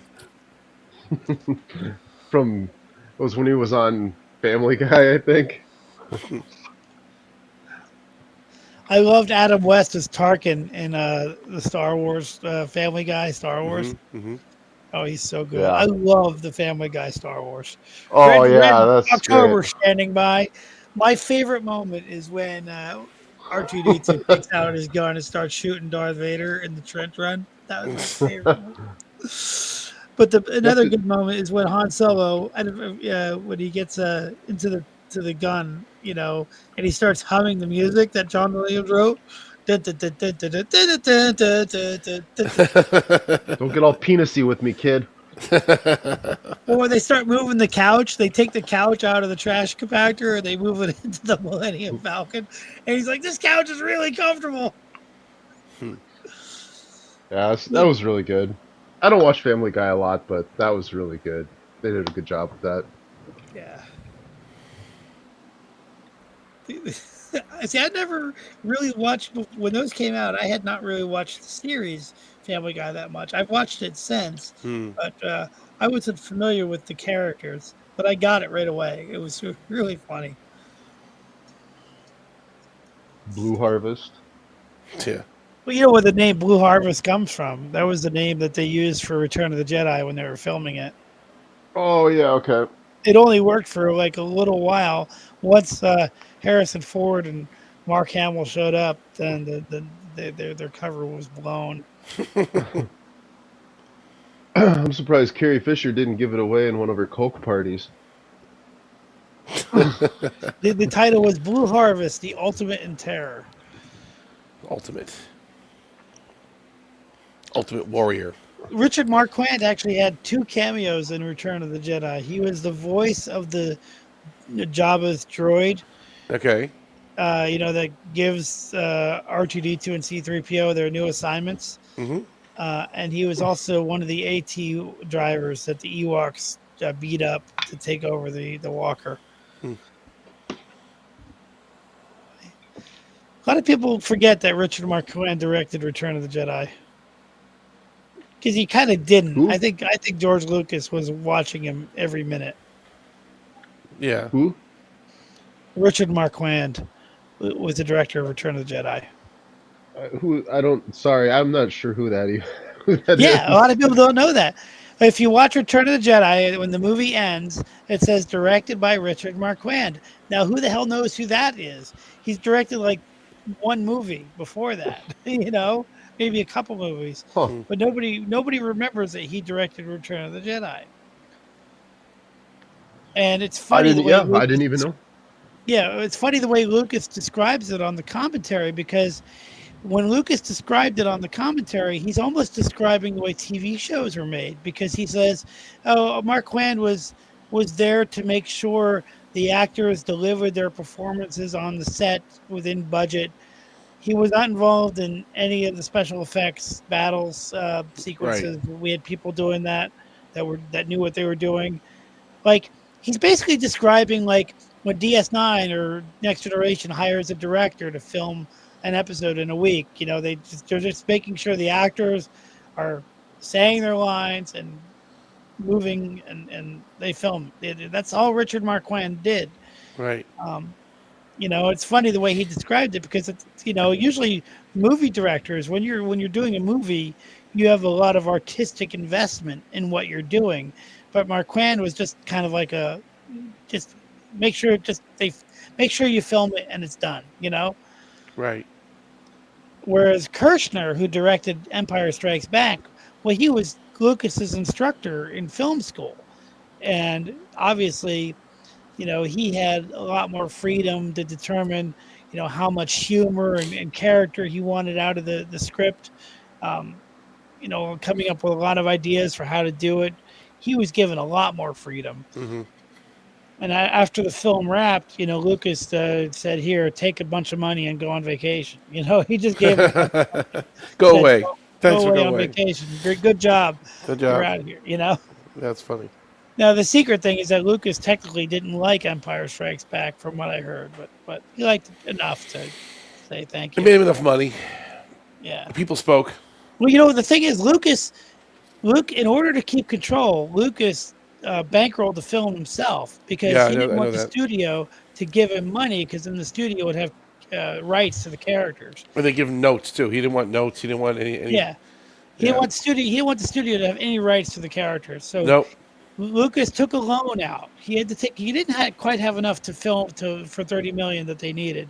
So he took out a loan, and he bankrolled the rest himself, and he maintained control over everything. Yeah. And then when the film after a couple of weeks of being in theaters, he realized it was going to make money, so he gave everybody $5 million. He split up $5 million for bonuses for everybody. Wow, that's cool. And it's still considered, in some ways, an independent film. Mm-hmm. But by the time they got to Return of the Jedi, the creative juices weren't flowing, and it was kind of routine. Like, he even admits this is kind of routine. And if you look at the performances in Return of the Jedi, there's a couple of great moments, but most of it is just kind of like they're just filming the scenes and hitting their marks. I like Jedi. I like it too, but you know what I mean? Like, you can tell that Harrison Ford wasn't fully committed to what he was doing. You can tell. I don't think he was fully committed ever. I think he was. It's just a different kind of movie, Yeah. I don't think he ever really gave it 1,000% in any of the films, that he was in. True. I don't think Harrison Ford really even tries to act. He just kind of shows up and says stuff, and he's just good at it. Kind of, you know what I mean? He definitely didn't try in Star Wars. Like other films, he's the main guy. He probably throws a little extra sprinkle of something in there, but he loves Indiana Jones. I think he was really trying with him. Because he's the lead. He's the lead man. It's him. Yeah. It's him. The Fugitive. You know what I'm trying to say? Like, he puts a little extra something in there because it's he's the man. It's not part of an ensemble. It's and it's not goofy Space Wars stuff, which is what he regards Star Wars as historically anyway. Yeah. Actually, though, he was just as amazed as everybody else when he first saw the film and he saw how the special effects had come together, because nobody really knew if they were going to work. When you see the raw footage, you see the raw footage of them running through the Death Star and stuff. Like, Yeah. It looks so corny. It looks so cheeseball that Yeah. you can't imagine it turning into a beautiful thing on the big screen like it did. But it did. Yeah, and It came even he together. was Yeah, and the amazed. music. Even he was. Everybody was amazed. People that worked on the film would look at the film and say, "Who worked on this?" You Yeah, know. it looks ridiculous. Yeah, it looks like something made But the 30, model 40 years maker, ago. people Yeah. people were going up to model makers and getting their autographs because nobody had ever heard of that. But Right. that's the whole unique thing about Star Wars that it blows my mind just how much it worked. Yeah. You know, and how surprising it is that it worked, and that there was nothing like that in movies before or since, where you didn't know if it was going to work. It had to work, but you didn't know if it was going to work. And there's a roughness to the original Star Wars film that I like. Nowadays, you watch the prequels, which I love the prequels, but they're overproduced. Everything is so. Oh yeah. Every single shot is Mm-hmm. overdone. Back with you watch Star Wars, it looks great, but there's a roughness to it that I think they can't reproduce anymore. They can't. They can't reproduce it anymore. It's true. It's impossible. It's true. It feels dated, yet it feels ahead of its time. It feels like it's still a Saturday morning cereal. There's something about Star Wars that just, the original film is so different than anything else that's been come out before or since.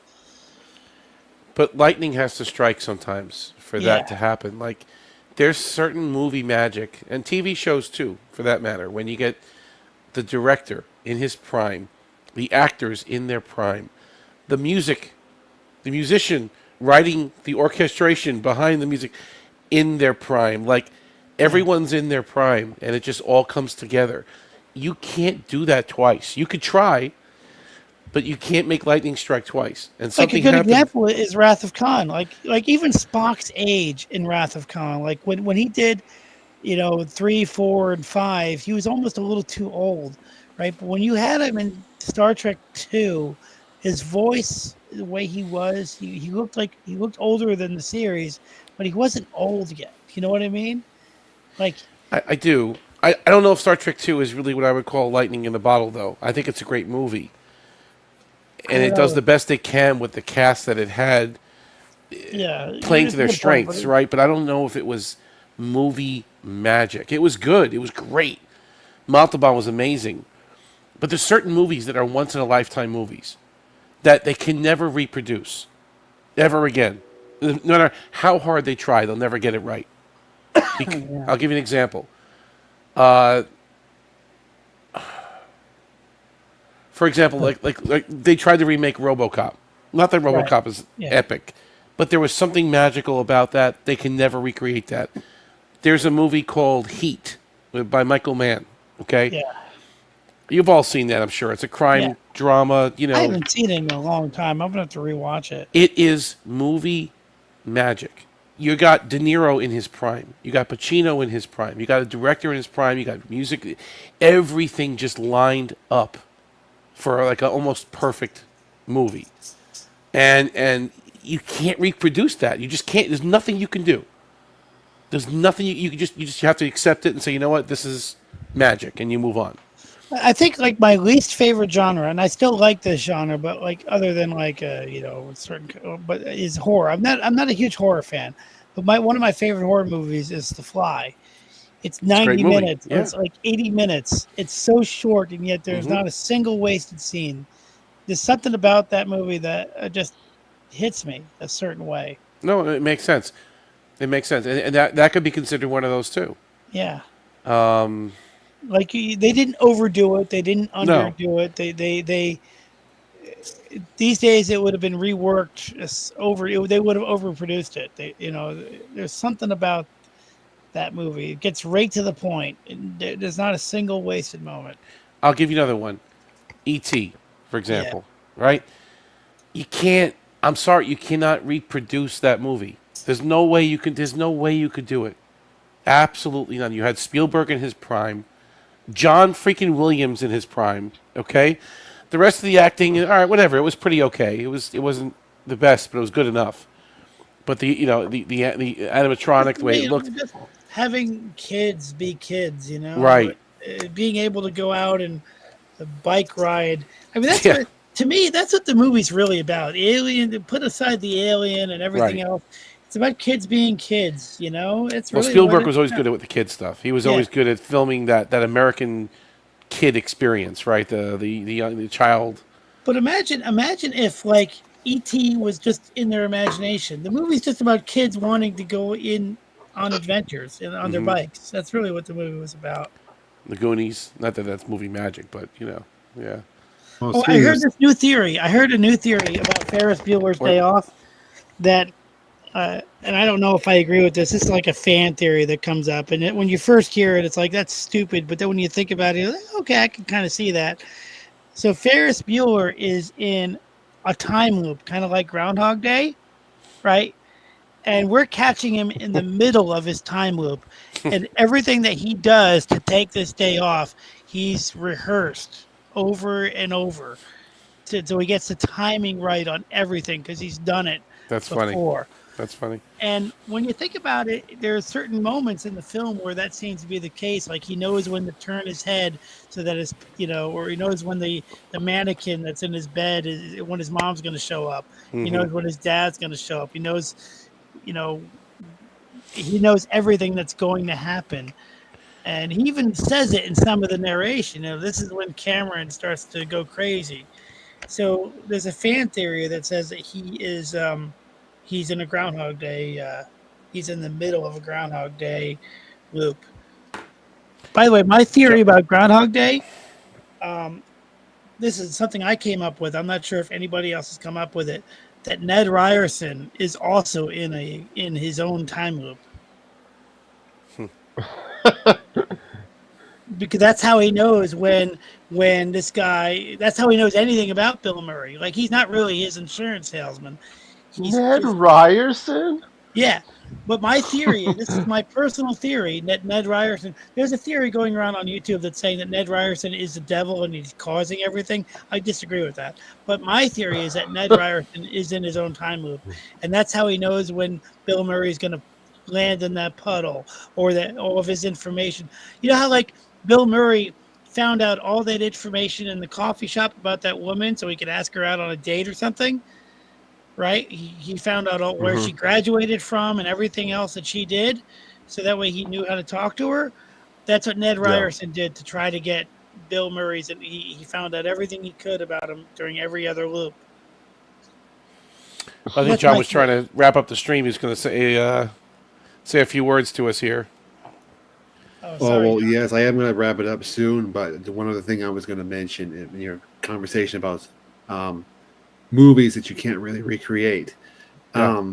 I rewatched the original Jurassic Park recently. Yeah. I had a similar thought that they made several sequels of that, and sometimes they have their moments, but I don't think any of them are on the same level as the original movie. Oh, absolutely agree. Spielberg in his prime, John Williams in his prime once The way again. they filmed the The actors in their prime, everything right. The computer generated graphics, even as early as it was in the 90s, was amazing.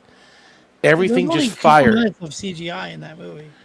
Yeah, animatronics, whatever they used, but it was really just movie magic, 100%. You can't duplicate that. You could try, you can't do it. It won't work. That's a good call, John. I was thinking of that one. Of course, I could say Ghostbusters, even though it's completely irreverent. It's not trying to do anything. There's something about the chemistry of the cast, and it just. I don't know. None of the Ghostbusters sequels have done what the original did. And But all right, almost nothing altogether. You know what I mean? Yeah, but wouldn't you say? All right, hold on. But in that vein, wouldn't you say like National Lampoon's is a better movie? Family Vacation. I like Vacation. I like the third Vacation movie the best, actually. Like because it's all the same thing. It's the Stripes. It's what is it? Caddyshack. It's all those kind of early movies. But there's something about Ghostbusters. If you watch a video that Movie Bob did called "Really That Good Ghostbusters goes a little deeper.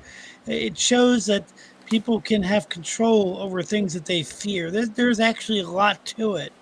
And the fact that what they did with Ghostbusters, and this is what Ebert said about it, is that they combined your, kind of National Lampoon's comedy, like this loose repartee that is kind of like seat of the pants, comic chemistry, with a big budget special effects movie. That should not work. That should not work to have big budget special effects, because that has to be planned carefully. Having that mix with a spontaneous comedy, should not work. It was amazing. It was amazing. I just it was sloppy at times though. I mean, the way I think Bill Murray went off a little off script a little too much, and Ivan Reitman's not exactly the tightest director there is. It's not as tight as other films could be. It's a little loose and sloppy in spots. But I mean, the point though, right? Yeah, no, I get it. I'm not trying to over critique it, but I mean, it's just it's great. It's a great movie. It's a great movie. I'm not knocking it. Is it Jurassic Park level? Like John said? No, I'm not saying that. Yeah. No, I'm not going to say that. But I'm just saying, right. There's something about, they've made 1,000 sequels to Ghostbusters, and none of them have had that charm. No, the it's true. They ever got was in the TV show, The Real Ghostbusters. That's the closest they've ever gotten. And who wrote a lot of those was J. Michael Straczynski from Babylon 5. He was a writer in that the animated one, the cartoon. It's a great show. What I love about that show is that they actually use real legends and ghost stories and mythology to create the stories. Whether it's Tiamat or whether it's the Headless Horseman, they actually use a lot of real lore to create ideas for that show. It's a really good show. I'll go back in time a little bit. Casablanca, right? That one is looked at as, because Humphrey Bogart and all that. I mean, it's just there was something magical. Or Citizen Kane, for that matter. Well, that's bigger production, but there was something magical about Casablanca that it was a low budget movie. It was one of 50 movies being made by the studio in that time period. It was nothing special. It wasn't supposed to be anything special, but you had magic happen between Ingrid Bergman, him, the Sidney Greenstreet, the director. It just all came together. The music, the score by Steiner, it just was amazing, and it's endured as an American symbol of movie. A lot of movies today that are well regarded are just overproduced. Like I'm starting to really turn against the Avatar films. I don't think they're good. And I thought the first. But Terminator 2. Terminator 2 is amazing. Movie magic. Terminator 1 almost, but not really. It's nostalgic to me. But 2, magical. There's something magical about T2. Everything came together. Everything. Yeah. You know what I'm trying to say? Like the music, the acting, the directing, everything was in their prime. Arnold, everything, they looked perfect. They acted perfect. It's like you just can't reproduce that. You can't reproduce it as much as you try. And you can't predict it either. You don't know what's going to happen. We had Terminator 1. Now we're going to do 2. Yeah, bigger budget. All right, get Brad Friedel back. Get Linda Hamilton into shape. Get Arnold back. Get this kid. It all just sounds so formulaic. But when you put it on film, oh my God. Yeah. What did we just make here? You know what I mean? Blade Runner, for that matter, if you want to go that. I wouldn't say it's exactly magical, but it's endured. It's a lightning in the bottle. It's different than just being. It doesn't have to be perfect to be lightning. It just has to be. You can't imagine it being made under any other circumstances. Can't. I see your point. And it's you can't predict it either. And I haven't seen that in the last several years. I haven't seen a movie, to me, that's been magical. Maybe I'm not seeing enough movies. That could be. That's possible. There might be some independent film, like smaller films that you might like. That the Nolan stuff I liked. Yeah. I liked the Nolan Batman stuff was really good. The Interstellar stuff. I like him. I'm gravitating towards a lot of his stuff now. To me, that seems to be Tenet. Where everybody hates Tenet. I love it. I have to go see it. I haven't seen it yet, so I guess I'm not watching enough movies right nowadays. Too busy. Yeah, there's nights at Paramount shredding documents. Oh my God, it's a lot of shredding. Yeah, we have a lot of. Yep, we call it house cleaning. Basically, is what we do. we clean house every now and again. Well, on that shred the Masters of Strange New Worlds. We do. No. Those are in the protected archives. No. Did you see what Shatner said too? Did you read the article that if you watch a Star Trek episode on Paramount Plus right now, that he says where no man has gone before, that they kind of blur out the man? Really? Did you? He got a lot of heat for this. He got a lot of heat for saying because he's now coming off. He's kind of like speaking his mind now, finally, and he's giving his political views. He's like, you watch Paramount Plus and you watch one of my episodes of Star Trek. It's not where no man has gone before. It's like where no has gone before. I didn't hear it. I haven't watched one in a while. Can you check if you get a chance? I'm going to have to check it out. Yeah, because I don't know why he would tweet something like that if it's not true. I mean, Shatner's... I don't have Paramount Plus, and I don't plan on getting it, but I do want to. Well, there is a 30-day free trial. You're able to sign up if you want to. I've already done it in the past, so besides, I want to watch that Section 31. Movie. I'll play it. I'll play it one day for us. But let me see if I can queue up an episode myself. I don't know. You don't have to do it right now because I know it's getting late. Yeah. That's crazy. I mean, but he said it. He said it for a reason. I don't know. He said they're trying to erase. They're trying to rewrite history. They're not putting him on posters. They're not even. They don't consider Shatner exactly. And I'm against that. I really, regardless of whether you like Shatner's political views or not, he is Star Trek in so many ways. Well, yeah, I hate people. I hate these so-called fans who make posters of Star Trek and they use. That new guy, Kirk, what's his name? Paul Wesley? Oh, yeah. Wesley. And they put like the new guy, Spock. That just... I like the new guy, Spock. Don't get me wrong. I think he's okay. But when they're trying to say that these are the iconic versions of the characters, that pisses... That gets me. Wasn't there some Star Trek... It was like... I want to say it was maybe a year ago where they had... It was like Star Trek Day or whatever. Yeah, he wasn't on the poster, right? And William Shatner was not on the. They had every captain. Isn't that crazy? William Shatner. Except I mean, you got to be kidding me. Yeah, it's ridiculous. Michael Burnham was in the center of that. Yeah, she was the biggest one. Exactly. Yeah. And as soon as they did that, it didn't look like a Star Trek Day poster. It looked like a promotion poster for the network. And as soon as they did that, I'm like, there's no way I'm ever going back to watching Paramount Plus again.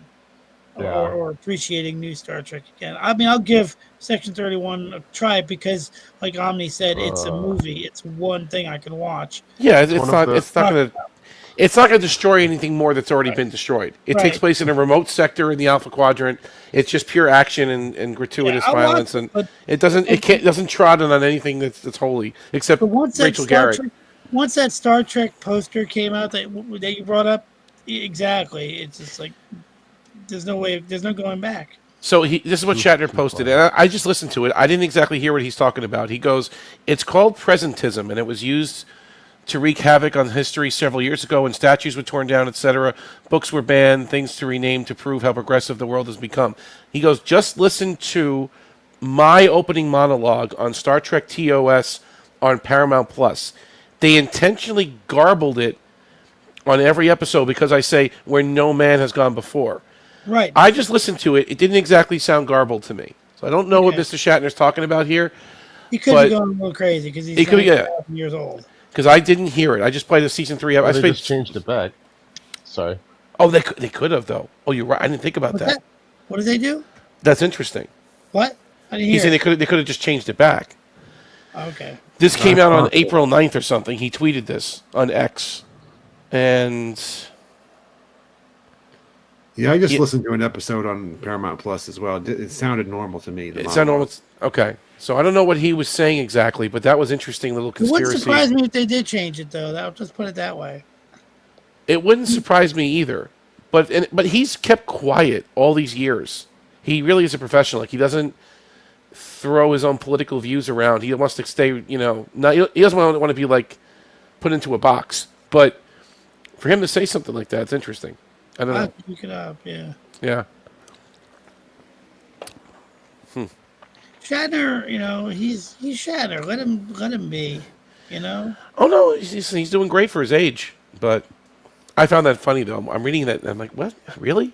I never noticed it. Better for his age than Patrick Stewart, who's 10 years younger than him. Yeah, he sounds very aged. Yeah. Patrick Stewart was ageless for many years, and then all of a sudden it caught up with him like in a snap. Like Jordy. I think the problem that's the main problem with we were talking about Picard series earlier.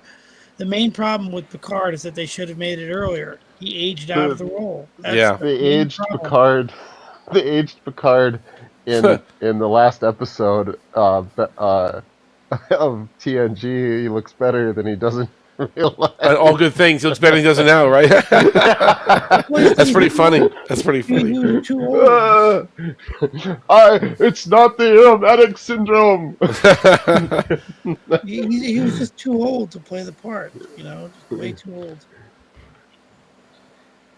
If they got him a few years earlier, he would have been good. But just too old. Yeah, Damn it, Jordy, I'm not crazy. I'm not crazy. I just played Charlie X too. Same thing. I didn't hear it garbled at all. I just played a season 3 episode and a season 1 episode. I didn't hear it garbled. He's saying it clearly says "man" in the intro. Let me see if it happens on Fandango. Huh. I doubt it, but whatever. Well, they are making me watch these 30-second non-skippable ads still when I try to load an episode. So what you do is you hit back and then go back into it. If you know what I'm saying, if you hit the back button, you can skip it that way. I know the skip button is gone. They're getting bad now. You're right. But if you back out of it and go back in, you can bypass it. So my library, TV. Go on my TV. No, I want my library, my TV shows. Come on. Is it while I'm doing this? Is it true that if you watch the opening credits of Deep Space Nine, you can see Spock in the cloud, the comet? I've heard that. I've heard that before, but I don't see it. Yeah, I've not seen it. So let's see here. I'm going to go into. Let's see the original. Maybe it's in. I'm going to try a second season episode because you guys were doing first season. Well, no, I did first and third because they did change the narration a little bit, right? His voiceover changed a bit. Sometime in the first season, I think, actually, but. I'm going to do Amok Time. Amok Time. The birds and the bees. The birds and the bees are not both. Snips and snails and puppy dog tails. What does that mean exactly? Well, you see... Never mind. That's Riker, right? Yes. Yeah. Mm-hmm. We see snips and snails and never mind.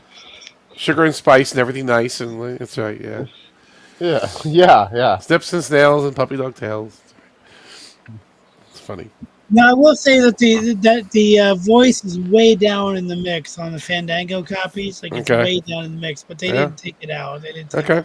All right. So maybe Shatner's just heard something. Maybe he's starting to lose it a little bit. Who knows? But yeah. So, by the way, before we go, they announced a Darth Maul animated series. They announced a new movie called Star Wars Starfighter, and they showed a trailer exclusive to the celebration that they're doing of The Mandalorian and Grogu, which is a movie. That's the only one I want to see.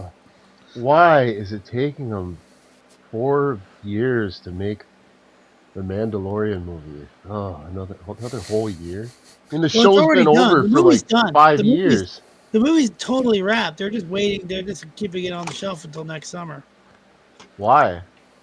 Because they look at their calendar and they say, when are we going to make the most money from it? And that they decided next year. That's so pathetic. They shot a movie and they keep it for. That's dumb. Yeah, the movie's completely done, and I saw that they're just. I don't know. They're waiting till next May. I think they should put it out this year, but they're not. I mean, when did The Mandalorian end? The show. I mean, it's been over for what? 2-3 years? I don't know, a couple of years, yeah, maybe 2 years. I didn't like the third season at all. I thought it was really bad. So what happens to Grogu? He becomes a Mandalorian. Is that where that's what he does ultimately? From what I saw in the trailer, he's just tagging along with him again. Yeah, at the end of the 3rd season, he's hanging out with him at his new house. He's not talking yet. He's still a baby. Yeah, still baby. And now Mando's like a freelancer working for the New Republic. That's fine. Well, is the rumor that supposedly Grogu's going to be like an adolescent or something along those lines? Well, the in clip I movie? saw, I couldn't tell. I saw a clip. I did see a genuine clip, and he looked pretty much the same. You saw a clip of the movie? Yeah, they showed a trailer at Celebration, and I saw it on Instagram.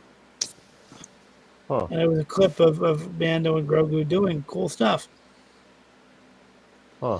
I wish I could tell you, but I don't want to spoil it. But there's a really funny scene that Mando's in, and the scene with Grogu is funny too, I guess. Okay. It's on Instagram. I don't know. He's just too old enough already with this baby stuff. Like it's. Yeah. I He's know 50 years old.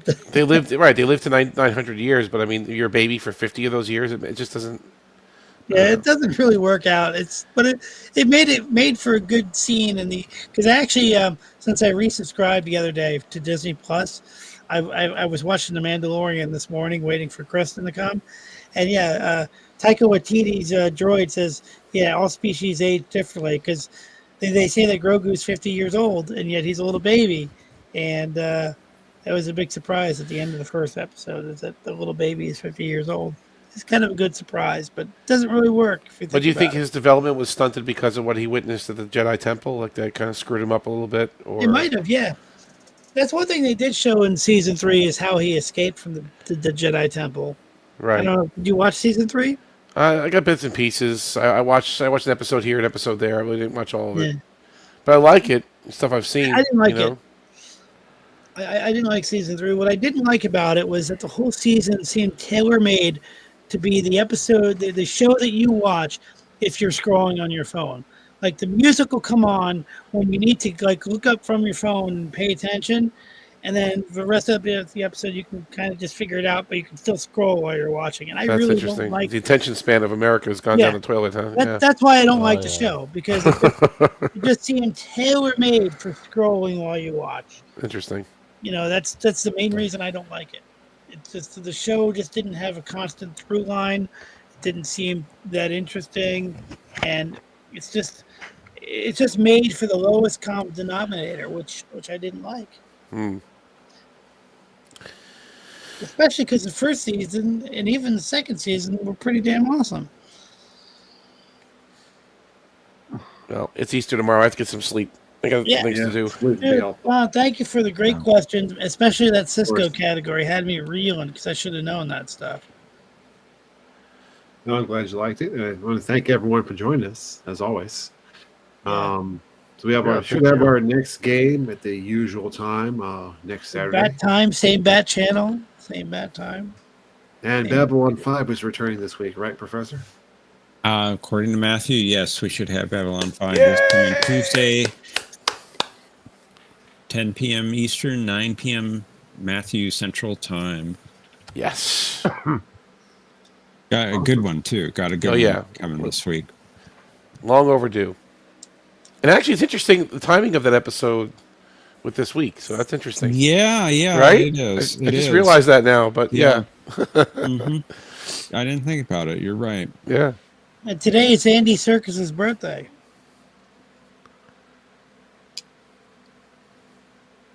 Okay. First time anticlimactic. Yep. Anyway, all right, guys. Good night. Good night, Mercer. And good night, everyone. And we look forward to seeing you back next week for the next edition of Jeopardy. Good night, everyone. Thanks. Thank you. Take care. Justice for Franny.